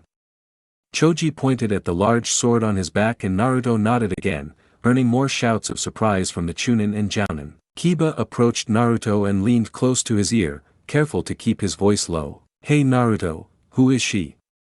Naruto watched Kiba point his thumb at Mei, who was watching their private conversation with quiet intrigue and amusement. Naruto grinned. He was going to ruin Kiba's 0 chances pretty quickly. "That's my fiancé, idiot." Everyone's eyes widened, and Kiba stammered backward, only stuttering as he pointed between the two of them. Mei smiled, moving toward Naruto and linking her arm with his, holding his hand, showing everyone their relationship. Are you engaged to her?" Kiba nearly shouted, and Naruto and Mei smiled and nodded. Kiba then fainted in utter disbelief.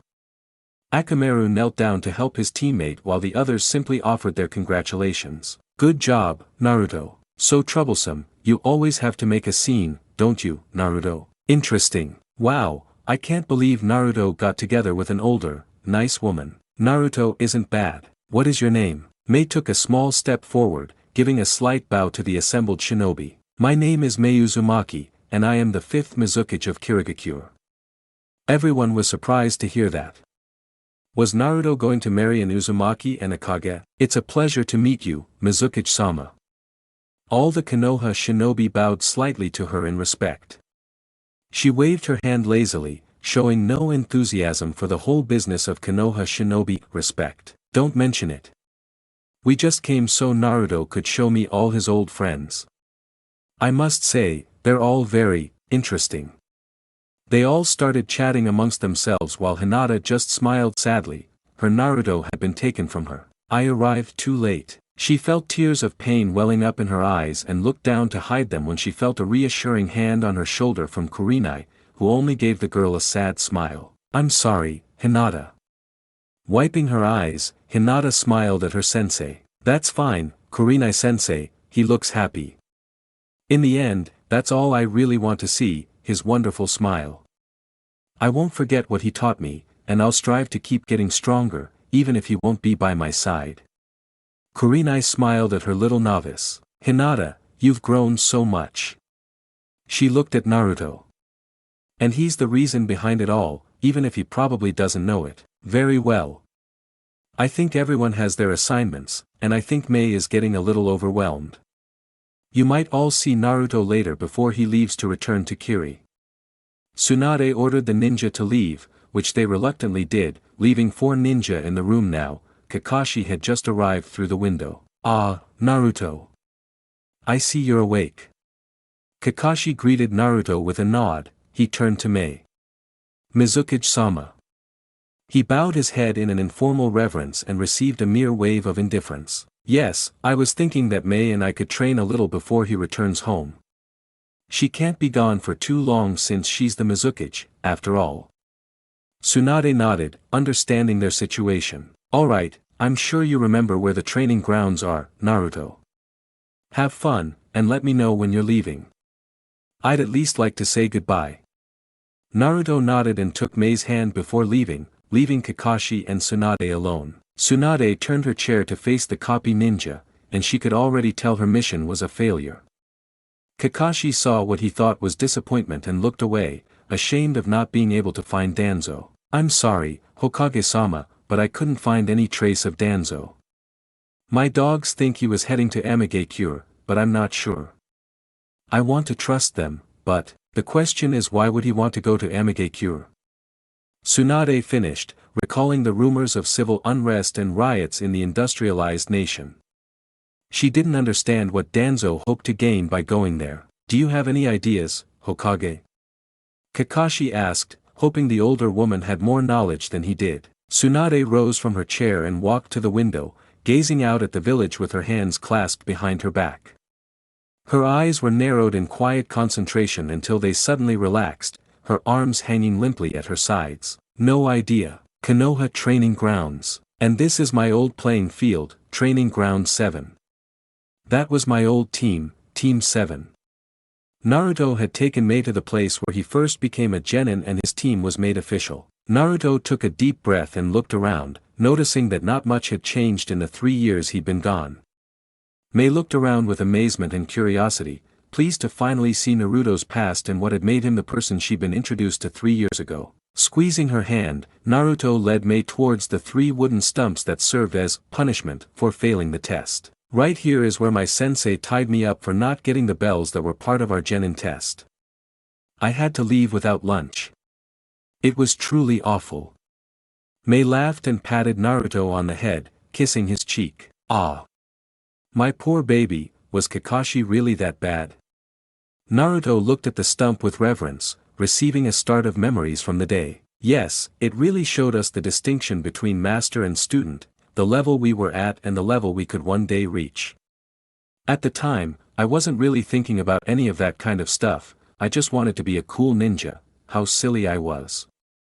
Mei smiled slightly, squeezing his hand. "Many children dream of becoming a shinobi, Naruto. Only those with the drive and strength to do so end up becoming part of the ninja corps. You were strong enough to keep fighting for what you wanted even through adversity. I myself." Mei let go of his hand and took a few steps forward, looking at the ground to gather her thoughts. "At first, I didn't want to be a shinobi. When I learned about the Uzumaki history and how bloody our clan was, I was afraid of becoming like my ancestors. My father, though much more compassionate than most pure-blood parents, subtly urged me to become a ninja and follow in our family's footsteps. My mother told me to do what I thought was right, she was always on my side when an argument arose." Mei smiled at the memories of her parents, the moment for the memory to overwhelm her. Naruto approached her and put an arm around her shoulders, drawing her attention to the smiling blonde. "Your parents sound like wonderful people, so why did you choose to become the future Mizukage?" Naruto asked with a certain haughty tone added to his esteemed position, earning himself a playful slap from Mei. "The massacres," she finally whispered, frowning, her head bowed in sorrow. Naruto immediately frowned after hearing her and tightened his grip around her waist, pulling her closer to him. "I'm sorry, you don't dash." He was interrupted by a greeting from Mei, who was determined to tell him the story. "No, there's nothing you should regret. It's a dark thing that happened in Kiri's history that needs to be told, and I could use someone to talk to about it. It's been so long, but I. Mei's mental barriers began to crumble, the horrific memories of what happened to her late family resurfaced. When Mei fell to her knees in utter anguish, Naruto collapsed too. He couldn't bear to see his princess, the love of his life, in such pain and unable to do anything about it. Gently, he took her trembling hands in his and gazed into her swollen, tearful eyes, wanting to let her know he was there, that she didn't have to be alone anymore. Mei. I can't take back what happened to your family, no matter how much I wish I could. But I want you to know that you don't have to be alone with the memories. I can be there with you, to carry them and take the burden off your shoulders, if that still makes you smile. Please, Mei, stop crying. Naruto pleaded, doing his best to help her overcome the new wave of pure anguish and pain that would be overwhelming for anyone. Suppressing her silent sobs, Mei listened, utterly ecstatic at Naruto's promise. The chance to share her painful memories and stop being so vulnerable was so alluring that she no longer wanted to feel empty as she walked through the halls of his estate. She no longer wanted to feel alone. Perhaps that's why I always wanted to have children. She reflected absent-mindedly. Seeing that her fiancé was waiting for an answer, she squeezed his hands and smiled. Thank you, Naruto-koi. I don't want to feel alone like I have for so long anymore. Thinking about the massacre is painful, but, as long as you're here by my side, I'm willing to tell you. Naruto smiled, sat up, and without a word, led Mei to a nearby tree and sat with her back against him. Guiding her down, she now lay between his legs with her own arms tangled around Naruto's arms. All right, Mei, whenever you're ready. Mei smiled and took a breath before speaking again. Well, I suppose it started when I was 16. At that time, the Uzukiri conflict was a thing of the past, and a new, peaceful Mizukage had been chosen. His name was Yagura, and he was also the Three Tails Jinchuriki. Unlike Konoha, Kiri had no qualms about Three Tails, so Yagura was well received. His benevolence led to our citizens becoming very prosperous, and any remaining issues for the Uzumaki to fit in were resolved. Yagura respected and sympathized with our clan as well. Naruto was pleased to learn that not all villages were against Jinchuriki and was happy that his clan was welcomed. Madara had been overthrown from his position as third Mizukage a few years after the war ended. People had grown tired of his constant war against Konoha and Yuzu first then the world campaigns. People were ready for peace. After that, everything was peaceful, but it could never stay that way for long. Bitter about his loss of power, Madara played one last trick on Kiri that would haunt people for the rest of time. The massacres. Naruto said, confirmed by a nod. Using his Sharingan abilities, Madara somehow bypassed Yagura's mental defenses and controlled him as if he were his own, or at least, that's what most conspiracy theorists believe. Sensing that people might wake up with a scapegoat of sorts, Madara began to unleash chaos on the daily lives of Kiri's citizens. Ninja patrols would disappear, ships would sink at sea or in the harbor, buildings would be destroyed. These small things added up to create a lot of apprehension among the civilians. With his excuse, the controlling Yagura told everyone that the Uzumaki were the cause of the problems, still angry about losing their war against Kiri. Word spread, and eventually, all bloodline clans were hated, their members verbally or sometimes physically assaulted whenever they walked the streets. It was madness. Naruto was shocked. But Mei, if it were known that Yagura was benevolent and supportive of Uzumaki, wouldn't someone have suspected his new behavior? Mei smiled slightly at Naruto's intuition but shook her head. The clans realized it. It was quite obvious that something was wrong with the Mizukage, but the commoners wouldn't listen to reason. The simpletons had seen all they needed to see so far in Yagura's golden age, that they were willing to listen to anything he said when it came to conflict, and we became victims of a cruel Uchiha exile.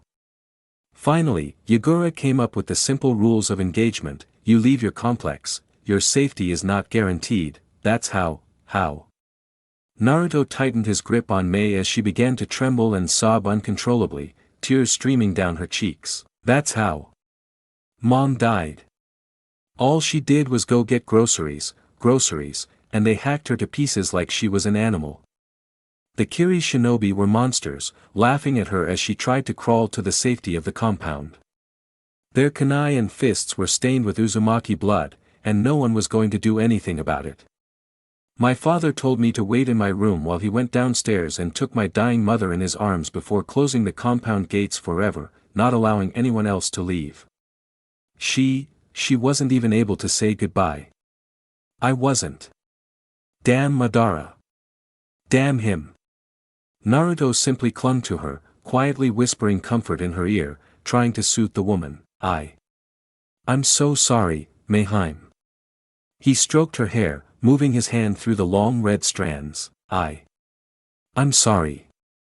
I thought I'd gotten over my anger, but I guess there's still some there, hee. She tried to joke but sighed at the pathetic attempt. Well, after my mother passed away, my father became increasingly irritable with outsiders and flatly refused to meet with anyone to resolve the massacre issue. He was afraid of losing someone again. No one could go through that a second time. He took me to teach me self-defense and simple shinobi arts, saying it was so I could protect myself. At first, he was so inflexible that I threatened to run away, but then he slapped me. He told me that if I continued living in a dream, a pacifist world, I wouldn't live long in my situation. So that's how he convinced me to start on the path to becoming Mizuki. Naruto smiled a little at that, pleased that she had agreed to learn to be a shinobi. Actually, if he hadn't taught me to fight, I wouldn't be alive anymore.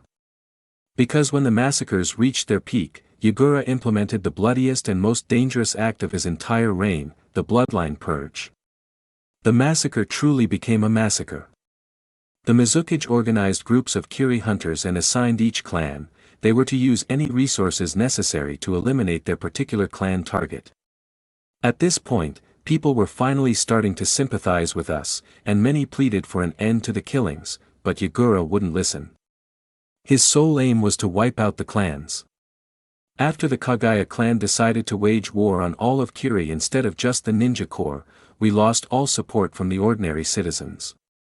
When the ninja hunters finally arrived on our land, my father became a machine. I'd never seen him so focused, shouting orders and taking charge of the entire situation. He led the men against the hunters at the gates while the women and children fled to the lower levels of the estate, well hidden and built since the trouble had started in the first place. Since I had ninja training, I was one of the group's escorts, protecting them from any hunters who might get through. And, of course, it was my luck that one did.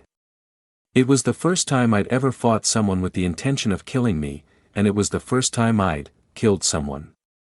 MEI whispered the last sentence softly, setting a sinister tone for the conversation. What happened?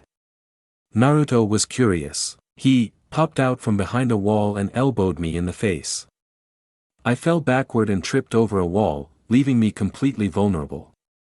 Some of the bravest escorts came to my aid and fought the hunter, but in the confined space it was useless and they were quickly overpowered. I ordered all the women and children to keep running toward the shelter and stood defiantly in the hunter's path. I would die before he took a step in their direction. Forming the appropriate hand sign, I recalled my father's lesson on boil release, which until that day I had too much trouble understanding, and I had yet to perfect the acid mist technique.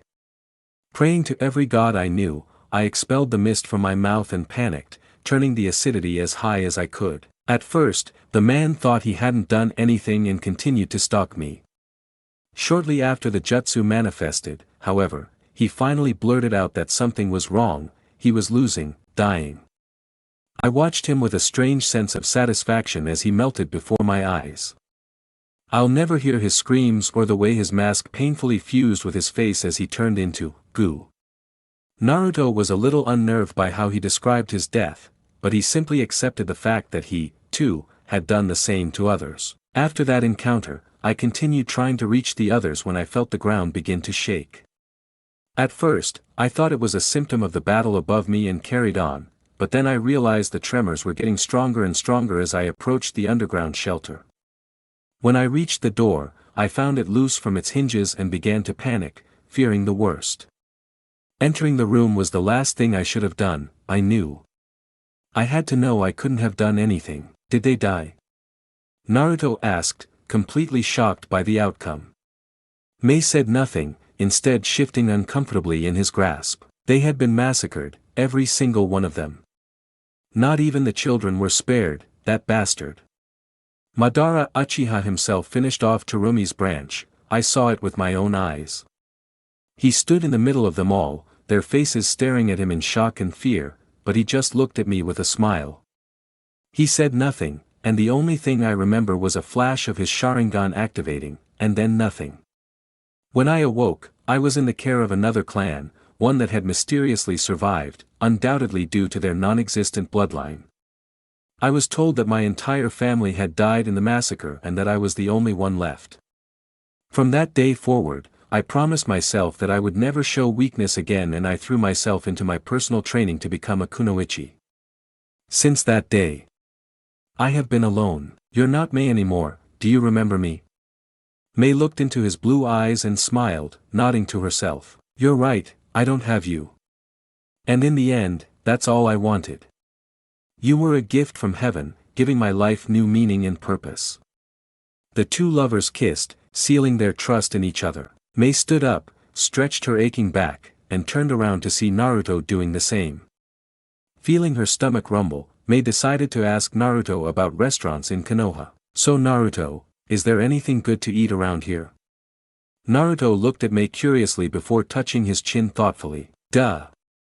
How could I forget? Snapping his fingers, Naruto smiled maliciously and rubbed his hands together, already imagining his wonderful hot and steaming ramen meal. I know the place, Meiheim. Konoha, Ichiraku Ramen. I am Nichin.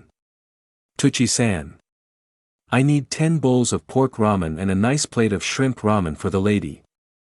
The couple entered the stall hand in hand, and Naruto was practically dying to eat some good Ichiraku ramen. Suddenly, a ladle struck him on the head, sending him sprawling to the ground with a large bruise, courtesy of an enraged IM.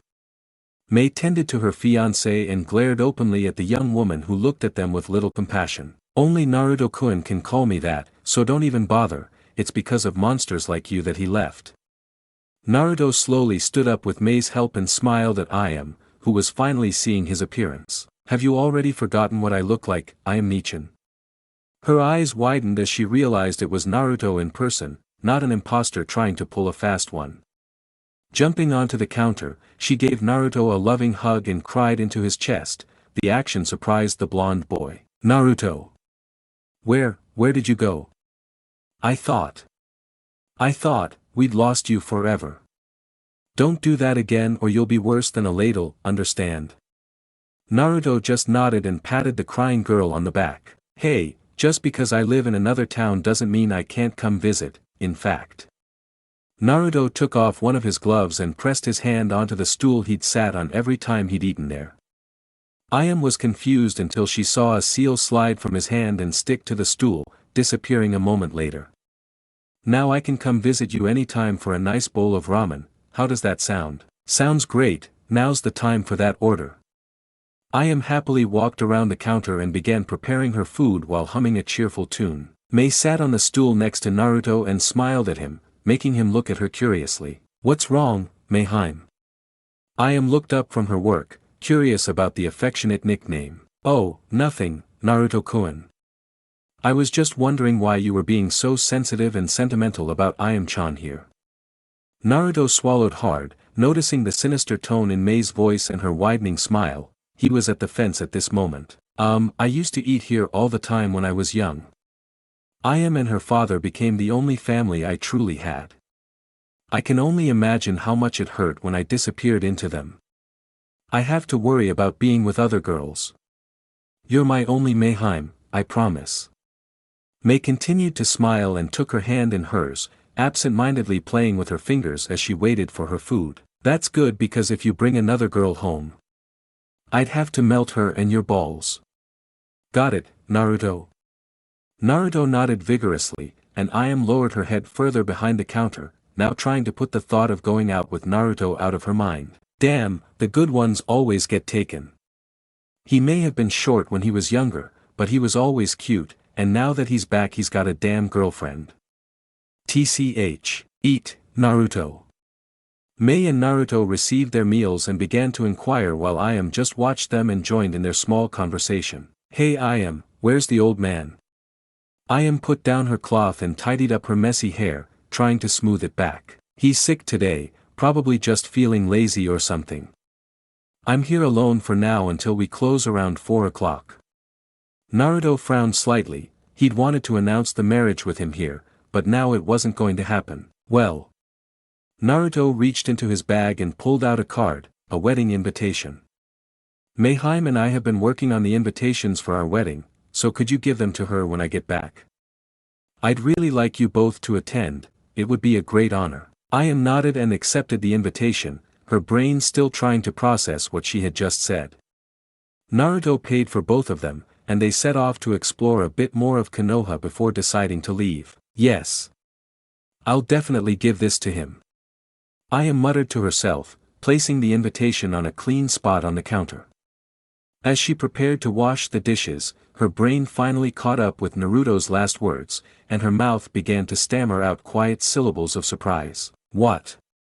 Wedding, Konoha, abandoned residential district. Naruto and Mei climbed a flight of stairs to reach Naruto's old apartment. He was amazed it was still standing. He really didn't want to go back and reopen old wounds, but Mei insisted she see his past, so here they were. Here we are. This is my old apartment building. I wonder if anything has changed, Naruto said softly, captivated by returning to his roots. Looking at Mei, he saw her staring at the door with horrified eyes, her hands visibly trembling. Confused, Naruto glanced at the door in front of them and examined it more closely, realizing his mistake. After enduring the villagers' abuse and hatred for so long, he had gained the ability to ignore their harsh words and actions. Mei had no such defense.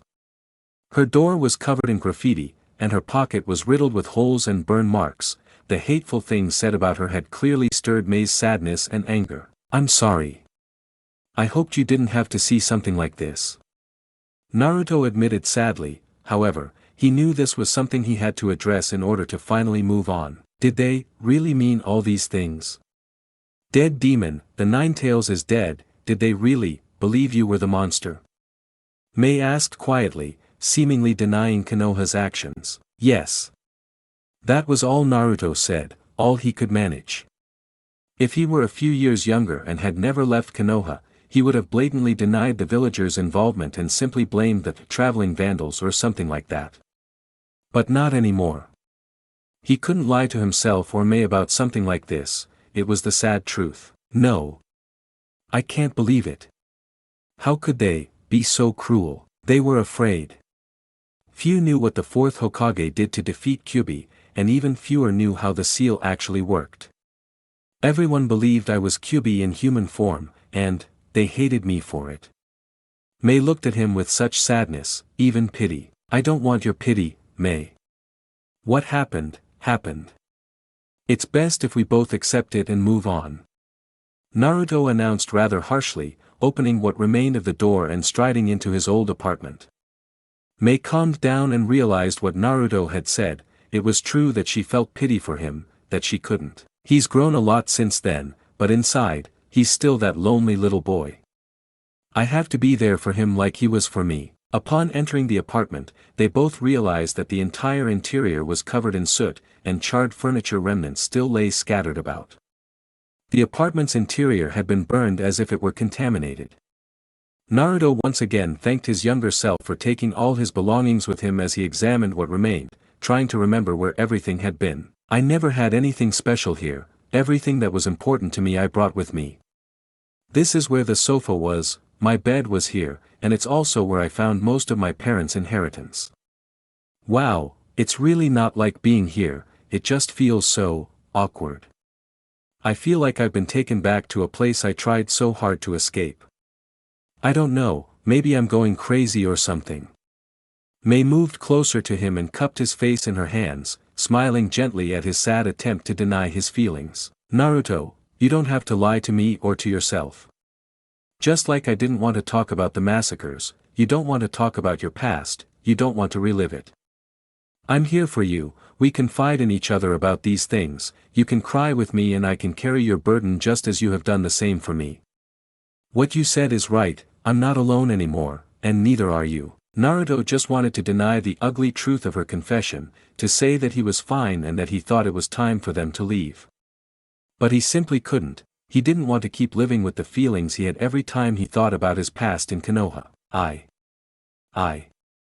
Naruto couldn't think of how to start, he didn't know what to say. Is that how Mei felt? Start from the beginning, Naruto, I'll listen to your story. And then Naruto told her about his past, and she listened.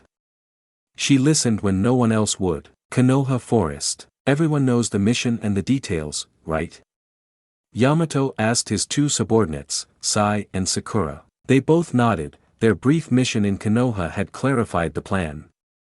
They were to head to river country through grass and inspect the suspicious area where Naruto had first fought Akatsuki, trying to recover any additional evidence that could improve relations with Kiri and Konoha. Tsunade wanted to form an alliance with MEI's country, but Kiri's hesitation was understandable.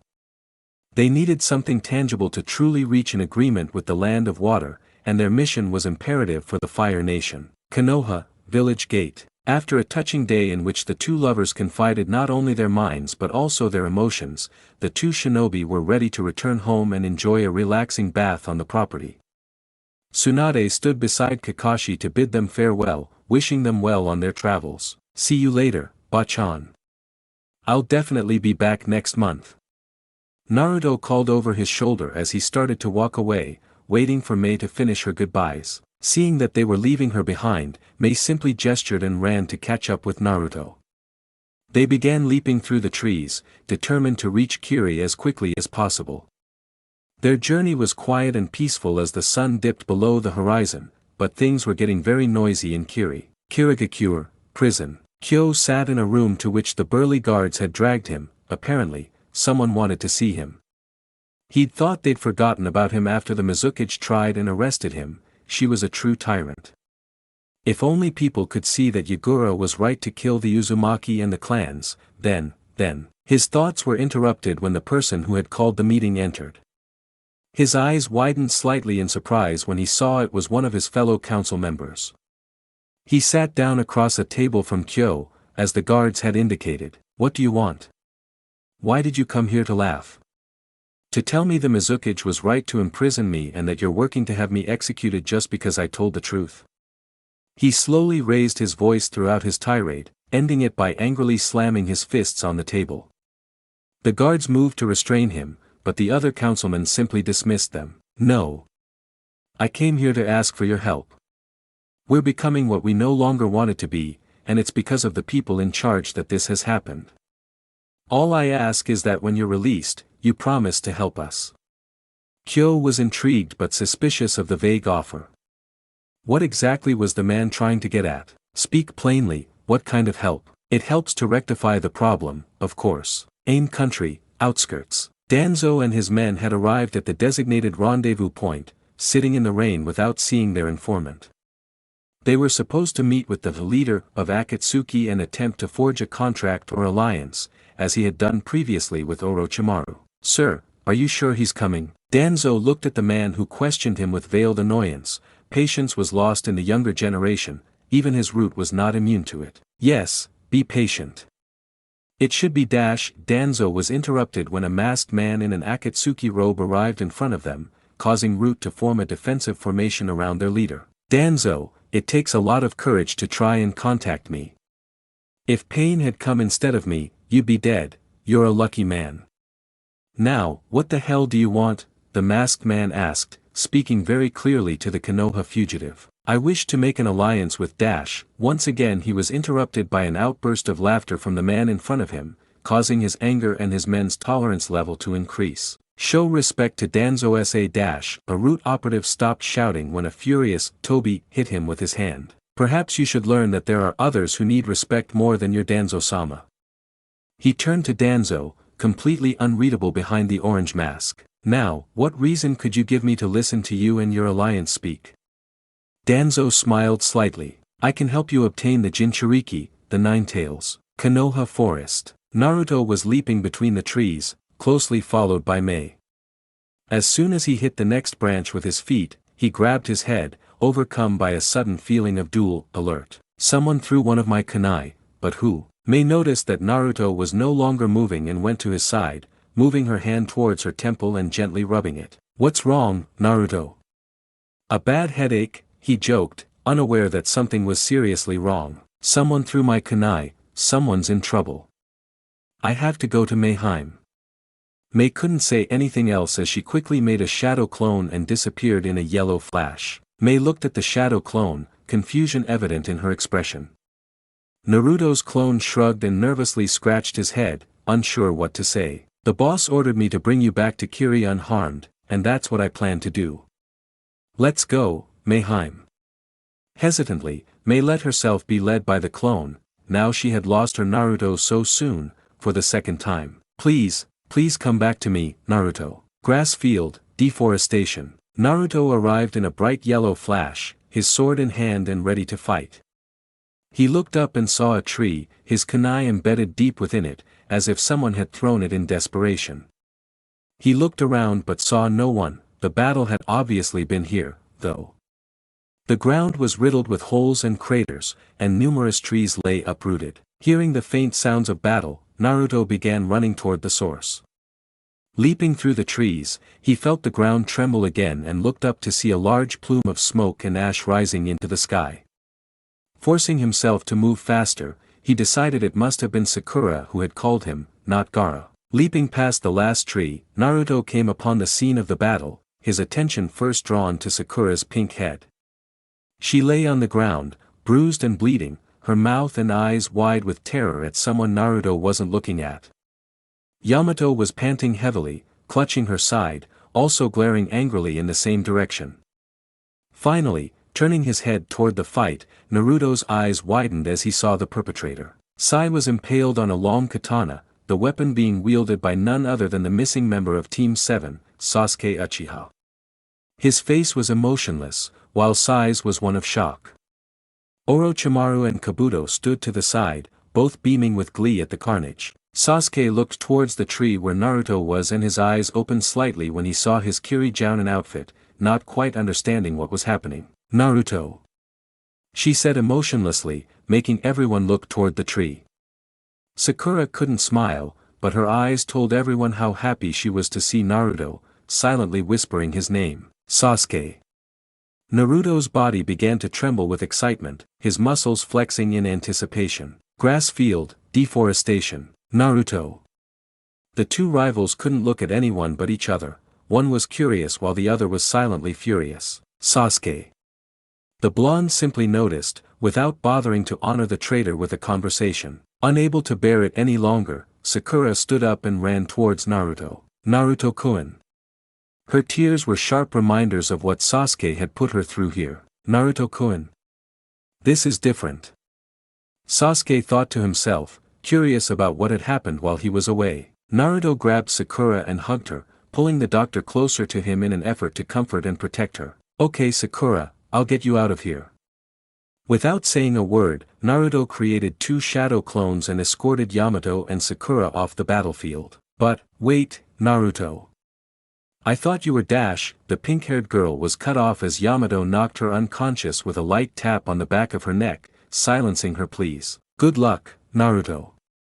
I think this is your fight more than anyone else, said the wood user before disappearing with the two shadow clones and an unconscious Sakura. Sai began to melt into a tinted substance, leaving Sasuke with a free sword to fight with. Naruto could only guess that Sai had escaped and now it would be his fight alone against the three of them. Ha! This is quite an interesting turn of events. Kabuto. You'd be a deer and go and stop the Leaf Shinobi. We can't let anyone find out about our activities here. Kabuto nodded, and before Naruto could move to stop him, he disappeared from sight. Damn it. Naruto muttered, he would have to make this fight quick so he could go help the Leaf Shinobi. And now I think I'll let them fight. I'll return to our hideout, Sasuke. Come back when you've defeated the nuisance. Sasuke merely snorted before wiping the remaining ink from his blade. Orochimaru then vanished into the forest, something for which Naruto was silently grateful. Before this one-sided battle begins, why don't you tell me why you're wearing a Kiri uniform?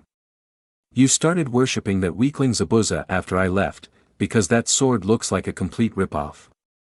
Sasuke mocked Naruto, who was barely keeping his anger under control. No, actually I left Konoha for Kiri. Sasuke's eyes widened slightly at that had actually been his first guess. What a hypocrite. You tell me you would never betray Konoha like I did, and now I look at you, an enemy of our old comrades. I suppose you intend to bring me back, at least for Sakura's sake. Naruto began to smile at that, his hands moving the leaf around his palms. No, I've known for a long time that you were beyond saving. I intend to rid the world of the plague that is, the Uchiha. Naruto stepped forward, closing the distance in less than a second. Sasuke raised his katana to block the aggressive slash, sparks flying as the two blades collided. Naruto's mouth began to form as if he were gasping for air, and Sasuke knew he was about to try something. With his Sharingan spinning as he tracked Naruto's chakra, the redhead avoided the blonde's potential headshot from the lava bullet. Lava? What is this? Where the hell did you learn something like that, dope? Sasuke grunted, panting slightly from his quick sidestep of the attack. Naruto drew his great sword from the ground where it had landed after Sasuke's sudden displacement from their fight. He assumed another aggressive sword stance and glared at his former teammate. Uzumaki bloodline, something you'll never have or learn with those hellish eyes. Sasuke's eyes narrowed at the boy's insult to his clan's Kekkei Genkai, even implying that his own blood trait was superior to his. What are you trying to say, Naruto? Are you telling me your bloodline is better than mine? Naruto grinned, slamming his sword against the ground before making a series of hand signals. That's exactly what I'm telling you, Uchiha. A spoiled brat like you could never realize the true potential of your bloodline and use it for a good cause, but I guess not everyone's perfect. What series of hand signs is this? I've never seen some of these hand seals in combination before. My Sharingan really can't copy this? Let's see that wonderful Sharingan of yours. Track this, lava release, crimson precipitation. Naruto slammed his hands into the ground, and Sasuke could feel a great tremor that threatened to break his bones if he remained on the ground any longer. From the ground, geysers of hot magma erupted, jets of molasses fire shot into the air, forming dangerous raindrops of flame that fell upon the battlefield. Naruto stood amidst the worst of the red rain, the thick precipitation harmlessly touching him and dripping to the ground, only to melt the earth beneath the blonde boy's feet. Sasuke fell from the tree he had jumped to when it burst into flames, moving through the cover of the tree line and doing his best to dodge the dangerous attack. Even with his great speed and Sharingan abilities, Sasuke couldn't deflect all the drops, and soon his entire outfit was riddled with holes and burn marks. Naruto charged forward to finish off the distraught Uchiha and threw a three-pronged kunai at Sasuke, who easily dodged the large object compared to Naruto's jutsu. However, before he knew what was happening, his arms were behind his back and his sword arm was forced to release his katana. Now unable to move, Sasuke was thrown into lava that began to melt the agonizing young Avenger. Feeling there was no other way out of his predicament, Sasuke wished for the cursed mark to appear and allowed new skin and appendages to form over his body. It gave him some relief and a shield against the rain. Naruto hadn't seen this before and immediately released Sasuke, but not before using the chakra gathered in his foot to grab Sasuke's katana and hurl it away from their fight. The sword was impaled on a tree, leaving Sasuke even further behind in the one-sided battle. Damn you! It's time to really start this fight, Naruto. Sasuke made a few quick hand signals before grabbing his wrist. A familiar sound of birds chirping echoed from the white chakra collection. Naruto remembered the technique and drew his own for a Rasengan, charging toward the other teenager who was apparently still gearing up his attack. Are you still fueled by emotions, Sasuke? I had hoped you would learn not to rely on the cursed mark, but I suppose it was inevitable. Sasuke charged toward the blonde boy, but instead of extending his hand to meet Naruto's attack, he moved beneath Naruto's outstretched hand and lunged for his katana. Naruto staggered forward and turned his head to find Sasuke about to strike with his sword. The rain no longer hampered his movement. Looks like I'll have to try something else. Naruto said to himself as he performed a sequence of hand signals, his lungs taking deep breaths. Fire throw, combustion ash cloud. A mist of ash shot out of Naruto's open mouth and flooded the area in front of him, hiding Sasuke in the fog. Naruto clicked his teeth just as Sasuke grabbed his sword, freeing it from the tree as if it were a knife slicing through butter. The explosion engulfed the cloud in front of Naruto, who remained unfazed by the massive release of heat. Just when he thought Sasuke was dead, a small log flew out of the smoke and revealed to Naruto that he had not yet defeated the other teenager. Damn it, replacement. Sensing an approaching presence, Naruto twisted his sword arm and parried a lightning-fast strike from Sasuke that appeared behind him. His katana had been aimed directly at Naruto's kidney. Both trembled from the sheer amount of power being diverted from each other, and both stared at one another, pondering what it would take to kill the other. Sasuke's eyes widened when his sword initially failed to pierce Naruto's. He knew that even great swords were mere appetizers for lightning-enhanced weapons. He was tired and injured from the fight, but he couldn't suppress his fear when his Sharingan saw multiple illuminated glyphs and seals on Naruto's sword as his own chakra faded away. Containment seals. Where on earth did he learn these techniques? Leaping away from his enemy, Sasuke prepared a final attack for Naruto, just as he had prepared his own. Sasuke unleashed the largest Chidori he could muster, and Naruto created two, recalling their last encounter at the Valley of the End. Naruto, Sasuke. Building an imperceptible chakra cloak of Kyuubi's power, Naruto was confident in his attack and launched himself at his opponent. Sasuke also charged with Chidori, confident that even with the previous actions in the fight, he could still defeat Naruto. Naruto slammed his first Rasengan into Sasuke's Chidori before quickly launching a second one at Sasuke's stomach, successfully striking the boy. Naruto's first Rasengan was shattered by Sasuke's Chidori, the attack grazing the blonde's left shoulder. The shockwave from the explosions and attack sent both fighters reeling backward through the forest, landing far apart. Naruto crashed into a tree with tremendous force. His body nearly pierced it completely before he slowly fell unconscious from the sheer force of the impact. Sasuke crashed through a tree and landed on the banks of a river, slowly sliding deeper into the murky water where he would surely drown in his sleep. An elderly redhead stumbled across Naruto's smoking body and lifted him over his shoulder. He turned to look in the direction of the battle and where Sasuke had been shot, then looked up to see the seemingly endless red rain lessening. "Yanbi, are you sure this is the one?" "Yes, Rashi, this kid is the one who used the lava release. He also contains my brother, the Kyuubi, so it seems he might need a little help." Ha ha ha.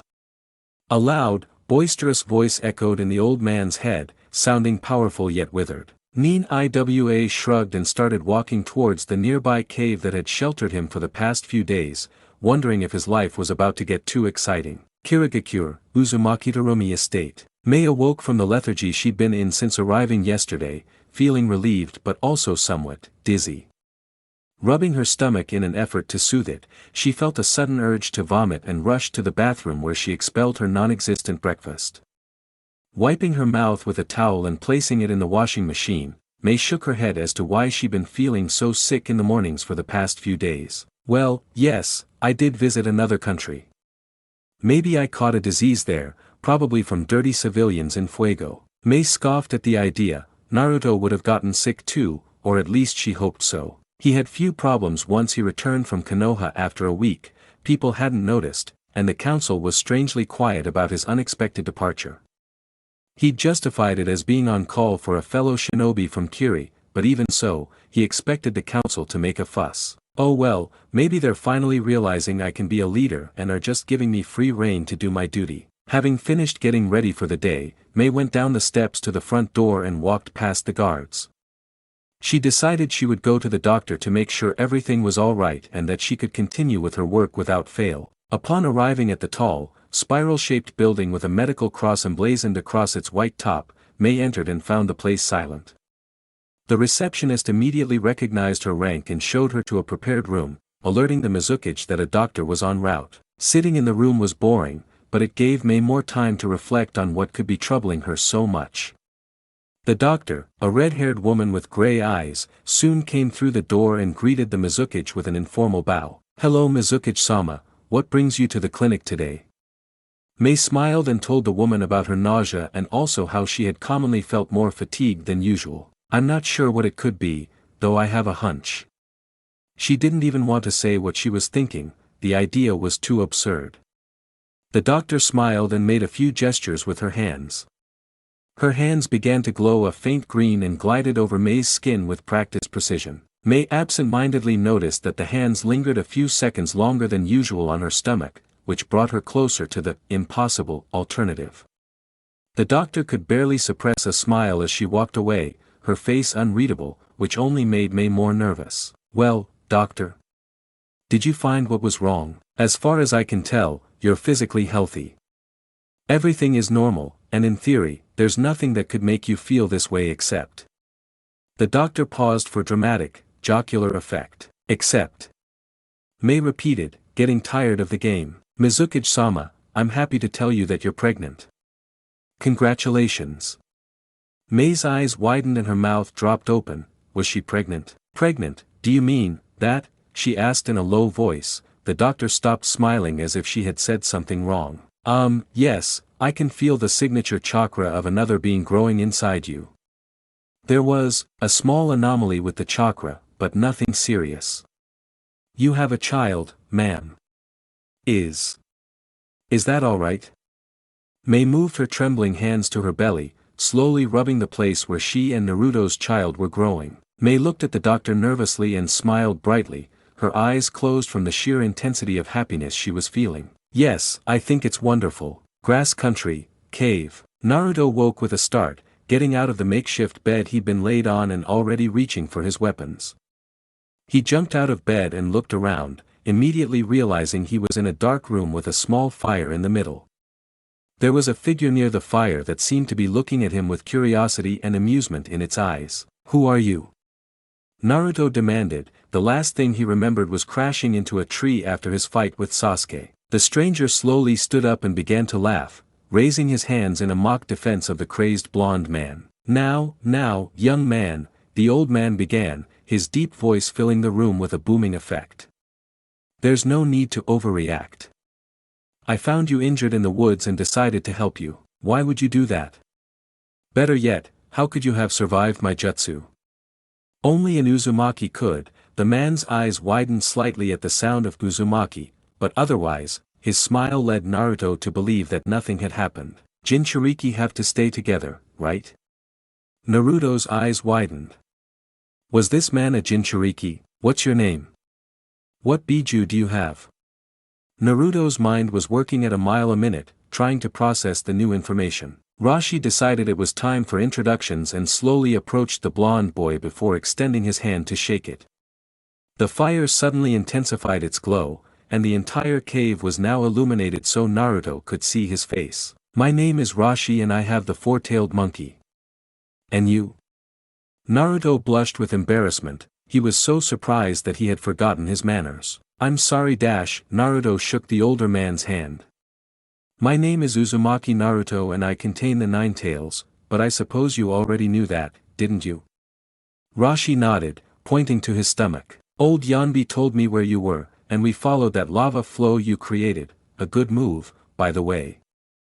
I don't know what happened to the other kid, but your shoulder was a bit banged up after the last attack, so I brought you here. You've been out for the last few hours, it's pretty late now. Damn it, Rashi, stop calling me old. I may be trapped inside your old skin, but that doesn't mean you can just link us like that. Besides, I haven't encountered an Uzumaki in some time, the monkey branch that originates from me. I'd be glad to know there are still some left in the world. Yes, you're still much older than me anyway. I have a feeling there's more to this meeting you arranged between us. What exactly do you mean? I want to talk to this guy, discuss with him an old contract that has remained untouched for more than 30 years. Oh, you mean the call-up contract? I thought you'd never bring up that damn thing. All I have to say is, time. Naruto, my tailed beast would like to speak with you. Come closer to the fire and sit down, I'll see if I can take you to my mindscape. Naruto approached the fire and sat down, curious to know how Rashi was going to get him into his mind. Rashi sat facing him and concentrated deeply, his eyes closed and his hands clasped together. After a few moments, Rashi moved his hand and placed a finger on Naruto's forehead, establishing the bond between them. Now, relax your mind, Naruto, and follow the pull. He said softly, guiding Naruto on the path to continue. Naruto closed his eyes and took a few deep breaths to calm himself, and slowly began to feel a gentle pull in his mind, allowing it to lead him to his destination. Rashi's mindscape. Naruto appeared in a scene similar to his own mental landscape, a sewer with 4 large red pipes piercing the wall above the door in front of him. Waiting a moment to see if Rashi would join him, Naruto shrugged and walked to the door and opened it, but was shocked by what lay behind it. A vast rainforest stretched out before him, banana trees, ferns, and other vegetation covering the landscape as far as the eye could see. Naruto looked up to see a real sky and sun instead of the dark, dreary sewer-like scenery in his mind. As far as he knew, there were no other inhabitants or animals, but there was a well-cut dirt road that he decided to follow to find the Four Tails. Walking through the misty, damp vegetation, Naruto could hear faint squeaks and howls that almost sounded like monkey calls. He figured it was just an effect Yanbi or Rashi had added to enhance the atmosphere. They'd really done a great job. Man, if Kyubi saw this, he'd practically throw a tantrum. I wonder what his homeland is like. Maybe he's a fire native. Nearing the end of the path, Naruto came upon a large clearing in what he assumed was the middle of the forest and saw a giant red creature in front of him. The Four Tails sat munching on an enlarged banana, its attention focused on the banana rather than the newly arrived Naruto. A portrait of Master Rashi stood to one side, gently waving to Naruto to let him know he was in the right place. Ah, Naruto, you've arrived. Did you enjoy the scenery? Yanbi described it very vividly and said it would either be his cage or he'd refuse to help me. It's so easy to please this one. Yanbi threw away what was left of the banana peel and tilted his head to look at Naruto, something that could be considered a smile reaching the great ape's lips. You should admit it, that's what much of the landscape of your home island looks like after all. Well, all the parts that don't have human cities on them anyway. Even then the Uzumaki respected and coexisted with the flora and fauna and, the Yanbi continued to chatter on, losing track of the original thought. Rashi simply raised a thumb over his shoulder at the great beast and mocked him. You'll have to forgive the big guy, he's getting to that age. The Yanbi woke up from his rant and snorted, having heard the swish of his containers. You reached that age a long time ago, Rashi, so don't talk so loud and powerful. I mean, actually, monkeys and humans have completely different ages, and Biju and humans have different ages. Who are you? Rashi kicked the leg of the great ape. Having managed to get his attention, the old man looked at the beast. Hey, you're missing the whole point of mind fusion. Keep talking to him about the summoning contract. The Yanbi scratched his head, a little embarrassed. Well, I was getting to that, damn it. Naruto. The gorilla yelled at the blonde, who had somehow lost most of his focus in the conversation. I'd like to know how much you know about your ancestors and your land. You seem to be a proud user of the Uzumaki bloodline at least, am I right? Yes, Yanbi Naruto was interrupted when Yanbi burst out laughing. He choked back his guts in an attempt to stop laughing so hard. You don't need to call me that, you've earned the right to simply call me Yanbi. Rashi smiled, not wanting to miss the opportunity to tease. Or simply, Big Red, or even, Monkey, those are excellent nicknames.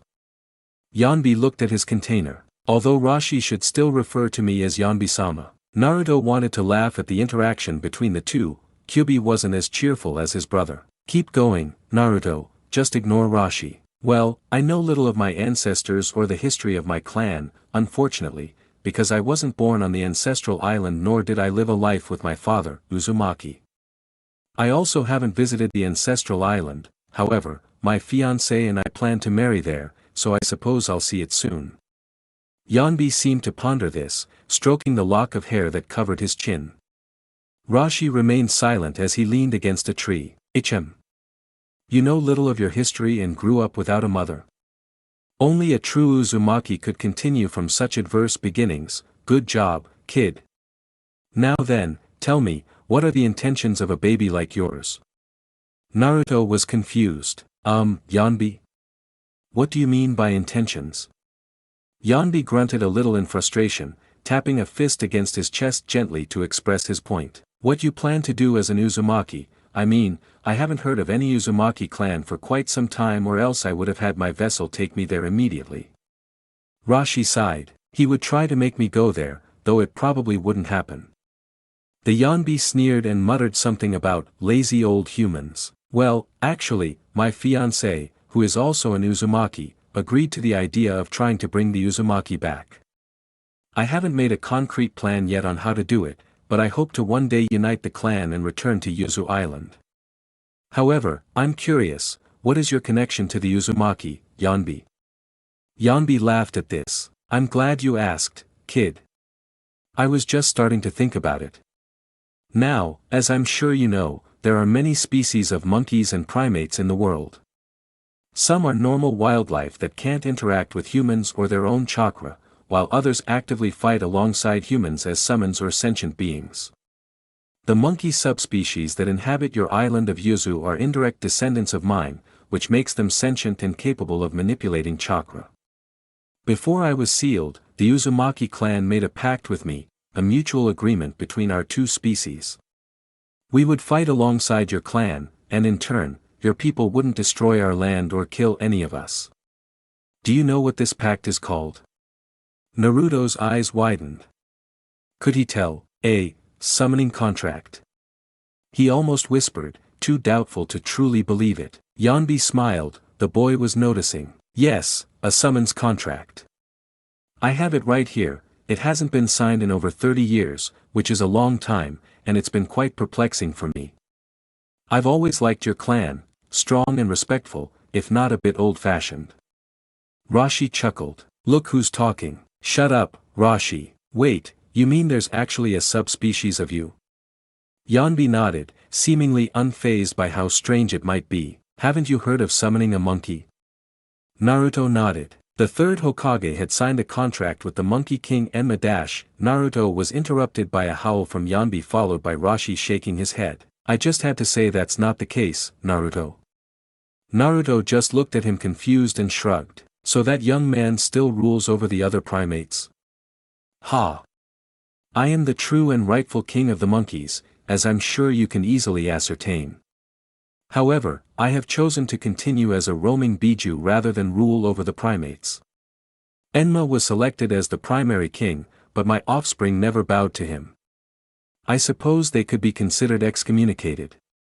No need to worry, though, my children are far stronger than anything Enma could offer them, that's for sure. Sir, if I may ask, since I'm not sure of your specific powers, what are the special abilities your offspring inherited from you?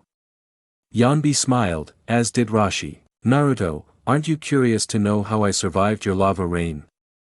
Naruto scratched his head, he hadn't really thought about that part. I guess, how? Isn't it obvious, kid? My subspecies of monkey descendants, like myself, can use lava release.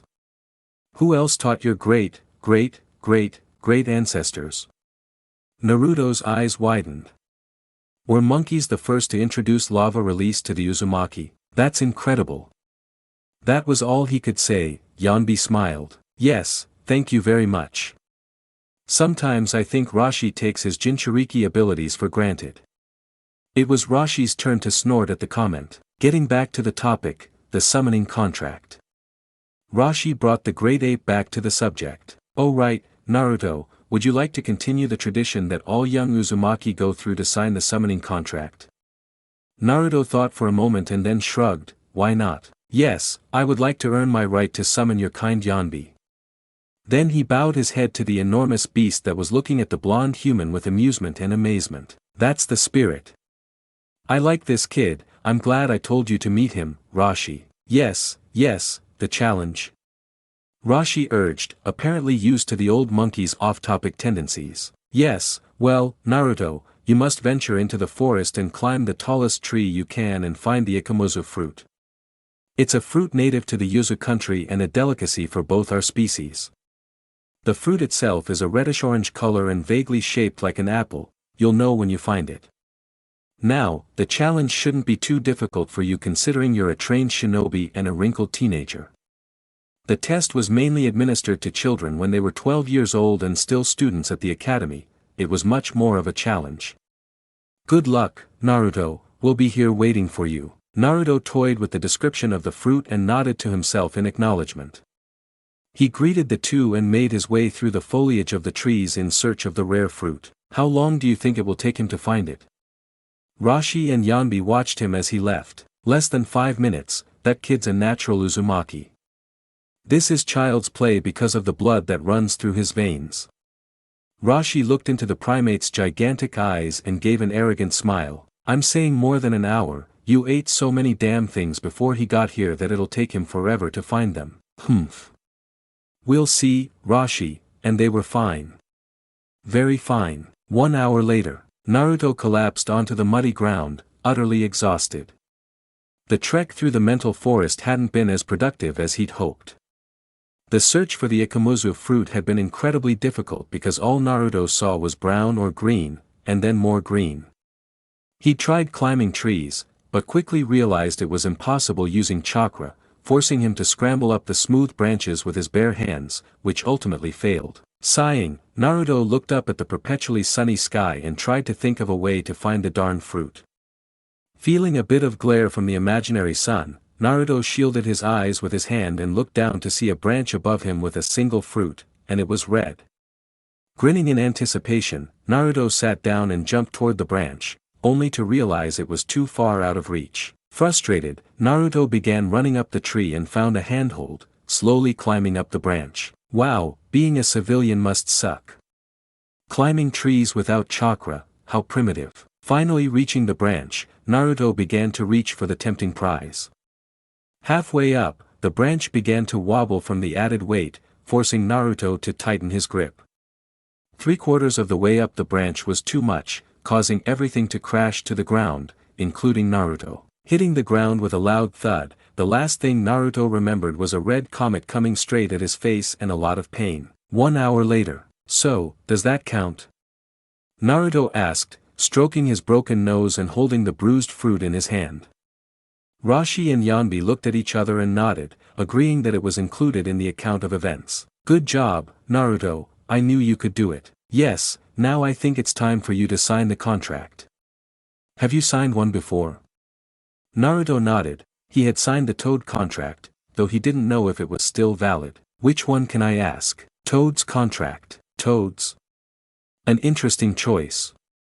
Yanbi seemed a little amused by the strange choice, but Naruto explained. My first mentor made me sign it when he trained me, about the only real technique he taught me. Yanbi nodded slightly. Very well, just sign in blood, here. Yes, perfect. That's good handwriting, he said. Well, that's what mind fusion does. Is there anything else you'd like to say, oh great Monkey King? Yanbi grunted again, not amused by the joke. Humph, good luck, Naruto. I hope to see you again soon. It was a pleasure meeting the Uzumaki heir, and I hope you will bring glory to our village once more. I'll do it, Yanbi, I promise. Grass country, cave. Naruto woke with a start. The fire had gone out, and he could no longer see his surroundings. He got up and started walking toward a dim light shining through the cave. He saw that it was the cave entrance where Rashi was. Naruto noticed the man's eyes moving suspiciously back and forth across the room, as if he were searching for something or someone. Realizing Naruto was approaching, Rashi greeted the boy with an awkward gesture and a half-smile. Well, Naruto, I think you're better now. If I remember correctly, you said you have a fiancée, and I don't think she'd appreciate you waiting forever, would she? Naruto nodded, agreeing with that decision. The last time he'd run away from MEI, she'd turned him into pulp at the hospital. Yes, I suppose you're right, I'll go get my equipment and then I'll leave. Naruto ran back to the cave and, using a simple fire jutsu, was able to illuminate the area and find his vest, bags, and his great sword. Alright, I'm ready to go back to Kiri. Oh, before I forget. Naruto rummaged in his kunai pouch and handed a 3-pronged kunai to Rashi, who took it in confusion. The 4th Hokage's kunai. You must be his son, you look a lot like him. Naruto nodded and smiled, scratching the back of his neck. If you're in trouble or Akatsuki crosses your path, throw the kunai on the ground or a tree and I'll come back. Rashi stiffened at the sound of Akatsuki, but otherwise just nodded and smiled. Very well, Naruto, you'd better go. I hope we meet again someday. Naruto was a little curious as to why the old man was trying to get rid of him, but he interpreted it as him wanting to leave too. See you later, Rashi. Naruto said with a gesture before disappearing in a yellow flash, leaving Rashi in charge of the newcomers. Konoha. Hokage-sama, Team Kakashi has arrived at the gates. It seems they returned empty-handed. Shizune informed an enraged Tsunade. Damn, this complicates things. She pondered silently until Yamato's group arrived in front of her to report. Report. She ordered laconically. Ma'am, we have some news for you. Grassland. Ah, look here, Itachi. The 4 tails is here, and the 9 tails just left, 2 beasts in the bag for us today. Kisame shouted. The two had reached the clearing in front of the cave just after Naruto had vanished in a yellow flash. Rashi glanced at them and took a few steps forward, holding both hands up in front of him in a defensive stance. You'll have to go through me before you get to Naruto. Itachi looked at Kisame and then at Rashi. Now Kisame, we should take our time. I don't think we can catch up to Naruto that quickly, the jutsu he used is very advanced. Kisame sneered and removed Samahata from his back, preparing for battle. I call dibs on this, Itachi. Just step back and watch. Itachi simply took a few steps back to allow the two fighters their dueling arena. Rashi looked at the kunai in his hands, having an internal struggle with himself. If I release it, Naruto and I could try to defeat them both together. If I don't, Naruto will live to fight another day, and they'll take me and kill me for my biju. I'm not sure if Naruto can handle these two, even with my help and our bijus. It would be better not to ask for help. We must keep that boy alive, he has a destiny to fulfill, I could feel it. You're quite loyal to the Uzumaki, aren't you, Yanbi? It's not just that, I think Naruto has a future worth seeing. One you're willing to sacrifice yourself for. Damn it, I'm willing. If we can break a few limbs on our way to hell, then we agree. Taking one last look at the sword's marvelous craftsmanship, Rashi tossed it into the air in front of his face and fired a single lava bullet, effectively destroying his distress beacon. By destroying it, I can prevent Akatsuki from using it against Naruto. I wonder why she did that. Kisame muttered, not understanding the weapon or jutsu behind it. Well, are you ready then? Rashi shouted, pulling out his custom-made curved kunai that he used. Kisame smiled and began running towards the bearded man, intending to take the delicious chakra of the four tails. Rashi smiled, even he knew he couldn't win this battle against the two opponents. He was buying time that gave Naruto the opportunity to escape. Good luck Naruto, I know you have a great future ahead of you. I wish I could live to see it. Kirigakure, Uzumaki TERUMI Estate. Naruto reached the gate and suddenly felt an ominous sensation in his chest, as if something terrible had just happened.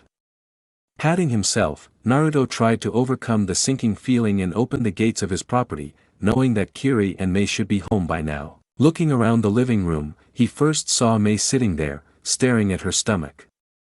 Confused as to why she was paying so much attention to him, Naruto punched the wall, drawing her attention to him. She started to smile, but she looked very hesitant. Hello Mayheim, I'm home. He said simply, waiting to be bitten by his fiancée. Hello Naruto-kun, welcome back. She replied, stroking the sofa beside her. Naruto swallowed and went to sit next to her, moving his arm around her shoulders and pulling her closer for a kiss. Naruto, I have some news. Naruto was intrigued, he looked into her eyes and saw them trembling. What's the news? Did something happen while I was away?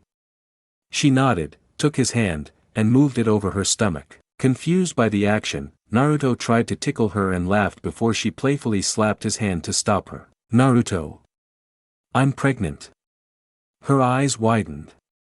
Pregnant, pregnant. Grass country, river, aftermath of the battle. As Sasuke began to slide into the water, a trio of figures emerged from the trees and jumped in. The apparent leader approached the ailing Uchiha and roughly lifted him by the arm, eliciting a groan from the boy. Placing a glowing hand on his head, the man nodded to his two subordinates, one of whom tugged a hand to his ear. Sir, the package has been taken. I repeat, the currency is ours. Orders. The crackling of the radio subsided as the three waited for their superior to return. Return to base immediately, Leader Sama is pleased.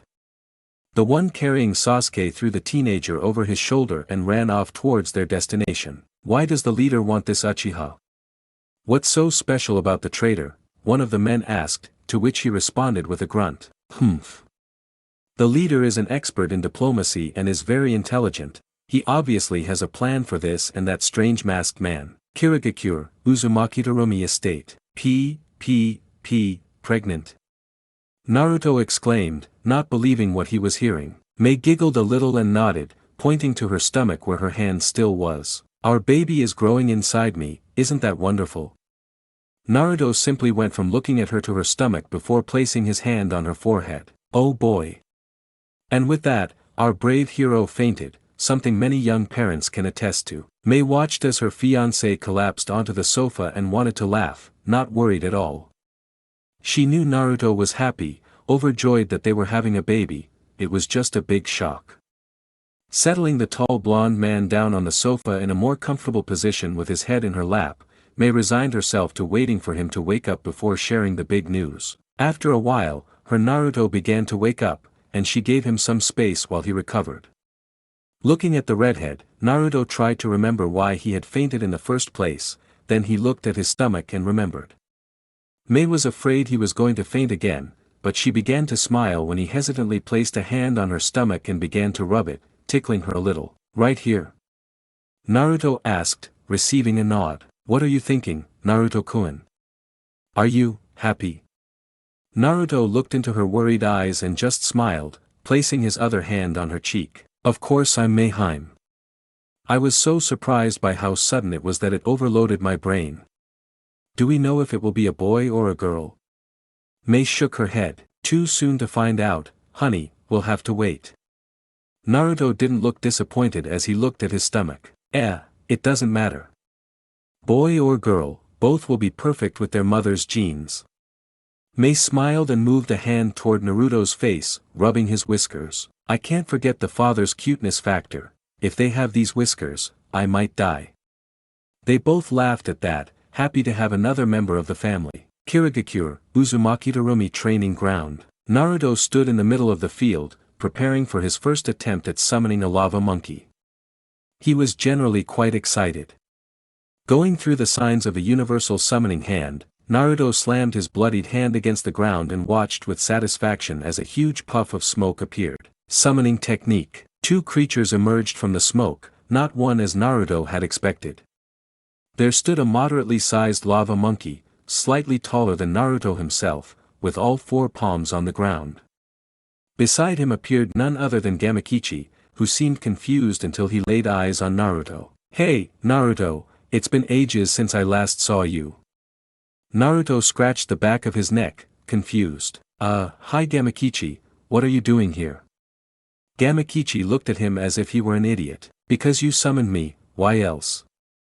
Naruto pointed at the furious lava monkey next to him, from whom Gamakichi swallowed hard and took a few steps back. Uzumaki-sama, may I ask why there's a toad here? Naruto looked at the primate and found it wearing an interesting outfit. It had plate armor on its arms and legs, and most importantly, an yuzu headband was around its neck, signifying its sole allegiance.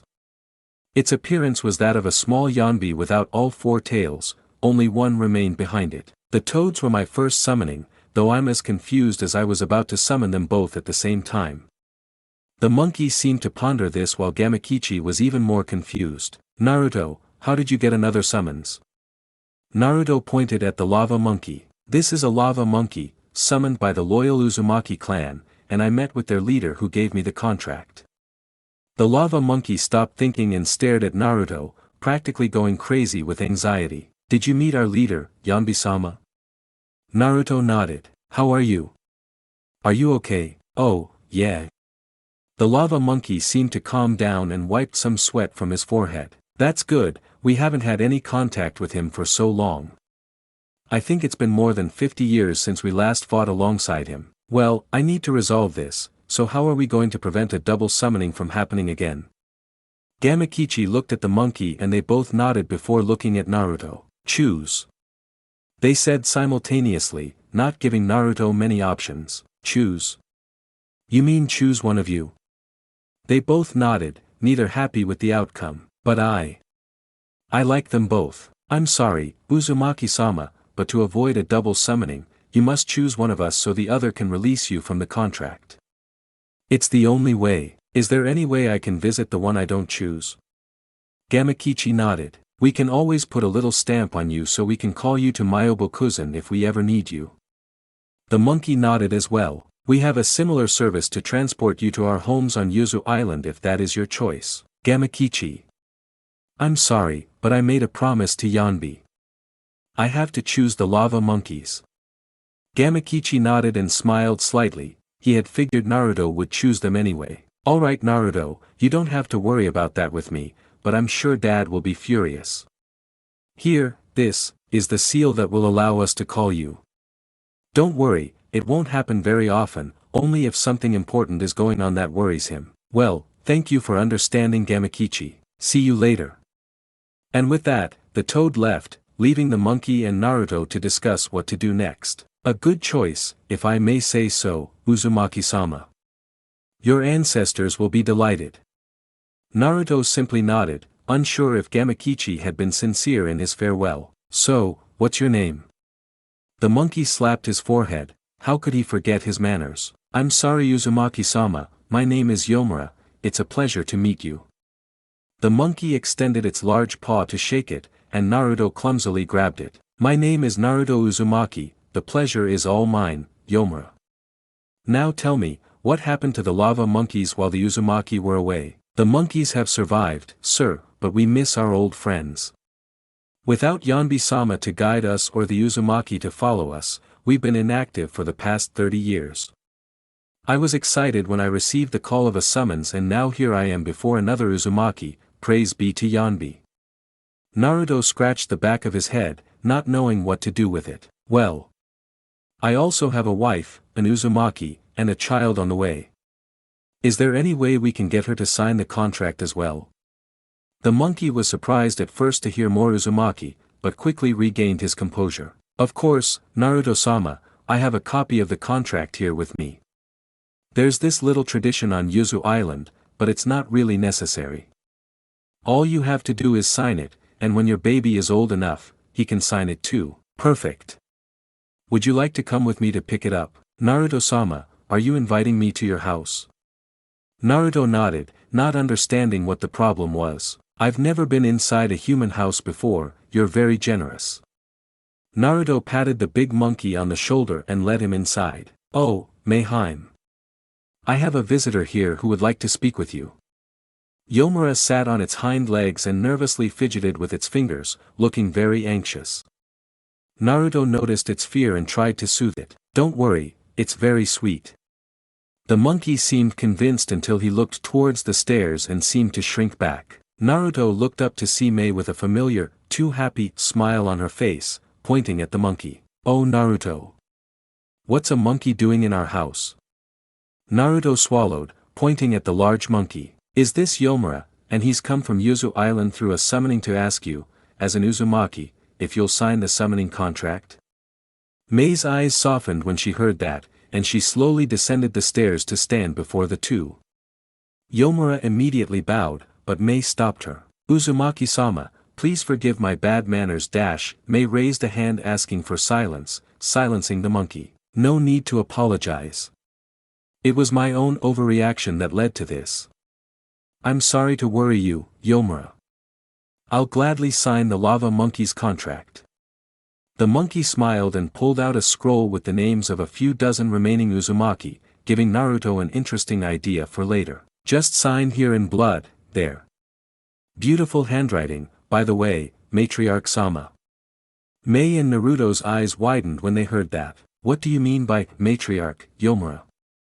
Naruto asked, receiving a slightly nervous look from the primate. Oh, I'm sorry if that wasn't the appropriate title for your female Naruto-sama. I simply assumed that because you're the first to summon us in the last 30 years, you were the current head of the Uzumaki family. Please forgive my erroneous assumptions. Naruto and Mei exchanged surprised glances. So, we're the first to contact him in the last 30 years? Mei asked incredulously, unable to believe that such a famous invocation hadn't been used. The monkey simply nodded and adopted a sullen expression. Yes, Uzumaki-sama, my people have felt as if we've been rejected or have somehow failed the Uzumaki, and that this is our punishment. From your confusion, I suspect you know little about the status of other Uzumaki. They both nodded. No other Uzumaki were known to either of them. Well, that's a shame. Perhaps in time, we can work together to unite the Uzumaki clan with the help of my summoning contract here. Now then, I believe this summoning is complete, and I'll return home until I'm summoned again. Naruto-sama, we may call you back soon so you can see our Crimson Backs or our leaders to discuss your further training as the Uzumaki Patriarch. Naruto was confused. Training? Patriarch, wait, what do you mean by training? The monkey looked at him for a moment as if he were an idiot before changing to a friendlier expression. Your lava training, the Crimson Backs, will teach you our way of converting geothermal energy into strength and power, a secret power known only to the descendants of Yanbi. You will come to learn more in time. The monkey disappeared in a puff of smoke, leaving a confused pair of Uzumaki behind. Okay, Kirigakure, Mizukage Suite, 1 day later. Mei sat at her desk in her usual attire, reviewing some documents while she waited for Naruto to arrive. She had received a priority message from the Raikage that his brother, Killer Bee, had requested Naruto's presence for a training exercise. Seeing that there was nothing wrong with it, Mei allowed him to come in and now only had to see him off. Mizukage-sama, did you request my presence? She looked up to see her fiancé. He had dressed in his normal Kiri-jounin attire for the trip. Yes, I have a mission that will send you to Kyumo to train alongside Killer Bee. Naruto was intrigued by this. The last time he saw Killer Bee was when he first visited Kyumo with Yugito. They had met briefly during their week of training there. What kind of training did he say? Mei nodded, handing the message to Naruto. As he read it, his eyes widened when he saw the word underlined at least a dozen times by someone who had to be Killer Bee. Rap training. Mei stifled a laugh as she watched Naruto panic at the idea of rapping with Killer Bee. Now, calm down, Naruto. I'm sure you can convince him to go into real training after he's done, whatever it is he's going to do with you and rap. Naruto wasn't feeling any better. Yugito had a lot of scary stories to tell him, and he didn't like being in the same room for too long. Look on the bright side, it pays an A rank because Killer Bee insisted it was a very important mission. You can use it to go buy us baby clothes, and a crib, and, Naruto interrupted her, his hands clasped together defensively. Okay, I understand. I'll leave, but I won't like it. Naruto started walking toward the door but stopped when he remembered something. Oh, before I forget, here, this is the list I made that you asked for. I'll oversee the preparations after my mission is complete. Naruto stopped as he disappeared behind the office door. Mei smiled at her memory and looked at the list.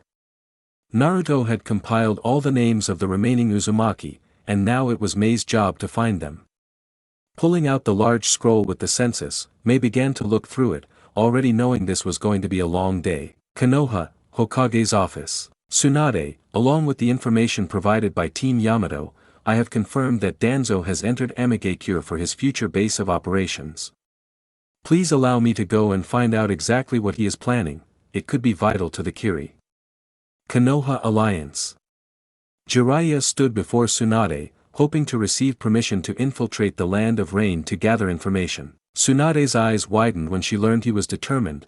Why on earth would he want to go there himself? Jiraiya, the situation in that country is too risky, why don't you use your spy network to gather information? I've already tried to get Tsunade to help.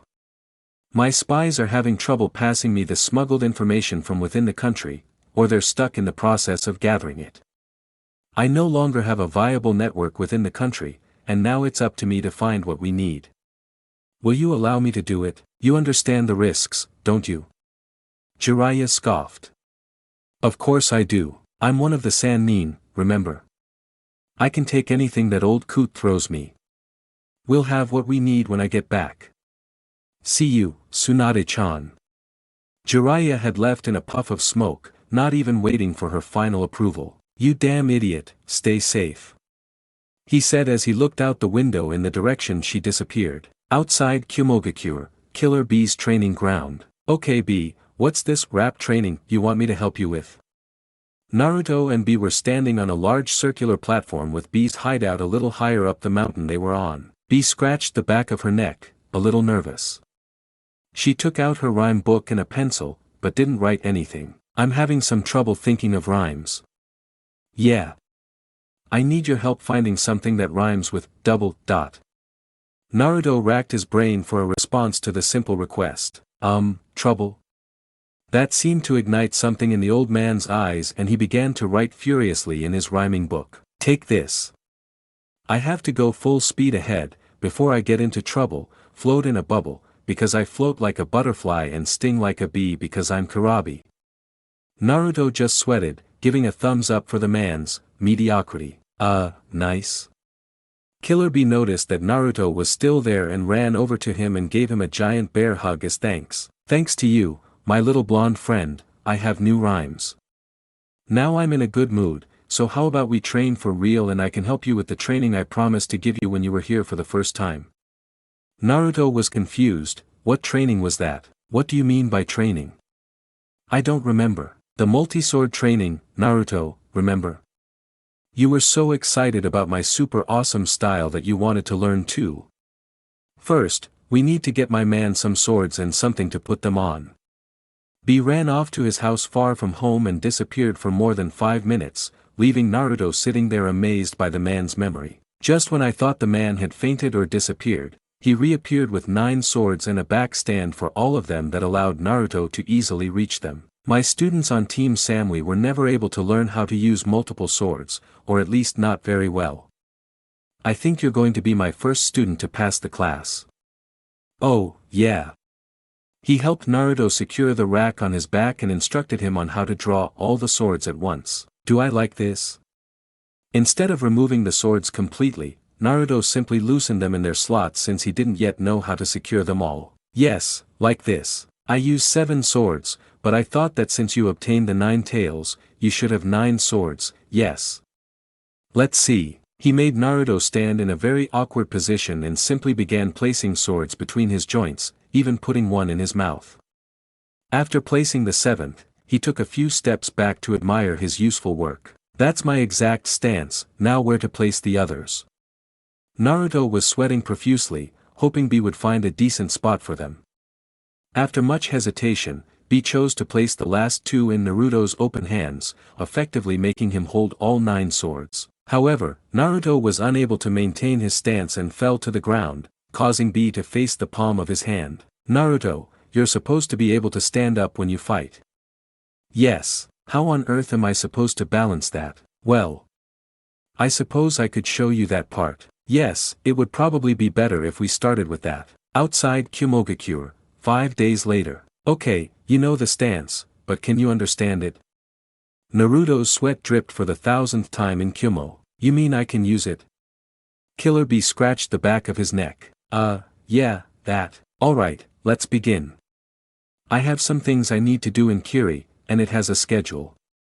Killer Bee seemed quite pleased and quickly drew his own swords. Naruto did the same. The 2 opponents glared at each other before Killer Bee began the battle by leaping toward Naruto. Facing the charge, Naruto launched himself into the air and swung his left arm toward B's form. The 2 clashed swords, the battle becoming a game of who could push the other back until Naruto became too unpredictable. Contrary to the style B had taught him, Naruto maneuvered his right leg and kicked the other man away.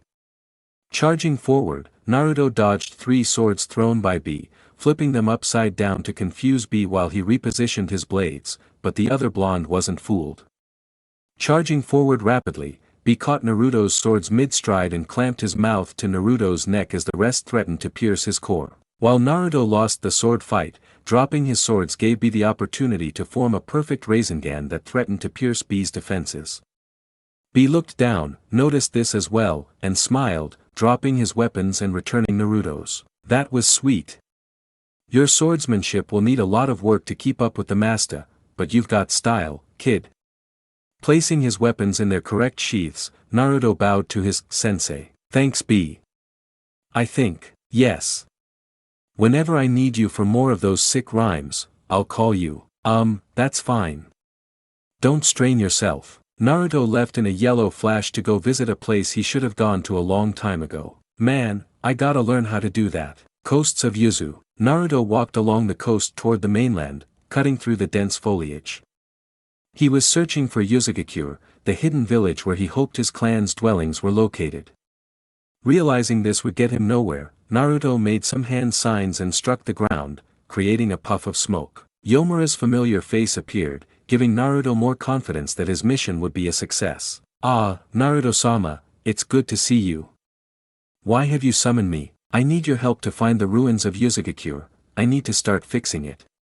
Yomura heard that and smiled. Although I admire your mission, sir, I'm afraid you can't fix it. Why is that? Naruto tilted his head towards Yomura with a suspicious look. It's because the monkeys have already fixed up the cities for you, hoping you'll come back. However, I can show you Yuzagakure if you'd like. It's a beautiful city for humans anyway. Okay, why not? Naruto followed the monkeys' example as they explored the jungles and slowly began to reach the city. However, Naruto was amazed by the amount of wildlife. It seemed that every few steps he took, lava monkeys or even other animals appeared.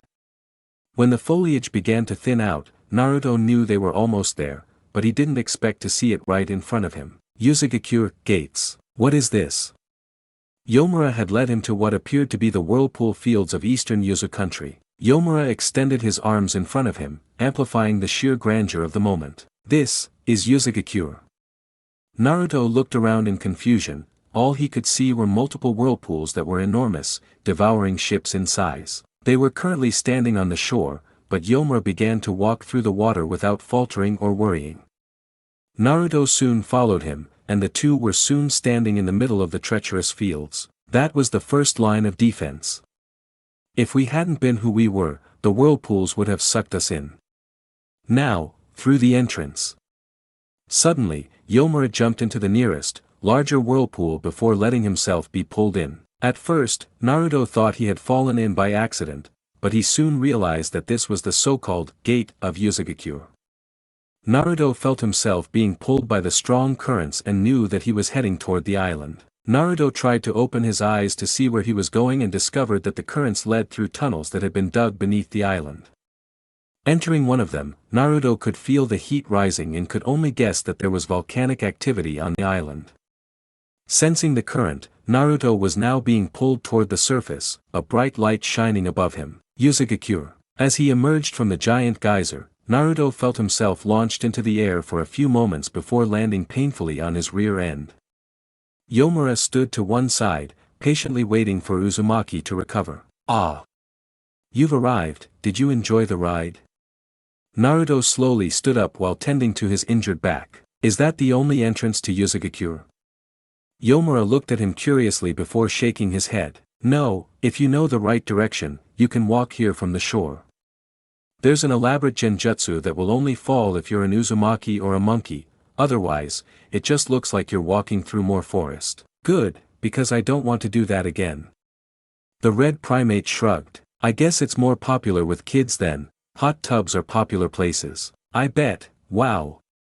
Naruto finally took in the city before him and was surprised by its style and a certain familiarity. We are here, the home of your ancestors, Yuzagakure. Naruto noticed that most of the buildings were painted red or orange. Bright, vibrant colors filled the view. The city's building structure was similar to Kiri's, as the buildings were mostly cylindrical, except for a few that seemed to be very important.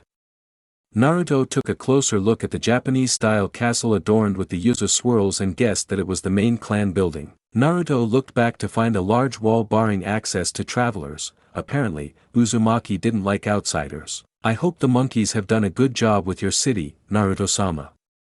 We've had over 50 years of solitude, so this was one of the few things we were able to do. How does it look? Naruto walked down the main street, closely followed by his guide. Well, I don't know what it was like before, but I like it. It feels very familiar and at the same time very new. Your people did a wonderful job. I can't wait to move in. Yomura's eyes widened. Was she coming to live here? Naruto-sama, do you mean you'll come back here to live? Naruto turned to the monkey and nodded. Praise be to Yanbi. I hope more Uzumaki follow us, we can be a real family again. Naruto looked up at the sky, wondering how Mei was doing. Hopefully. Amigakure. A toad approached the land, scanning the area to see if he could find anyone. He was currently in a large body of water surrounding the city, which kept most travelers away. Opening his mouth, the toad allowed the man who had been accompanying him to emerge from his hiding place. Jiraiya slowly emerged from inside the small amphibian and glanced around.